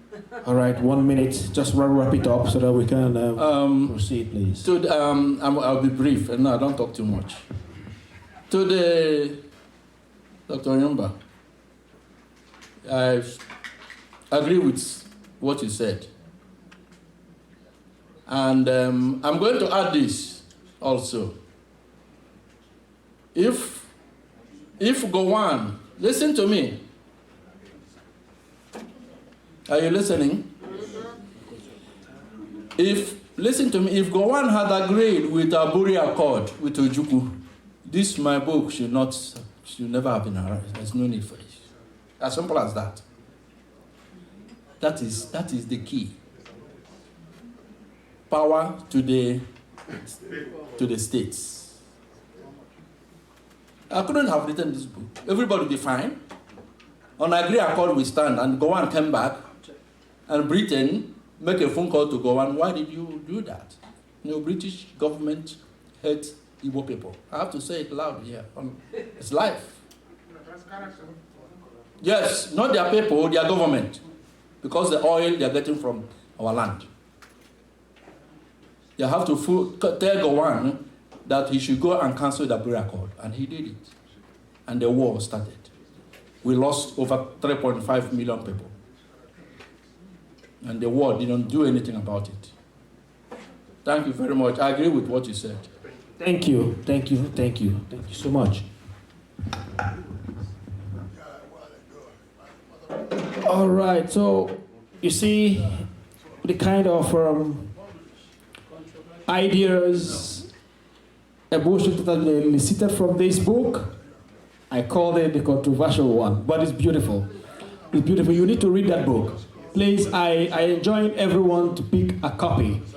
It's very rich. It's very educating. Also enlightening. Every book that has been presented here today is amazing. Where do I start? We started from Nde that was on explicating different works of different authors, showcasing what values is inherent in Africa. And then we moved over to the work of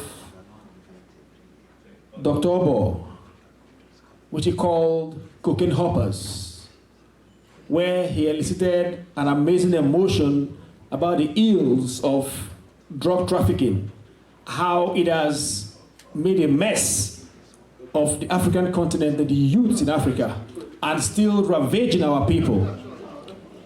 And then we proceeded to listen to the executive director present his work, Immigration to Citizenship, which is a resource guide to every immigrant, be students, be those coming to settle in this country, a way forward to know what to do to be able to settle in without infringing on the laws and rights of this nation. Beautiful work. Please pick a copy of these books. Then we'll listen to Dr. Odum in presenting his book, which is titled Power to the People. The people matter. Without the people, nothing works. When the people are united, everything obeys. When we are disunited, then we open up ourselves to the suppression of the minority. The people count. And then we now came and listened to our sister, Malaise. She presented the charity work of the Pamileke people and also called our attention to the need for support to change the poor condition of that environment. Please go to their website and see how you can help, make donations as you can. Then we came and listened to this controversial work by Obi Ukwoma. So today we've gone through a whole lot of works, but yet there are still one or two books whose authors are not here present. But before we exit, at the end of today, I want the executive director to please come do justice to those books, just present those books on their behalf. So join me right now as I welcome Chinedu Miwe to present one or two books of authors who are not here present today. Thank you. Okay. Thank you. Casey, is there any way you can we see those books on the other side? Yeah, sure. Okay.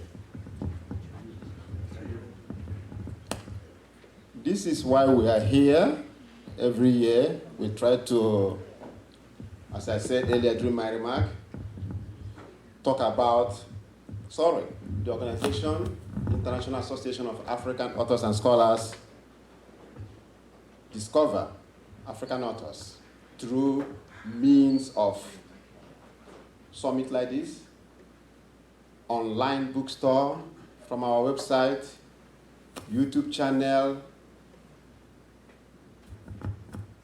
the magazine, Discover Magazine, those are the ways.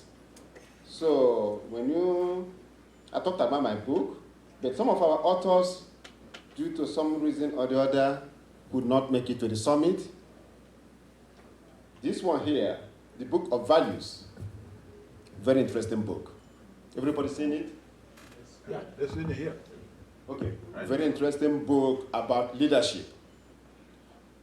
His name is Franklin Obiagu, as you can see, and I was just have the opportunity to write the foreword of this book because he said he wants me to really review it and write the foreword. So it's a very brilliant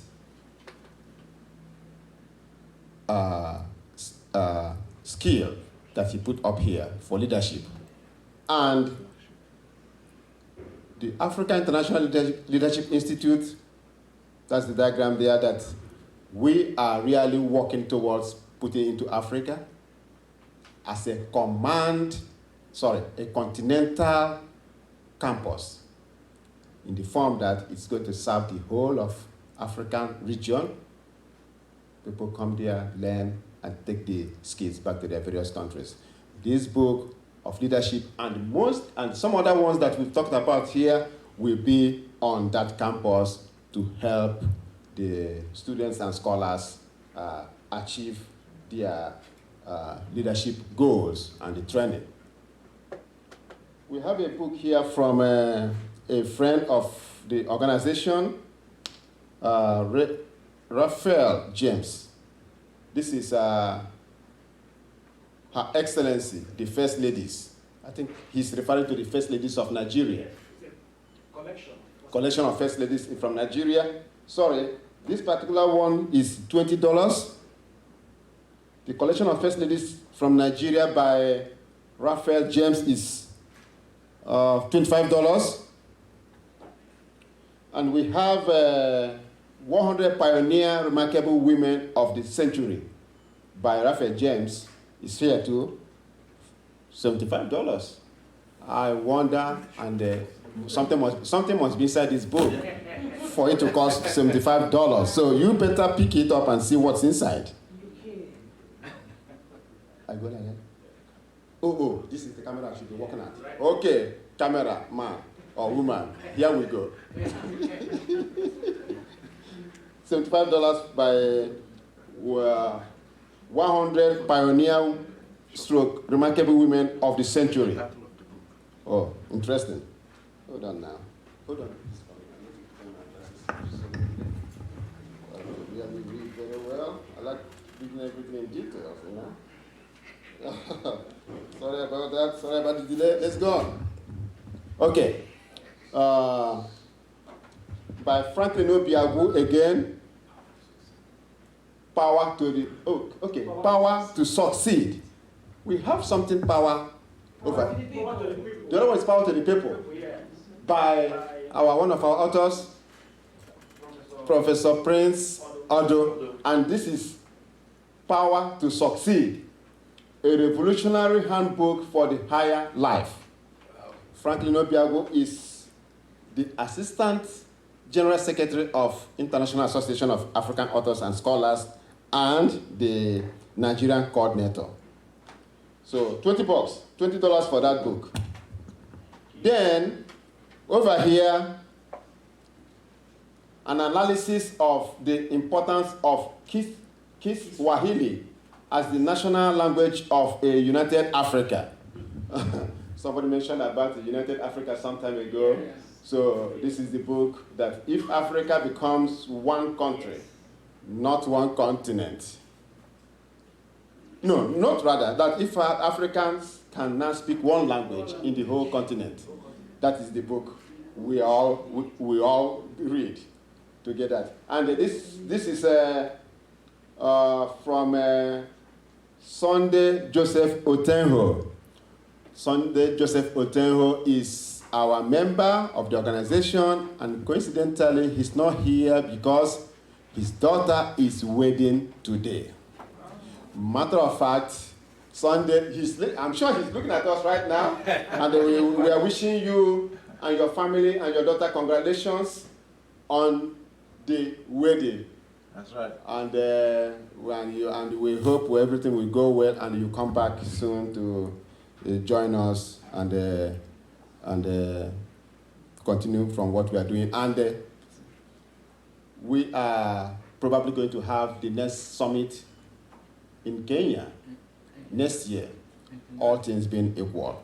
And Sunday, Joseph Otenho is really the coordinator in Kenya, and he's going to lead us on towards that spot to have probably the first summit of this organization outside the United States. The idea is go around, if possible, to African countries, get it done there, and if there's no African country that is ready, we come back to the United States.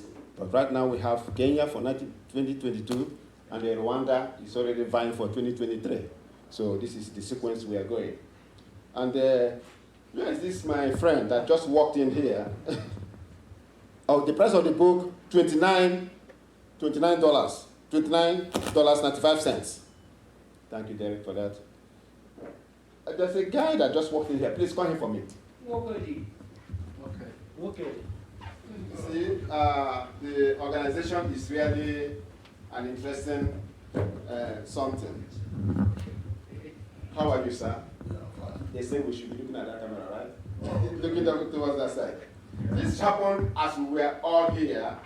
Somebody just in this summit texted him. He's an author, Eric Ikenna Wokedi. He's an author from Africa. And somebody just texted him, said, "Oh boy, or chief, see what's going on here." He's knowing about the organization for the first time, and he raced to this place with this copy of this book. Wow. So, where is Obama? That guy there, red cap, with glasses and the controversial book. That's his table there, that's his book. So, he's the financial secretary of the organization. I gave him my card. Meet him and get involved to be heard. Yeah, if I will speak, as a matter of fact, I was very ready to go somewhere. I didn't even, but I wasn't aware of this. Wonderful. Well, this is a good friend of mine. Normally brief me of anything, that's happening. Yes, because it's in the radio. Yeah, so you have to thank him later. No, you thank us first and thank him later. I hear about this. Yes. I don't even know that it could ever be almost by my own doorstep. Thank you. You are welcome. All of a sudden, you are welcome now, and you are going to join this organization, and you're going to be heard more. So he will guide you through the application process and everything. But this book, we're going to keep it for now in our library to remember you, and then when you join fully, we go from there, put into through, and then you have a table like this in the next convention, summit, and talk more, and people want to know more about this book and stuff like that. Good evening, everyone. Each and every one of us are gifted in a very unique way, but we don't even know. I don't know you, but the moment you spoke, I told my daughter, "Did you hear that voice? That is $1 million voice for voiceover." Wow. Let me speak something again. I don't know. Just tell us the title of your book. Speak it by yourself. Well, this book was actually written in 2011. In fact, I'm a big, when it comes to procrastination, you are looking at the guy that's a master of it. I wanted to write this. I wanted to write this book for a while. But what shocked me after writing, if you can turn this book at the back and just read about it, most of what was written here actually did happen. In Nigeria, I basically focus on Nigeria and Africa as a whole. The one that shocked me most is Ebola. I didn't know that while I was writing about Ebola in 2011, by 2014, Nigeria was actually going to be attacked by Ebola. So I wrote everything about it. In fact, everything written here was coming out. But just like I told you, being a master procrastinator, after having this written, I didn't even pay much attention. Guess what? You're talking about the book. I'm talking about his voice. That's why I asked him to. Thank you so much. You know, when God made us, one thing everyone here, we're here to learn to inform one another. When God made us, there's a way He twisted each of our tongues. Yes. However He twists your tongue, that's how you talk. This guy, $1 million is in your tongue. I'm telling you, find your friend that is on radio or find Omega Studio and you'll be a partner for voiceover. Thank you. That's good. Wow, you just got another job, bro. Thank you, Eric Ikenna Nwokedi. By coming to the summit, your voice will be heard more. Okay? Yes. And remember the motto of the organization, get involved to be heard. Now you'll be heard more. Okay? So when we welcome you to the organization, please talk to him and then we'll go from there. Thank you. Thank you so much and welcome. And please tell him about the food too. Okay, yeah, we have food. Yes, have yourself. Thank you so much. So you see, different things are happening here today. People are talking about IAAS. It's amazing that while we are just here, someone was recommending it to someone and he just raced in here. You're welcome, Mr. Nwokedi. Thank you so much for coming. Online people are also making comments. We just want to appreciate, again, Uche Charles and Ngozi Obata. Thank you for your comments. Thank you for leaving those lines online. We do appreciate if you're still watching. Thank you. And we know that other people are watching. For those in the Gambia, I just want to reiterate, there was supposed to be an award ceremony today. Unfortunately, the recipients were unable to get into the country. But I just want to express that. We'll do a follow-up when we get to Gambia in January. The award will be done when we come in. So if you're listening, we are bringing your certificates to Banjul. Honorable Minister Bakri, we'll see you when we come over to Banjul. Thank you. Before we move to the next segment, we just want to break the ice a little bit and want to welcome back our pretty daughter, Chisom Okwoma, for another beautiful rendition. Please explain the voting process again. Okay, so I've just been called back before she steps in. The voting process, now we've heard all the authors, and I just did a quick summary of their works. So just go to the back, pick up a paper and vote whatever book you appreciate that you think is the best presentation today. And that is it. Just drop your vote in the box and we'll count the vote at the end of this meeting. Okay? And the person with the highest vote becomes the winner of this book Olympics. And like we said, whatever donation we receive today on the literacy promotion and empowerment, we'll be able to give something to that person in appreciation. All right? So people are already voting. As we go on, just do what we have to do. And also to say that donations are still going on.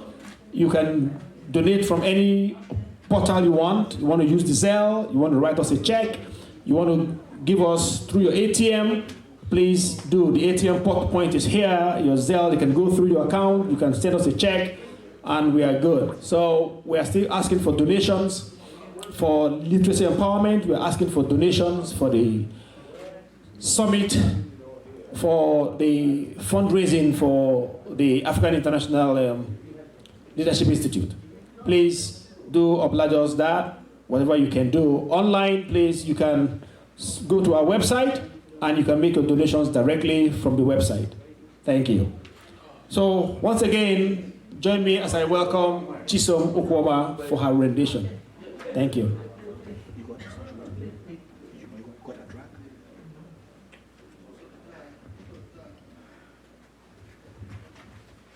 Casey.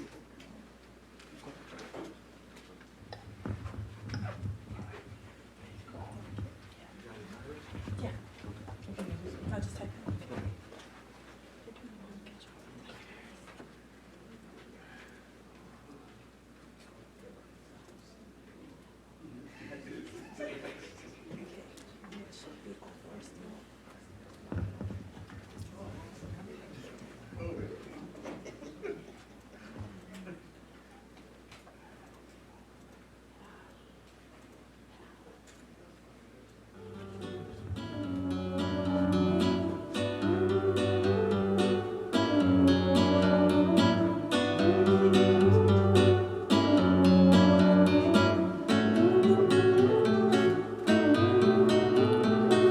People always trying to get involved. I feel like I'm done and don't know where to run. People always trying to take a bite out of my mind. If you need it, fine. Maybe we can start. I feel like I just been coming undone. Tell me why you can't be found. It's unreasonable. I know you. Love is a difficult life. Maybe we should take it for a treat. Basically, I might not be weak. Basically, I might not be falling. Basically, I might be used to this.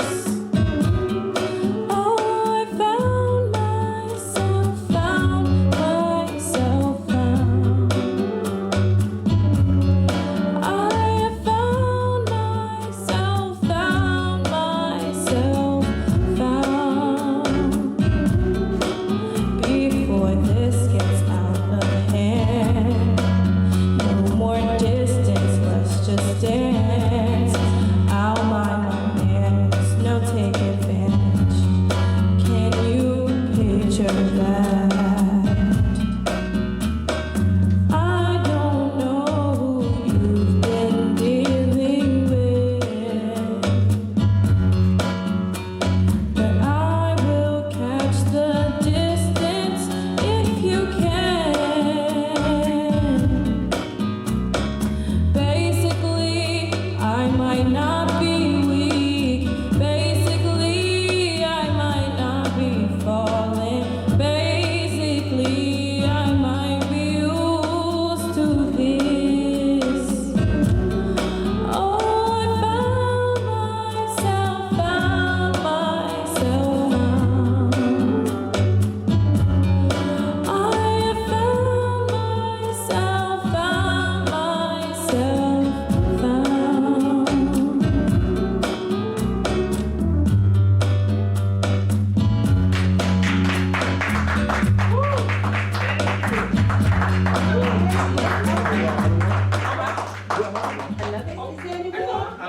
Are you done?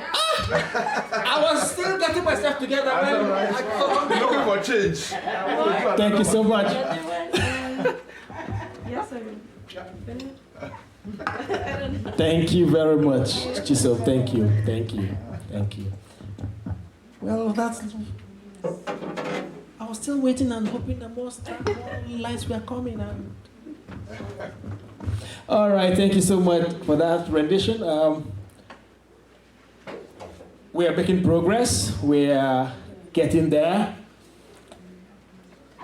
I hope we are all voting now. We are getting ready to round up this voting process. If you've not voted, can you just walk behind and just go at least you all listen to the presentation so you know which author you are in tune with. We'll be going to count the votes soon.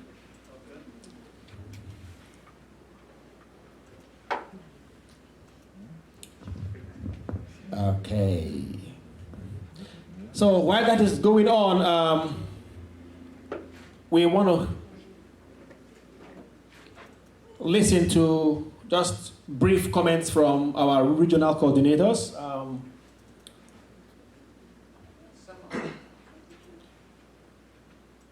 IAAS today is practically domiciled in about 3 regions. So we have coordinators for Nigeria, we have coordinators for Ethiopia, we have coordinators for Kenya, we have coordinators for Rwanda. Actually, this meeting this year was supposed to be hosted in Ethiopia, but for reasons of some level of instability and crisis around that region, we had to reschedule the program to hold in the United States for safety. And that is why we are here. And then we decided to go virtual, like we are live right now on YouTube, so that those who couldn't come in are watching and making their comments online. I want to say thank you to all of you in Ethiopia. Thank you to ASEB, and all of you who have been working assiduously to ensure that this event did hold. But maybe in later years, we might be able to reschedule for Ethiopia. Now for 2022, Kenya is the place to go. All road leads to Kenya in 2022. By November 4th to 6th, 2022, we shall be in Kenya, God giving us life. So please block your diaries and begin to prepare. We start preparations for 2022 tomorrow. That's how we run. And so we are breaking the ground from tomorrow for 2022 to begin to put things together and begin to think around as we see events unfold. We are yet to come up with a team. As we enter 2022, the team will unveil itself. For 2023, all road leads to Rwanda. Kigali is hosting us in 2023. If you were here last night, you would have realized that everybody is eager. I wish 2023 Rwanda was for next year. The investment opportunity in Rwanda is mind-blowing. We're all looking forward to getting to Rwanda and see how we can be part of what's going on there. We have seen Rwanda as the new face of Africa right now. The development is amazing. The leadership is awesome. It's become a model, a template that we are calling on African leaders to emulate. But again, like we enunciated yesterday, that template was also garnered from what's going on in Singapore. It's just beautiful. Yesterday, listening to these erudite scholars, masterly churning out ideas and information was just beautiful. We listened to Kelechi, an investment expert. He gave us the investment opportunities going on in Rwanda right now. Then we listened to Dr. Onyerimba, extricating leadership. It was amazing. Today we've heard different authors talk about different phases of their books, talk about what they stand for and what are there to benefit. Now we are going towards the election for the Book Olympics. Voting is ongoing and we are still calling for donations. Please do what you can and also encourage others to. We stated here earlier that to move us to the next level, we are establishing a leadership institute, which will be sited precisely right now in Nigeria. That institute is registered, it is ready to fly. We just got a temporal site where we want to take off, but we are raising funds for the establishment and we are calling for support. Please, whatever you can do, please do. And if you know anybody that can help us, that can support this cause, it is not just about us, it is for our children, it is for our future, it is for our tomorrow. IAAS is just standing as the umbrella through the vehicle for bringing this dream to birth. We ask that you reach out, talk to as many as you can who can be part of it, who can support this cause to bring it to fruition. Thank you. While that is going on, I want to quickly bring to the podium right now a literary guru, a literary giant who wants to make a quick presentation, a quick statement. Please join me as I welcome to the podium our friend and brother, Obi Okezie.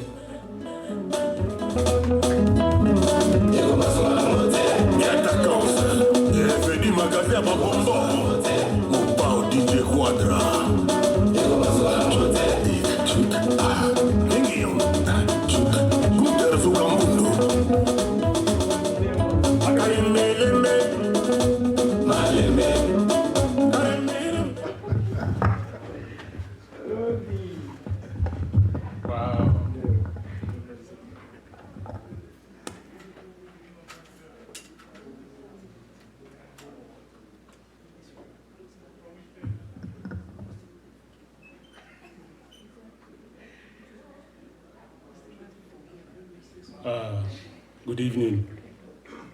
Good evening. Good evening. We're here. I hope everyone is having a good time. Yes, sir. So if you're having a good time, say hello. Hello. No, you guys are sleeping. Come on, it's because of the controversial book? Or is it because of the People Matters?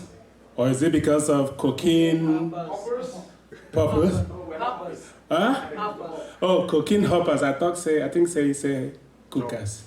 Choppers. Don't worry about that. See, it is always good to have people of like minds come together.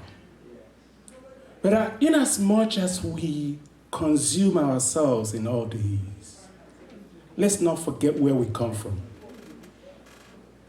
Let's not forget that before everything else, there was storytelling. Storytelling during that era was when our parents inculcated morals into us. And do you know why our continent is the way it is? We don't have those sessions anymore. People don't sit down to educate their children or give them histories of their background. So anybody gets up, and that person is a human being, as far as he or she knows. They want to run for an office, but they have no fundamentals. So those stories shaped us. Those stories modeled us. Those stories kind of put you in check, because most of those stories have what? Morals in them. There is no story about the tortoise that wouldn't have a moral. The tortoise is greedy, the tortoise is cunning, and can take anything from you. So how many of us are the tortoise? How many of us are exhibiting those inaptitudes that our parents or our situations or our backgrounds didn't give to us? See, we get up every morning and we want to be leaders.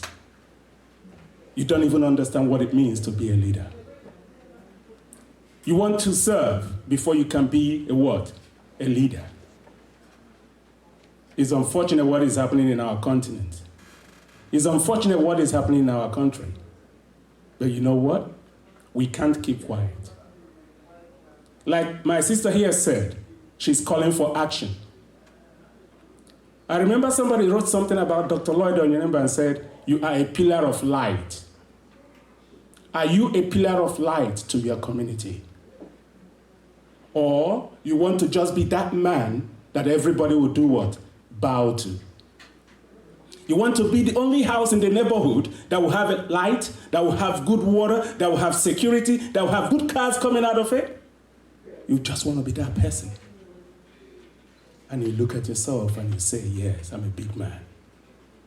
To hell, you're no big man. So let us all go deep into ourselves. Let's search deep into ourselves. Do you have a brother in authority? Do you have a brother as a senator? Do you have a classmate as a governor? Do you have any of those? Can you appeal to their senses, to their human senses? Because I'm sure most of these people don't have it anymore. Because how can you tell me that a place like Aba will not have roads? My brother here told of his trip from Owerri, from Imo State to Lagos, taking about more than 10 hours. How can you exist in a community like that? How can you exist in a country like that? So my brothers and sisters, as you internalize what is going on here today, take it home and use it to energize your people. Because the worst thing that can happen to a people is when the people cannot fight anymore. You know, I think it was Sigmund Freud who said that when a people are oppressed so much that they begin to oppress themselves or hate themselves, it gets to the level of psychogenesis of oppression. And that is what is happening in our country today. Dr. Yunimba talked about intra conflicts. Are you fighting for referendum when your next door neighbor doesn't even want you to exist? You understand it? So let me tell you a story so that we can calm all these things down. In those days, when our parents, the days were the days, when they used to tell us stories, they would gather us in the evenings. And I'm going to tell you a story about a dog. And I want us at the end of today decide on what to do with the dog, okay? Because amongst our politicians, there are so many dogs. So this is what happened. The villagers called a meeting. And the villagers said they wanted everybody to come to the meeting. Everybody came to the town hall, except the dog. Sorry, the chicken. Except the chicken. The chicken didn't come to the meeting. They called a meeting on Orie, the chicken didn't come. They called the meeting on Nkwo, the chicken didn't come. They called it on Eke, the chicken didn't come. So they decided, okay, we're going to call the last meeting. If the chicken doesn't come, we're going to decide on what to do. So they called the meeting. On that day again, the chicken didn't come. So the whole villagers decided what? They're going to kill the chicken for food. And that is why you have chicken peri-peri, chicken wings, chicken thigh, chicken whatever, chicken everything. So, when people fail to be at the table, what do you do to them? You take them out. You take them out. Literally, take them out. And when people come to the table and they don't have anything to offer, you do what? Take them out. Take them out.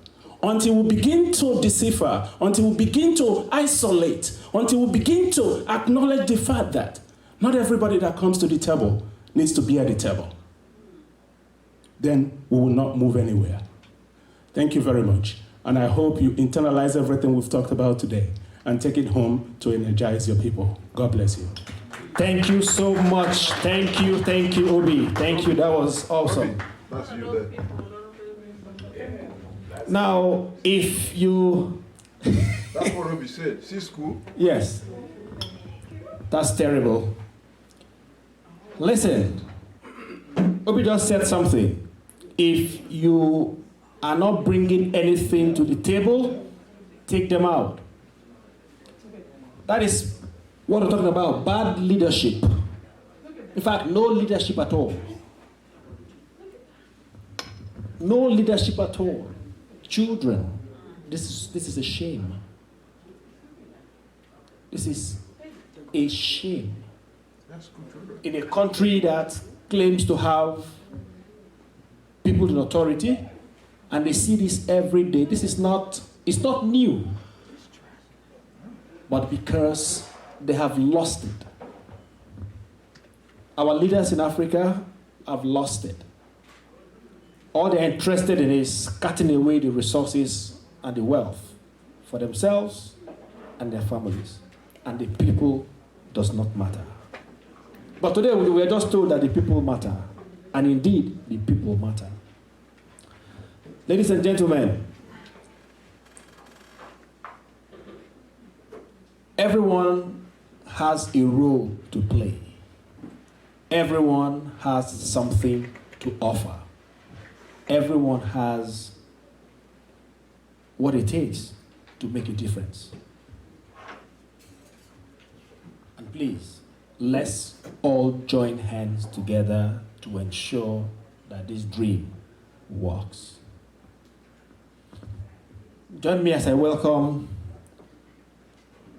the coordinator of IAAS in Rwanda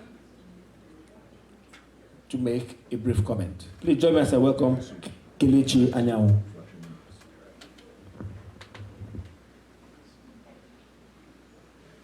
Brief comment, eh? Yes, sir. Okay. I needed to be sure of that. Huh? Yes. Great.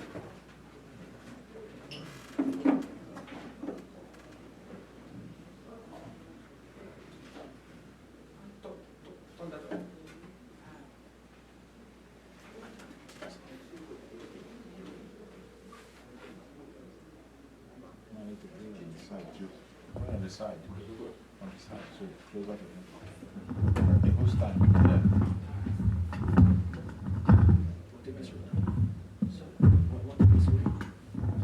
There you go. It's okay. Right.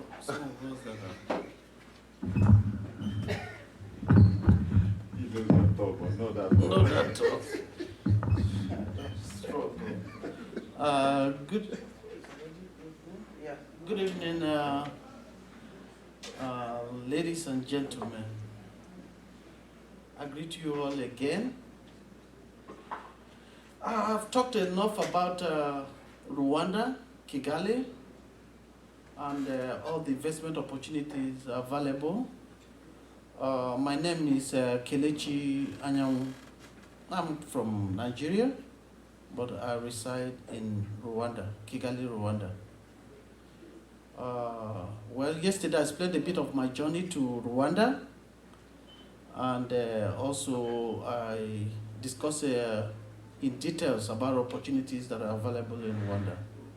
I'm sure we are all aware that Rwanda is one of the safest countries to live as at today in the whole world. Seriously? Yes. One of the safest countries to live. And when it comes to easy way of doing business, Rwanda is the second in Africa. Yep. And there are a whole lot of investment opportunities available, ranging from real estate, agriculture, construction, education, a whole lot. This is the right time to come into Rwanda, to be part of this move. I always tell people that if you miss coming to Rwanda at this point in time, it might be very, very difficult for you to have a place there. It might be very, very difficult. As at two years ago, I used to struggle to find a place to eat Nigerian food in Rwanda. But as at last week, I counted 25 spots. Space of 2 years.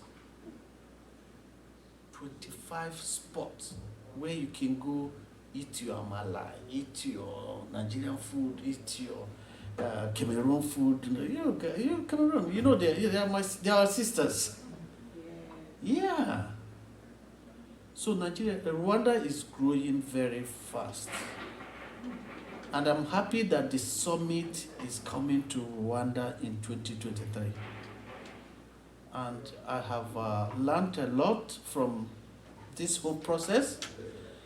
I promise you people, if I have 50 people coming from United States to Kigali, maybe it's only 20 that will come back. Yeah! What will happen to the rest? They will be kidnapped? You wouldn't even want to come back again. They will defect. They will be kidnapped? No, they will be defect. You wouldn't want to return to United States. That's what I'm saying. I know, got you. I'm going to make it an easy move. easy transition, from United States to Rwanda. Before I got here, I had a discussion with RDB, Rwanda Development Board. They are aware of this association. They are also as excited that you people are coming. So do know that you're coming home. By the time you decide you're coming to Rwanda 2023, just know you're coming home. I have a flag here. I need to fly my Rwanda flag, if you don't mind. Yeah, so that people that are watching over there know that we are ready. Huh? We are ready. Yeah. Huh? We are ready. We are ready. We are ready to host you people. We are ready. We are ready. I can't wait for you guys to be in Rwanda. Rwanda, we are coming. Yes, Kigali. Kigali is waiting for you. 2023, yes. All roads lead to Kigali. I look forward to having you all. And like I said earlier, if I have 50 people from United States coming to Kigali by 2023, trust me, 10 out of that 50 will get their land registered before they return. And 20 out of that 50 will have their business also registered. That's an assurance. One. I have one already. Two. I have another one over there. All roads to Kigali. All right, thank you. Thank you so much. You're welcome. Right. Are you going with me? Make sure you don't miss that chance. Thank you so much. Now, you see how excited people are to go to Rwanda. How would it have been if we are this excited to go to every other part of Africa? To go to Nigeria. I was in Nigeria earlier this year in March. I had a flying visit for about 6 days. It was so shameful. Lagos to Ibadan is just about an hour drive. But for fear of being kidnapped, I had to fly 20 minutes. I had to fly from Lagos to Ibadan and back because the road is not safe. In that short distance of an hour, anything can happen. The possibility of being kidnapped or shot and killed is extremely high. And that is how it is on every other part. But from records, Kigali is the 5th most safest place to be. All right, just a second. So our prayers is that every part of Africa will get to that point where we can authoritatively say, you're coming home, you're excited, you're not afraid, investment opportunities are high. God help us. But that is what IAAS is driving at, to ensure, to actualize, that Africa and Africans will change how things happen, and we'll get to that point where everything will be beautiful. They say doing business in Kigali is like a snap of the finger. We are coming there now. Yeah. But before we continue, Obi has a question. Yes. Please, go ahead. Okay, for me. Let me see that flag again. You saw, I know you saw something. It has a resemblance. He saw it, it looks like something. It looks like the rising sun. It looks like the rising sun. Can you all see this? Yeah. You see the rising sun? Did you see the rising sun here? Half. Full sun. Half Nigeria and full. Yeah. It is still rising. Still rising. And they say we are landlocked. So, the reason why, listen to me. The reason why, if a country do not go through revolution, even America went through revolution before they come to this stage. The reason why I think Rwanda is doing very well in Africa is because of the revolution they went in 1994. If they did not go through that revolution, they will not be doing well right now. They're still fighting against each other. Each developed country in the world have, at a stage, have gone through revolution before they pick up the mantle and become developed and become successful. And that is what needs to be done in Nigeria. If you don't do it, we're just wasting our time. Thank you very much. Thank you. You want to ask a question? Or you want to make a comment? All right. Yeah. Contrary you want to the microphone? Yeah, please. Yeah, contrary to Professor Okoma, Nigeria went through revolution in the 60s, and the only difference here is that They didn't learn anything from it. they didn't exactly. Number two, they were willing. People were willing. The Rwandans were willing to set aside their differences, ethnicity.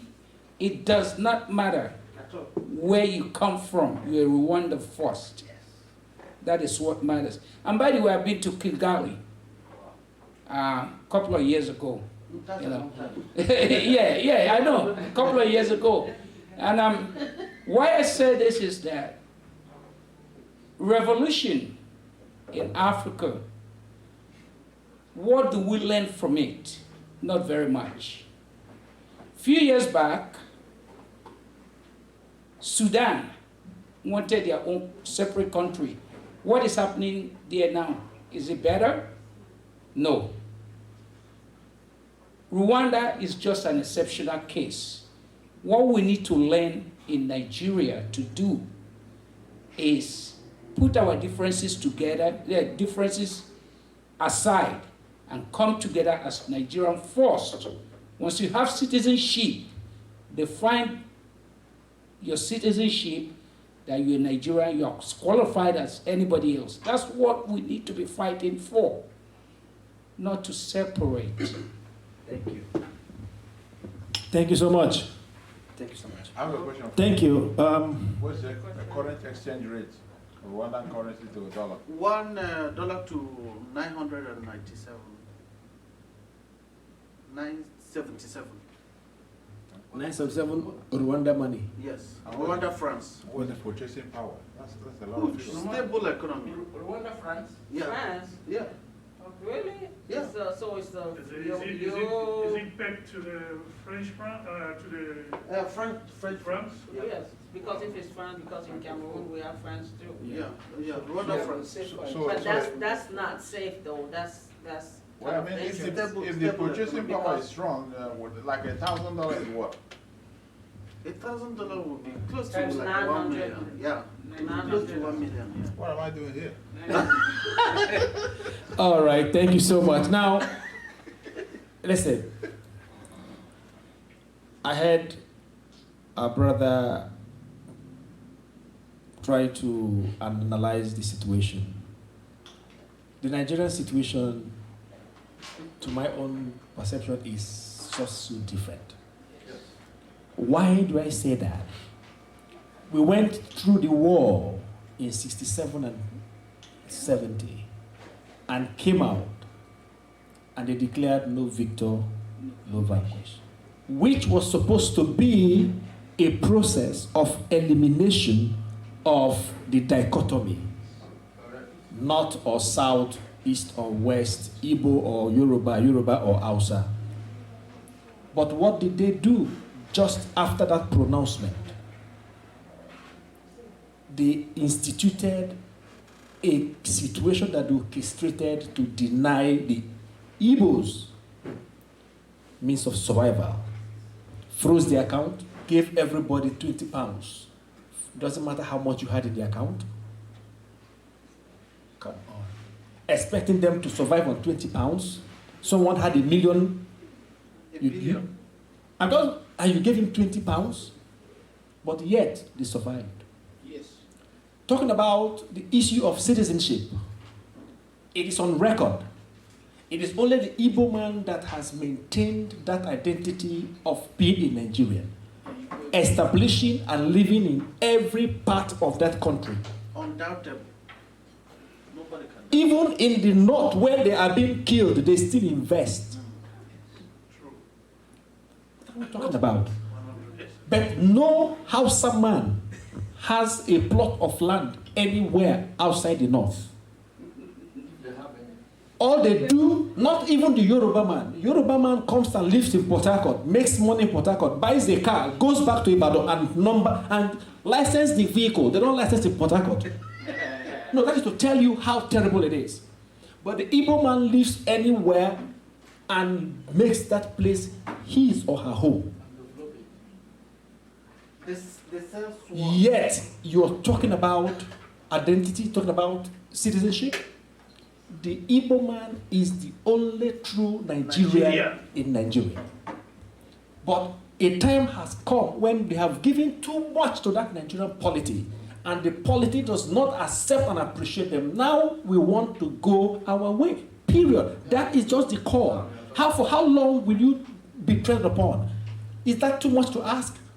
If you don't want to, then let us go. We can't be here and then you don't want to give them a place. No voice, no opportunity. You render them absolutely impotent. It's crazy. But if truth be told, an average Nigerian should sit back and reevaluate where we are coming from. The Igbo man has sacrificed for the unity of that nation. Too much blood. That being said, let's proceed. Thank you so much for your contributions. Thank you for that expression about Rwanda. We hope that other parts of Africa will get better. One of our friends also wants to make a comment as we proceed before we get to count the vote. Has everybody voted? If you've not voted, please, can you raise your hands? If you've not voted, please go there and vote for the book and author of your choice. All right? Okay? Just go and cast your vote in the box, please. We're coming to count the vote right now and then proceed to other things. In doing that, please join me as I welcome to the podium our friend, Freddie Array. Fidelis Array, please. Sorry. Thank you, man. You're welcome, Fidelis. Ladies and gentlemen, I want to thank you all.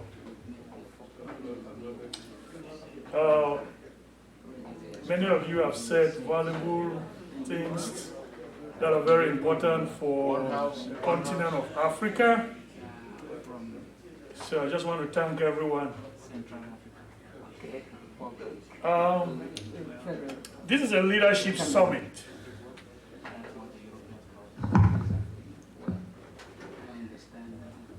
This is a leadership summit. And many times when we talk about leadership, we limit it to political leaders. But we have to understand that leadership, it begins even at your community, not necessarily political leadership.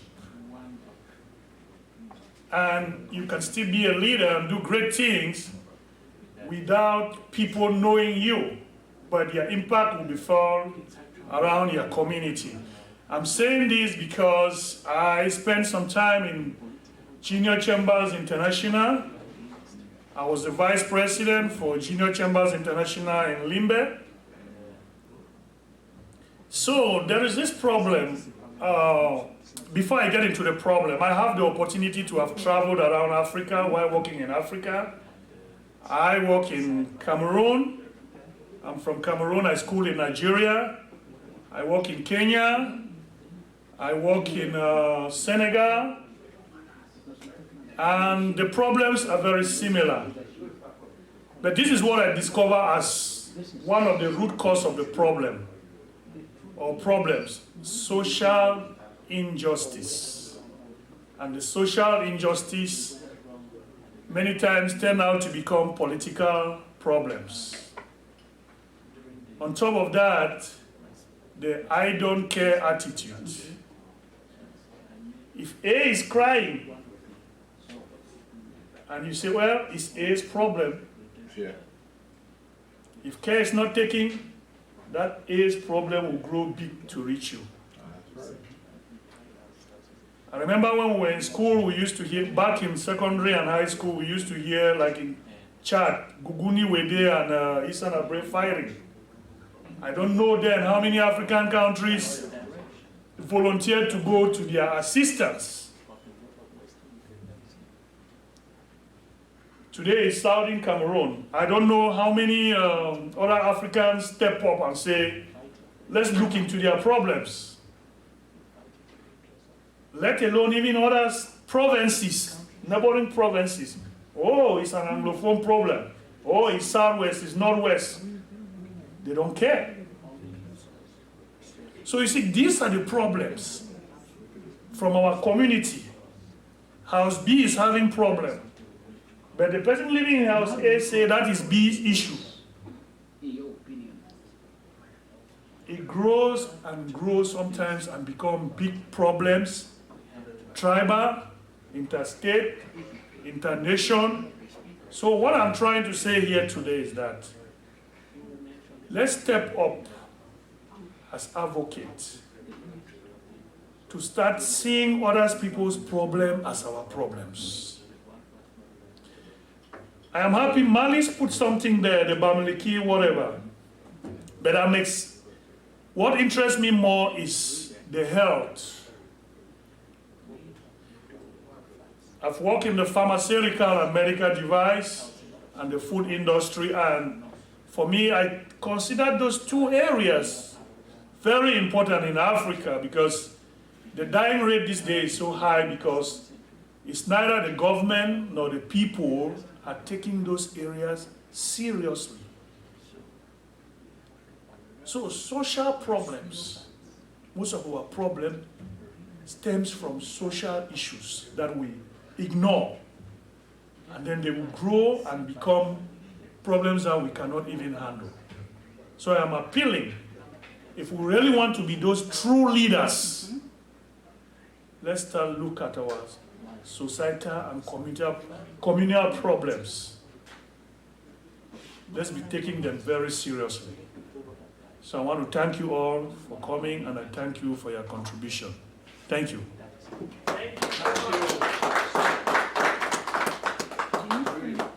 Thank you, Fidelis. That was just amazing. Thank you so much. Thank you.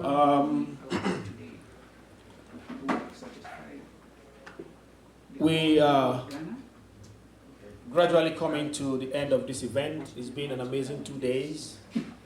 Yesterday was amazing. Today has been awesome.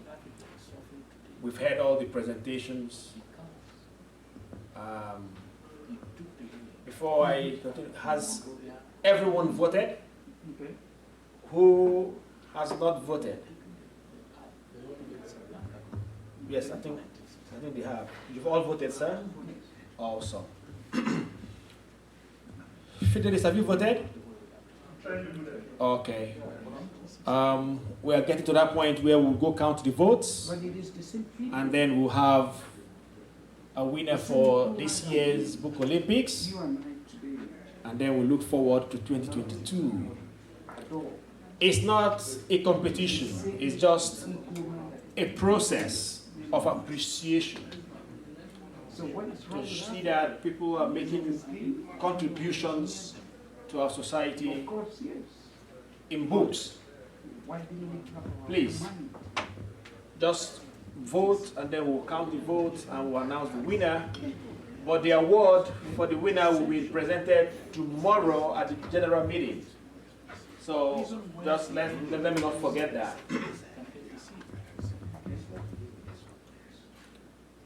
If you all voted, I want to at this point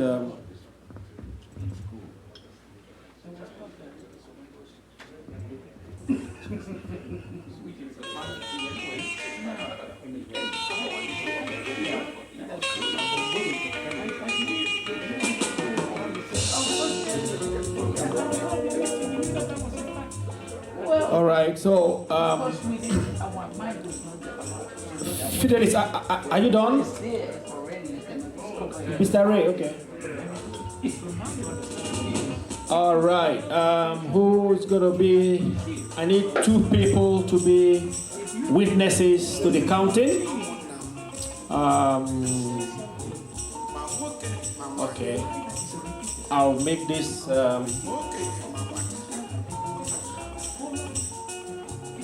Mr. Wajay, I'll need you to witness the counting. No rigging. Malays, I'll need you to also join in the counting, just to witness the vote count, okay? All right, so we are proceeding right now. We are proceeding right now to the vote count before we come back to gradually close this meeting. Thank you. All right, we are all heading there to go count the votes. Ibere. Yes. All right.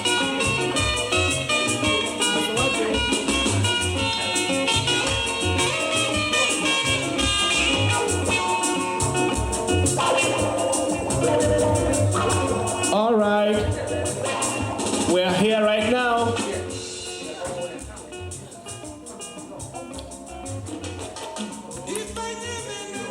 I'm waiting for Mr. Wajay.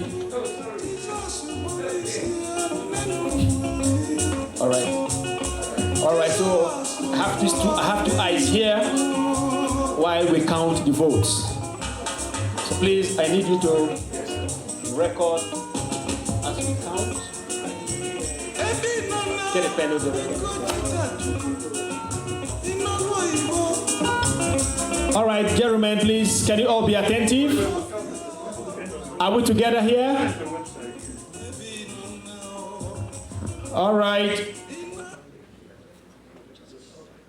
We are ready to start counting.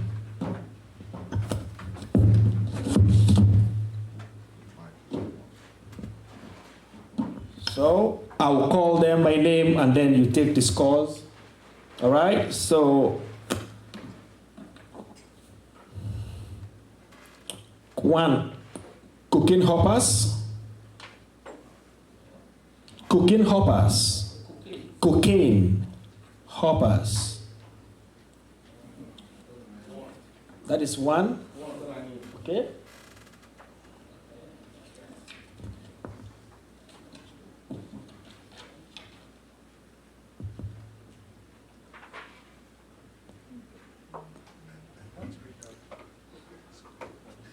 Sorry, listen, one vote, each sheet for one vote, okay? This is nullified.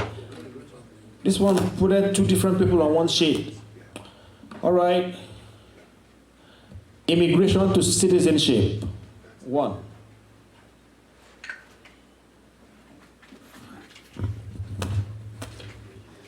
The book on cocaine, 2. Thank you. Immigration to citizenship, 2. Immigration to citizenship, 3. Immigration to citizenship, 4. Cocaine hoppers, 3. Immigration to citizenship, 5.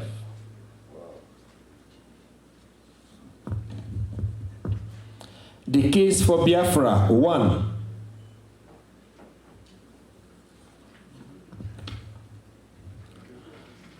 Power to the people, 1.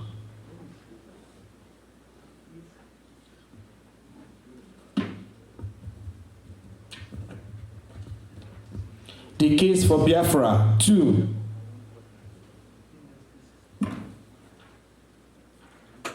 This is blank. You can all see blank.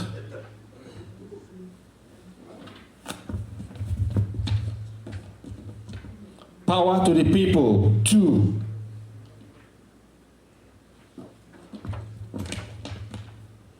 Immigration to citizenship, 6.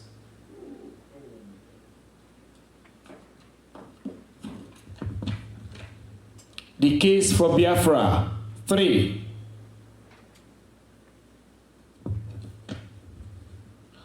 Cocaine hoppers, 4. Right? That's 4. Cocaine hoppers, 5.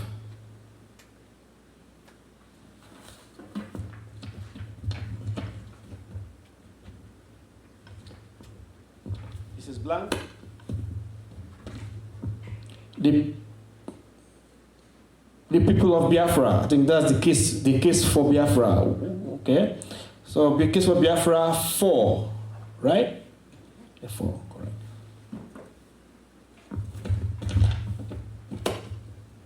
The case for Biafra, this person voted 2 people, so this is nullified.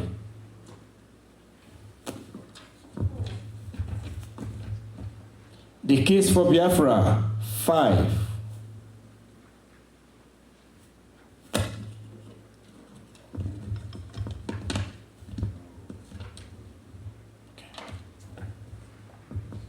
This person wrote a name. We're talking about the books. Nullified.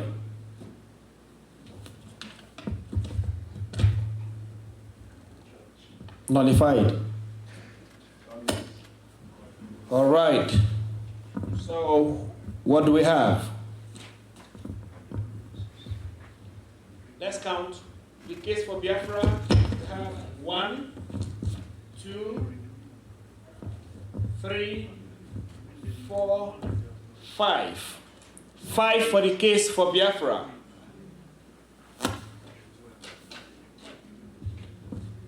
Immigration to citizenship, we have 1,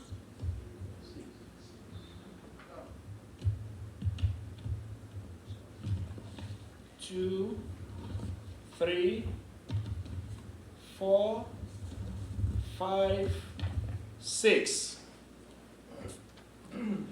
Cocaine hoppers, we have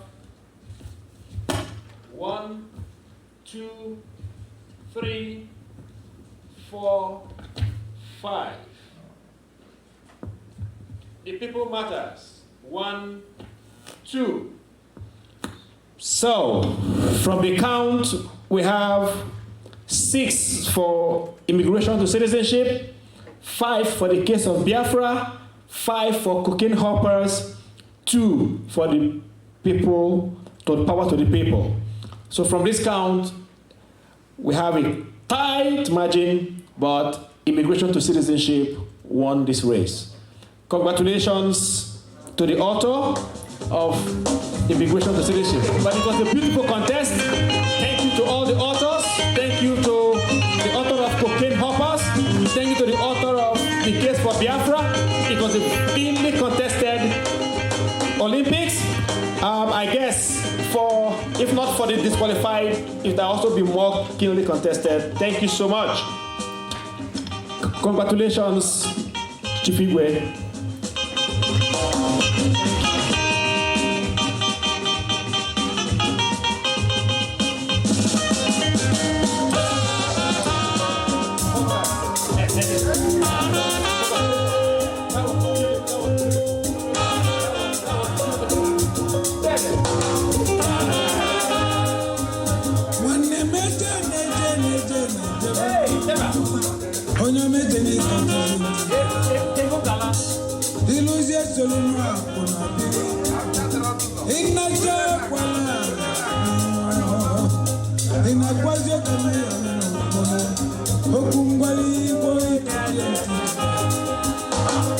Illusion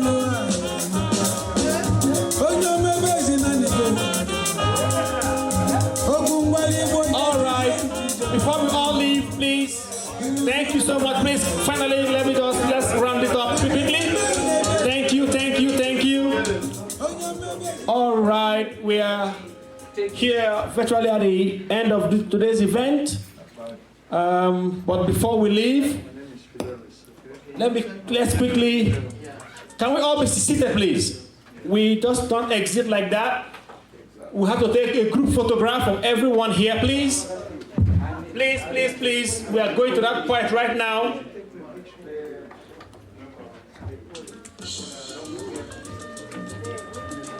Please, before we leave, we want to quickly once again appreciate everyone for coming, for attending this year's summit, and for everyone that has been watching online. We want to say thank you for staying through with us today. Thank you as we look forward to see you again, same time in 2022 in Kenya. Before we leave, we want to say thank you to all our partners, all our donors, our sponsors, the likes of GlowNet USA, GM Promotionals, Good Coin Foundation, Martin Luther King Jr. Merchants Association, Troist Bank, Biola Heights University, University of West Georgia, Amazon Smile, Wealth Startup Hospital, and everyone who in one way or the other has contributed immensely to the success of this year's event. We want to say thank you to all the authors. Thank you so much, Professor Odo. Thank you so much, Dr. Obo. Thank you so much, Obukwama. Thank you, Chidedumibwe. Thank you, Males Gasim. Thank you, Ndeye Tedozo. Thank you so much for coming. Thank you for your amazing support. Thank you for this beautiful time we spent. Thank you to Dr. Lloyd Onyerimba. Thank you to Kelechi Anyanwu. Thank you so much, Fidelis Array. Thank you, everyone that has made this meeting an amazing time. We are so grateful. We look forward to seeing you again in our next meeting. And please be informed, every member, we are meeting tomorrow. We are meeting tomorrow for the general meeting. But right now, please, can we all gather for a group photograph before we exit? But just a quick reminder, the venue for the meeting tomorrow remains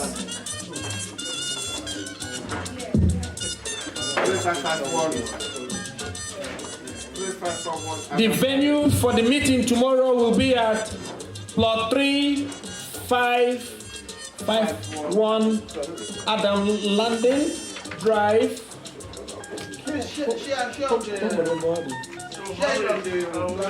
Yes, we'll share it now right now, but just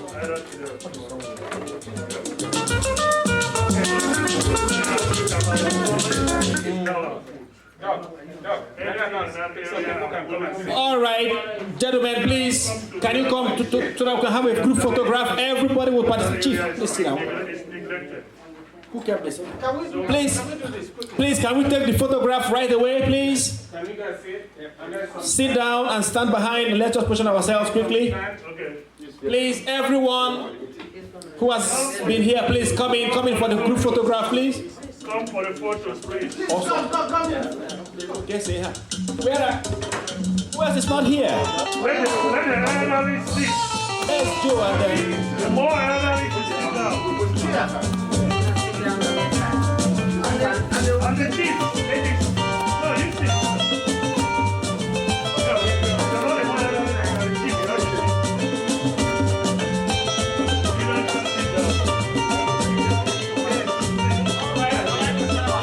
Align yourself quickly.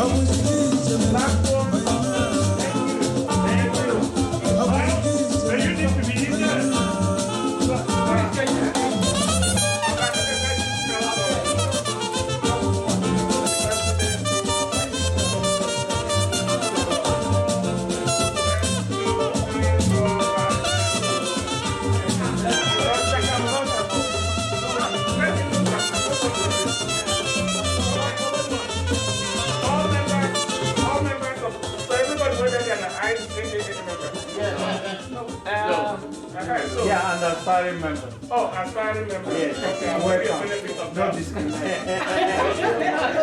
Hold on. Because if you never pay at 25, then I promote your face. Okay, let's go. Dr. Maje, are you with us? Close that gap small. You want. Thank you. Let's go. 1, 2, 3. One more. Good night. Okay, Obi, you're not there yourself. How do we get that? You know how we go at yourself.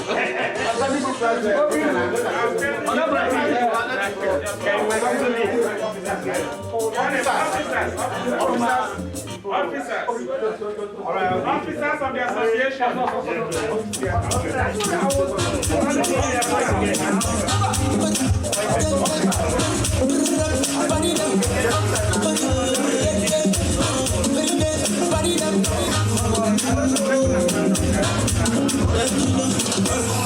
Person wey no person, we no dey give person. If you want no person, we no go force person. I know they see, you wan give me medicine. I get money, you wan help me spend my money. Allow me to enjoy myself. Allow me to enjoy myself. Allow me to enjoy myself. Allow me to enjoy. Allow me to enjoy myself. Allow me to enjoy myself. Allow me to enjoy myself. I love you. I'm a winner. I'm a winner. Just believe that I'm a winner. Just believe. I'll never do it like you do it. Just believe I'ma do it. Yeah, let me do it like I do it. How I do it. Allow me to enjoy myself. Allow me to enjoy myself. Allow me to enjoy myself. Allow me to enjoy. Allow me to enjoy myself. Allow me to enjoy myself. Allow me to enjoy myself. Yeah. Oh mama.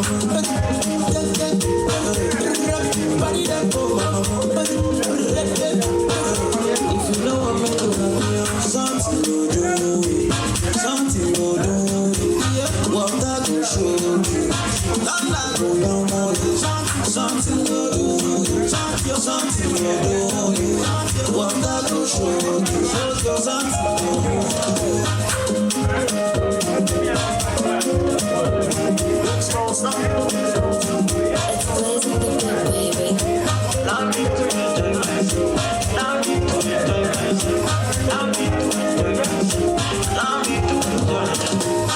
See, you won't give me medicine. I got money, you won't help me spend my money.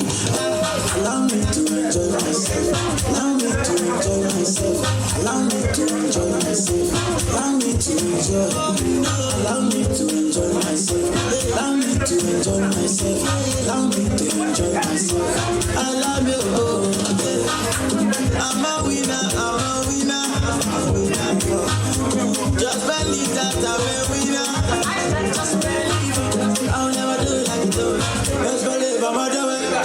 Yeah, let me do it like I do it. How I do it. Allow me to enjoy myself. Allow me to enjoy myself. Allow me to enjoy myself. Allow me to enjoy. Allow me to enjoy myself. Allow me to enjoy myself. Allow me to enjoy myself. Yeah, yeah, yeah, yeah. Oh,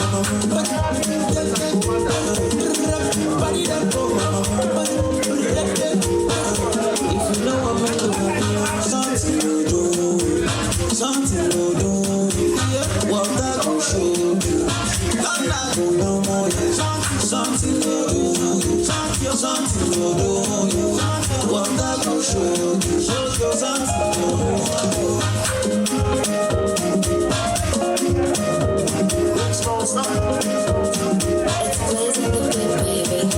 Allow me to enjoy myself. Allow me to enjoy myself. Allow me to enjoy myself. Allow me to enjoy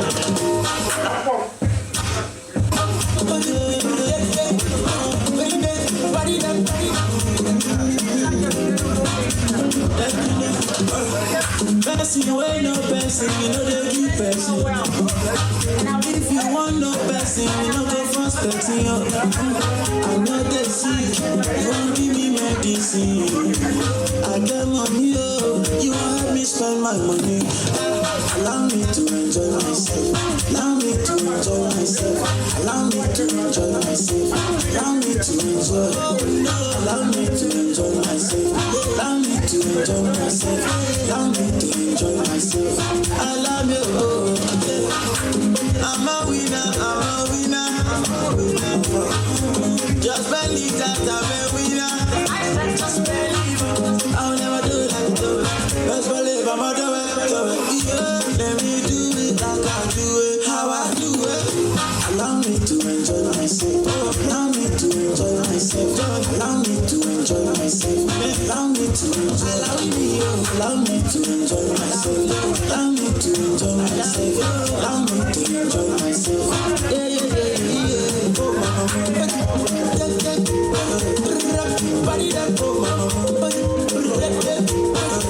If you know I'm gonna do something you do, something you do, what that will show you. I'm not gonna more, something you do, something you do, what that will show you, something you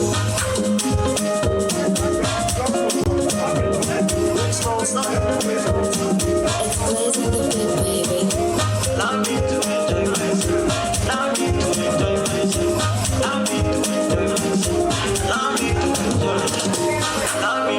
enjoy myself. Allow me to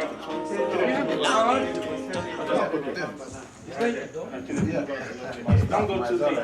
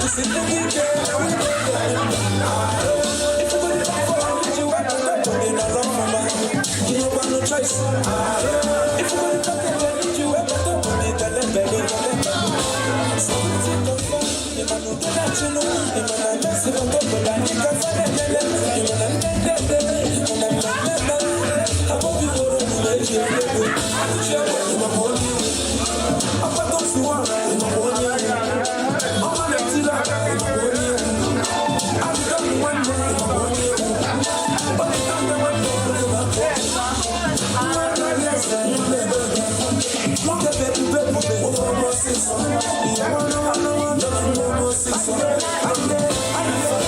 Full of trouble, double silencer. If I don't tell what to know, double condenser.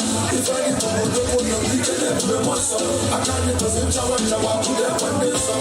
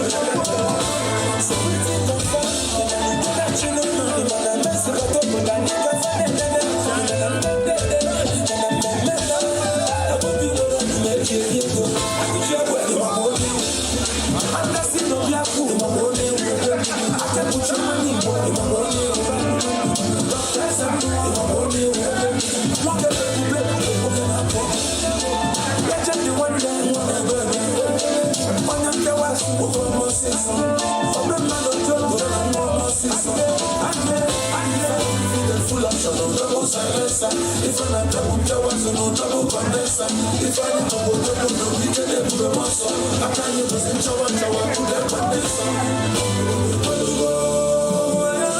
I know what Chawa go. Big small something. I know put that go. If I never go.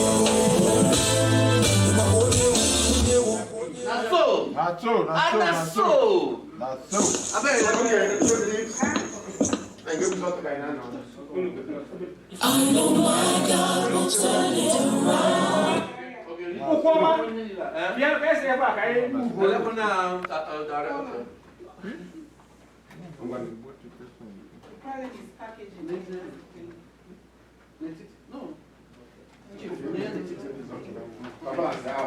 That's right. He's in the studio covering an umbrella election. Okay. If I do it, I say now what am I doing? So I go, what am I doing? We come find that we move in. Can't just check out it.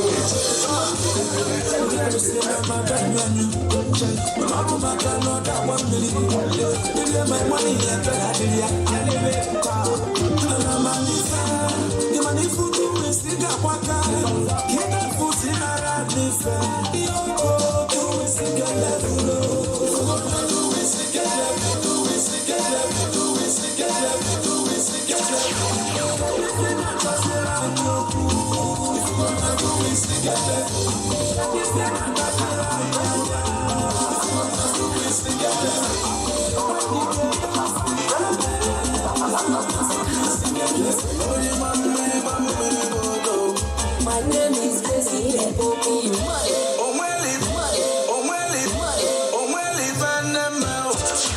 Whether they like them or not, street go they pay. I say every day, only macarona. You police and make all a joloma. It no good to walk like bamboo. When to chop na taboo. Oh well, if Panama, oh well, if Panama, oh well, if Panama. Is it on them men or them men? Guys, you already played me.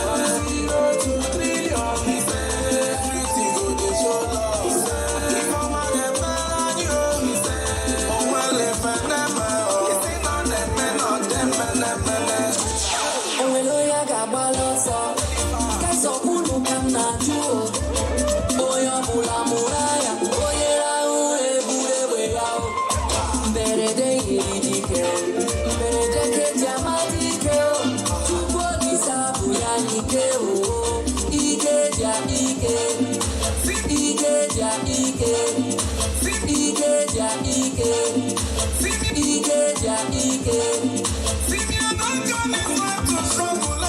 Oh, no, I'm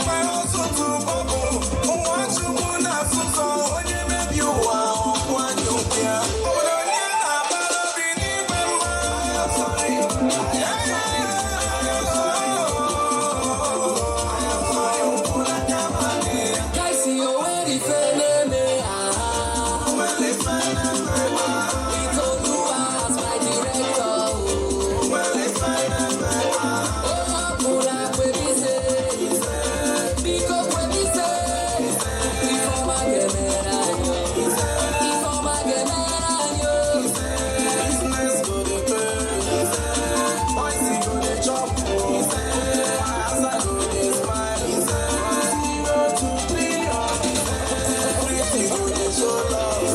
Before my game and I know, well if I never, it's not them, ladies and gentlemen, my name is Casey Popo.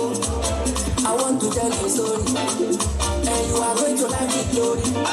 No be you face this police station, they will need crazy, yo. Yeah, that today, now I got me crazy, yo. Before when they see Casey, all of them, malaga. Now when they see me, they say, John, money go through your ass, oh. People go fight for your matter, oh. Go and do one for you. He go do one for you. I say, oh, well, if I know my well, if I know my we don't know what my director. Well, if I know what I do now, where we say, we go do this.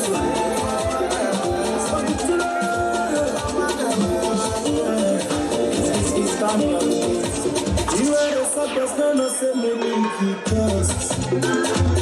I see you follow like man, they show you ready to last.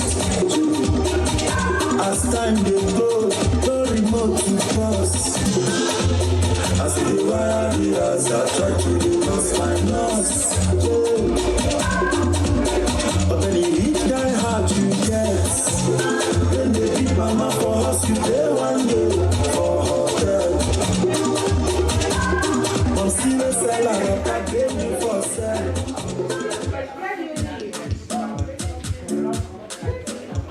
Mastercraft on the beat.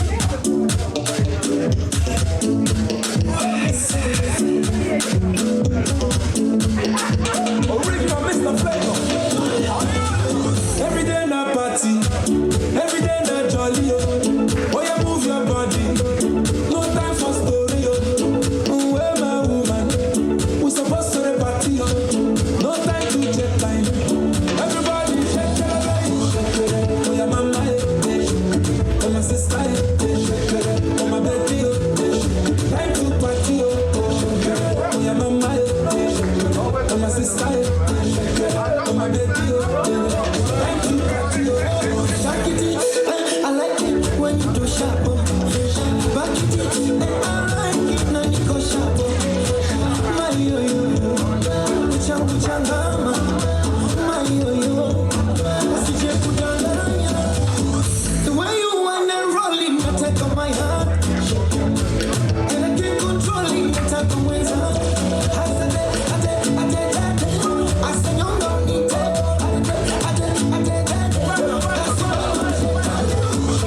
Oh, yeah, mama, oh, my sister.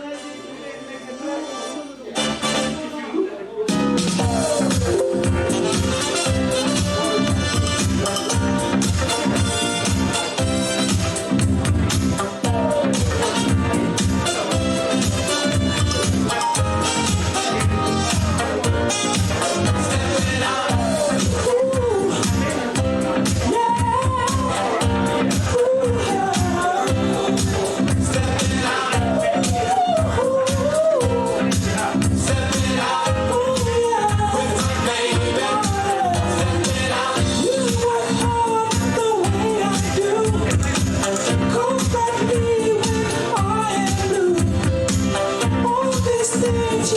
Do